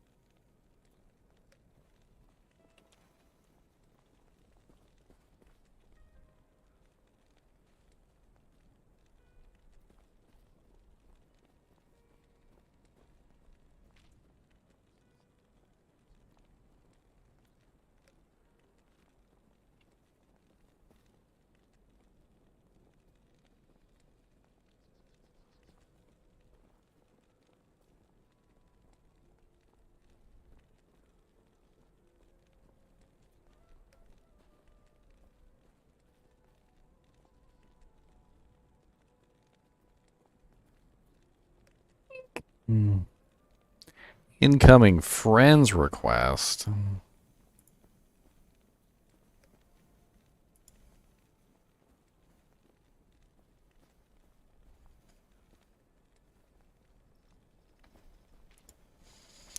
Somebody tried to pull that scam on me on Steam. I'm not sure if you guys have seen it before, but I'm a public service announcement. Let me PSA you guys, all right? So this is the scam. If you guys haven't seen the scam before, how it works is it's something like this. They basically go, "Hey, is this your Steam profile?" And then you reply, "Hey, yeah, that's my Steam profile." Then after you tell them that it's your Steam profile, they usually say something along these lines. It goes like this. It's a scam, by the way. "Oh man, I'm so sorry. I accidentally reported your account, and man, I need to prove that you're not a bot because I told Steam that you were a bot, and they said they're going to ban your account if I don't prove that you're not a bot. And I told them it was a mistake, but they won't listen to me, and they said they need your information to be able to verify that you're not a bot account." And something along those lines, blah, blah, blah, blah, blah. And the information that they ask for is basically so they can hack into your account and steal your information. And, yeah, don't fall for it. Don't fall for it. It's stupid. I'm pretty sure there's a Google, an article on the internet about it. If you did just a brief precursory search, Steam accidentally reported scam. There it is right there. Bam. It's on the blog on Malwarebytes. Here you go. I'm going to link it for you guys just in case you guys ever have anybody message you and try to say that they accidentally reported your account. Don't fall for it. It's stupid. Okay? Don't fall for it. Or do fall for it and just troll the guy. Just troll him for hours. Waste his ever-loving time all day long and make sure that he never gets anybody with the stupid scam, and don't fall for it, but like pretend you're going to fall for it, but then be like, oh man, I really had to go to the bathroom. I'm sorry about that. I almost shit my pants.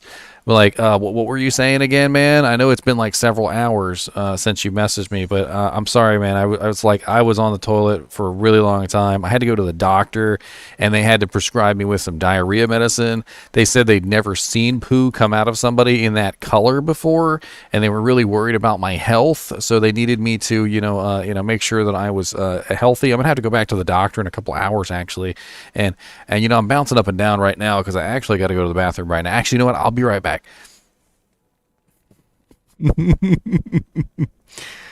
Get him.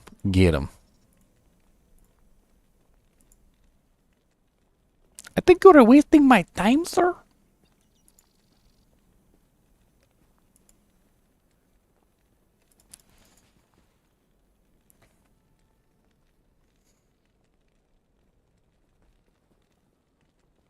Are you interested in my extended warranty? I'm actually kind of curious.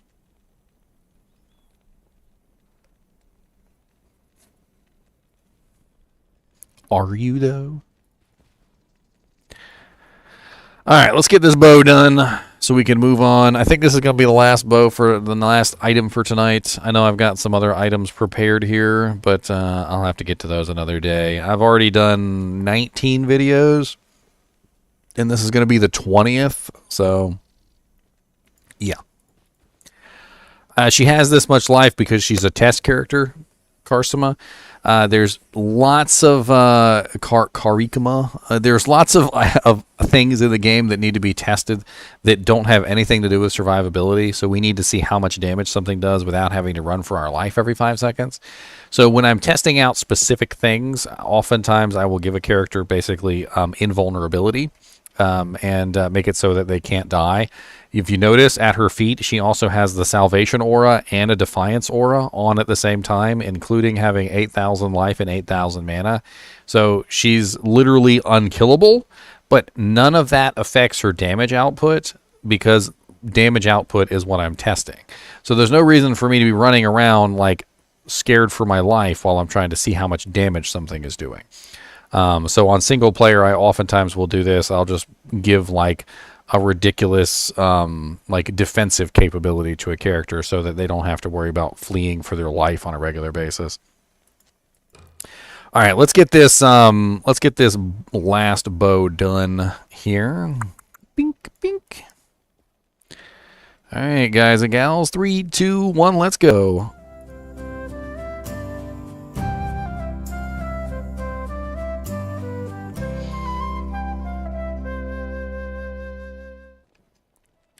Hello guys and gals, and welcome to another episode of Unique Items. Today we're going to be looking at another elite bow, which is the Eaglehorn Crusader's Bow. The Eaglehorn Crusader's Bow is an interesting one because it has a lot of very weird effects. And as we go over it, I think you'll agree with me, it's kind of strange.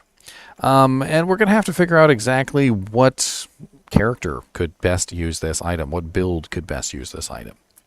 So right off the bat, we have a pretty high amount of damage of 45 to 302, but it doesn't stop there. Because it has a enhanced maximum damage based on character level. So not enhanced damage, but enhanced maximum damage, which is kind of strange. So it increases the maximum, but not the minimum. And we end up with 302 max, but we still have the same minimum of 45, and it goes up even higher than that. So it can go as low as 190 and as high as 313, which is pretty kind of crazy. We also have +1 Amazon skills on here, which is always nice to have. Would be nice if it was +2 though for such a high level bow. Just in general, would be really nice if we had a higher level item.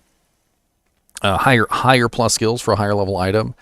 We also have 200% enhanced damage on this, which is in complement to the massive enhanced maximum damage. So we've got 200% enhanced and basically 198% at level 99 enhanced max damage, which combine together to make a really high damage bow of 302. If we take a look at something like the Hydra bow, which is right here, or sorry, the Wind Force. The Wind Force is 35 to 519, and our Eaglehorn is 45 to 302. So as you can see, the Wind Force still beats it out because it has that massive maximum damage on it. But I feel like there's some interesting things here going on with the Eaglehorn, which could actually tip it over the scales because it has this enhanced maximum damage as well as an enhanced damage. It almost makes me think that if we had a very nice jewel that had plus maximum damage on it, we could potentially multiply the maximum damage increase. And I know this sounds kind of weird, but because it's plus max damage, if we were to put a plus 30 max damage jewel inside of the Eaglehorn, the plus 198% enhanced should technically enhance the 30 max damage as well, and the 200% enhanced will enhance the 30 max damage. So we'll end up with, I don't know. Let me break out a calculator real quick just to check this. So let's pretend the 30 max damage on a jewel was affected by the plus max damage. So that would be plus basically 200%, right? I mean, we'll just round it out. So we're looking at 90 instead of 30, which would bring us from 302. So 302 plus 90.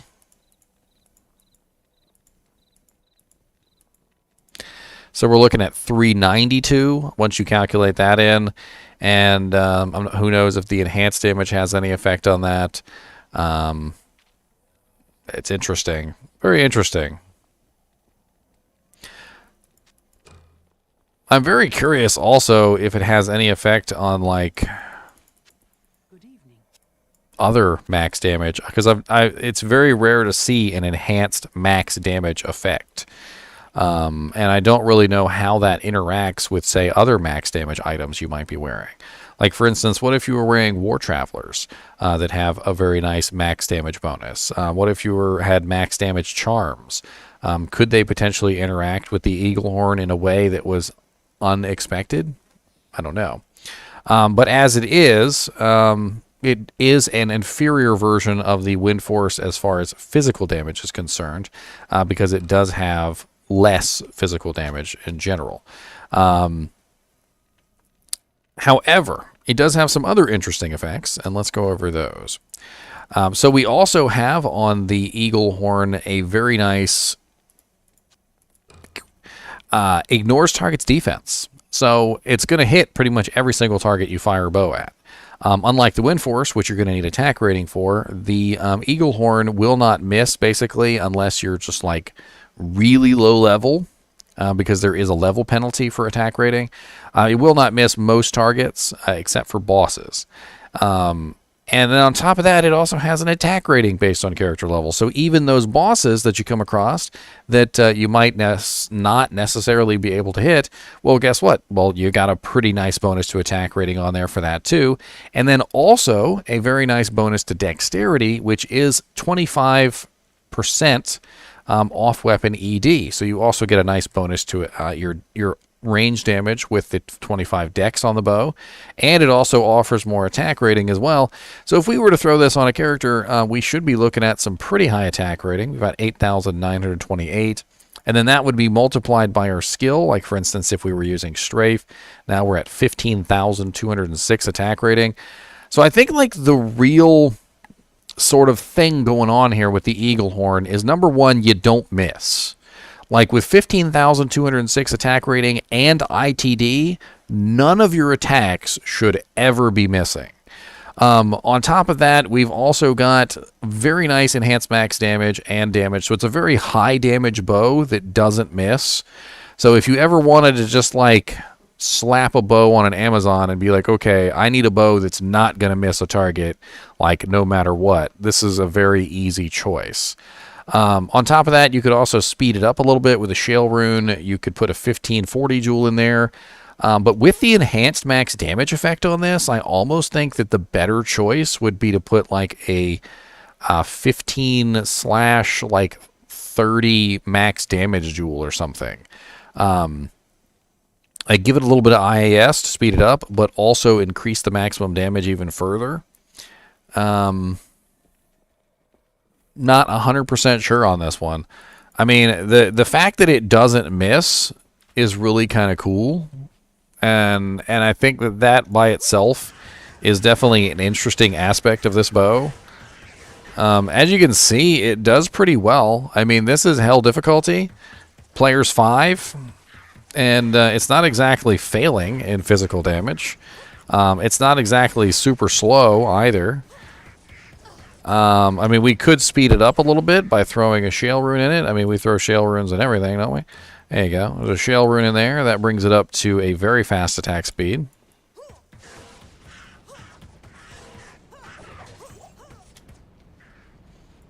I mean, we're definitely not having any trouble hitting anything. That's for dang sure. I feel like there's not a single time that we've missed so far. I haven't seen any X's. In fact, let me take off the torch, because the torch often interferes with that.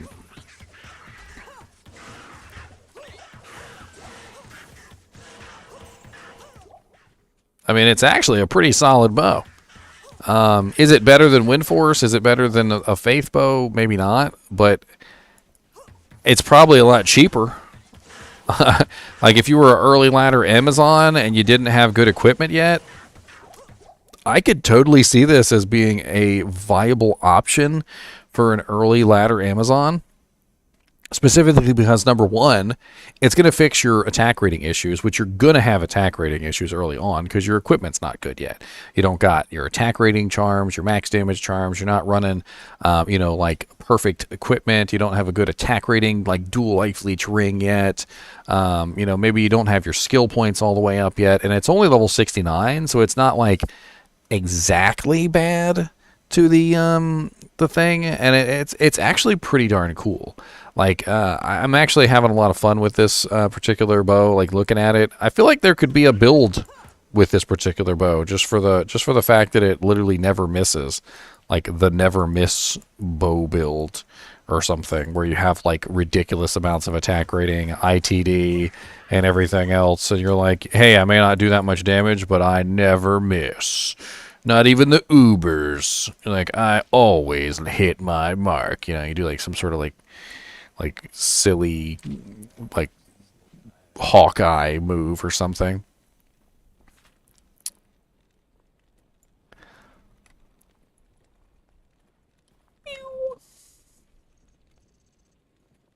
I paused it for a second.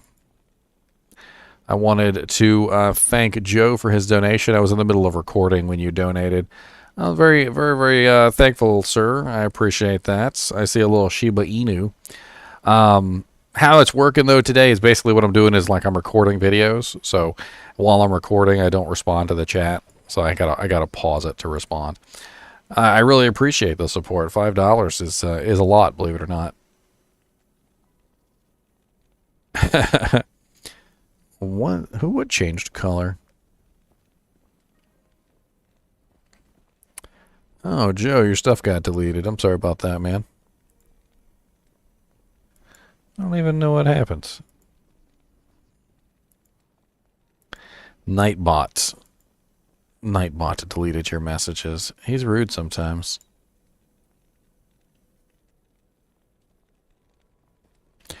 Probably for some specific thing. I can't even remember what the hell he likes to mess with.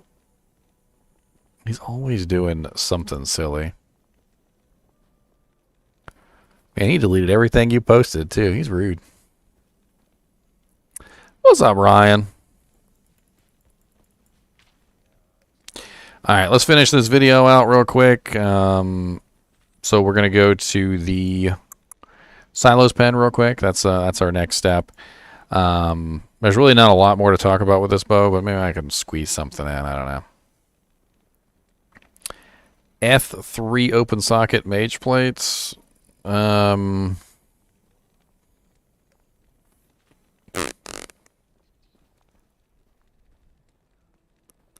Kind of a low tier treachery. I mean, there's a couple different options you could use. People like to make enigmas and mage plates, but not the Eth versions. This is just a test character D-Row, so I wouldn't take any of the stuff that she's wearing seriously. She was built for something very specific, and it doesn't do anyone justice to keep that. All right, let's finish this video. I'm gonna unpause it. I'm gonna see if I can figure out what the hell to do with this thing.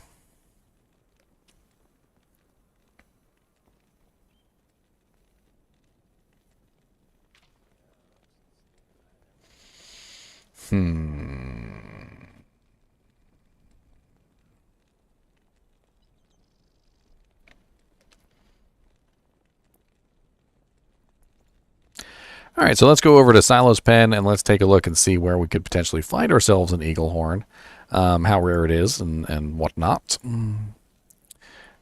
So I was looking up the Hell Rack last time. Let's go to the Eaglehorn, which I swear sounds like some sort of... I don't know why it sounds dirty. It sounds dirty. The Eaglehorn.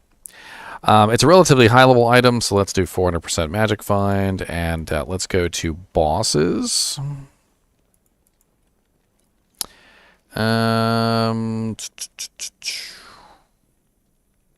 Looks like Diablo in Hell with a 1 in 1,000 at 207, and Bale with a 1 in 1,053.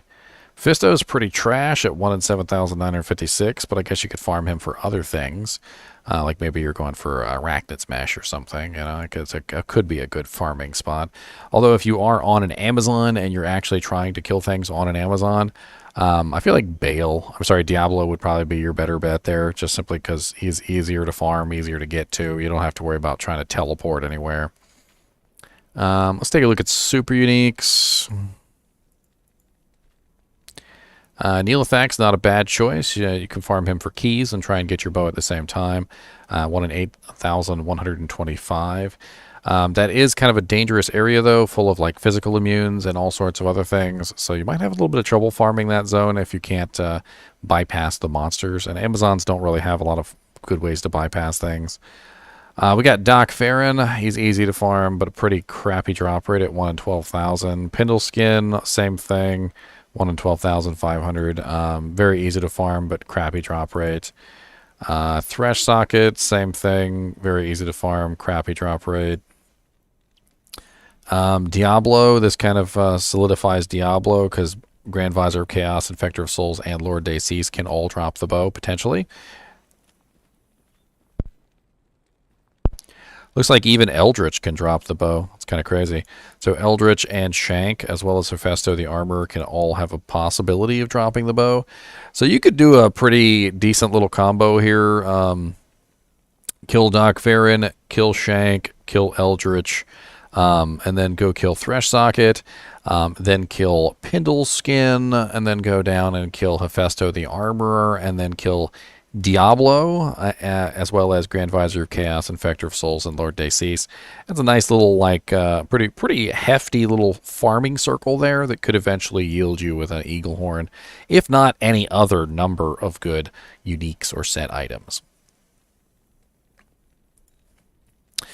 All in all, with this bow, I'm not really sure what to think about it. I don't really think it's technically better than Windforce, but it does have +1 to skills, and Windforce does not. So perhaps this bow could be an interesting intermediary item, like in between a Windforce and something that has decent + to skills. Like perhaps for a Freezing Arrows on who doesn't want to miss her targets, or... I'm not really sure. It doesn't have any life or mana steal on it, which is a downside. And it doesn't miss. I mean, the Eaglehorn doesn't miss. That's all I can say about this bow. If you want to not miss your target, this bow is good at not missing your target. It has attack rating, it has dex, it has freaking ignores target's defense, and it has decent damage. I mean, it's not bad damage. I definitely wouldn't say that it's as good damage as the Wind Force, but it's certainly, like, even in Players 5, as you guys can see, it handles content just fine. I mean, I have no Mercenary, I've got no Might Aura, I've got no Fanaticism Aura, and I'm literally running around murdering things fairly easy with this bow. I mean, as you can see, it handles the monsters in Players 5 Hell relatively well, just using Strafe.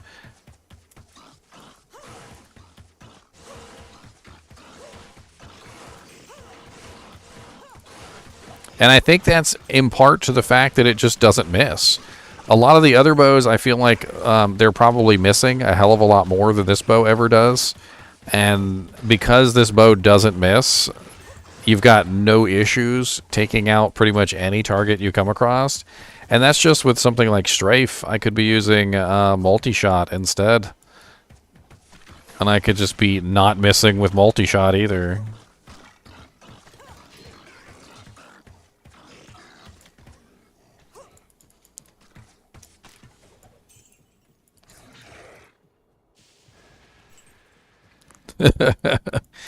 Anyway, as always, I do appreciate you guys and gals watching my videos. Even when we're looking at strange items like the Eaglehorn Crusader's bow.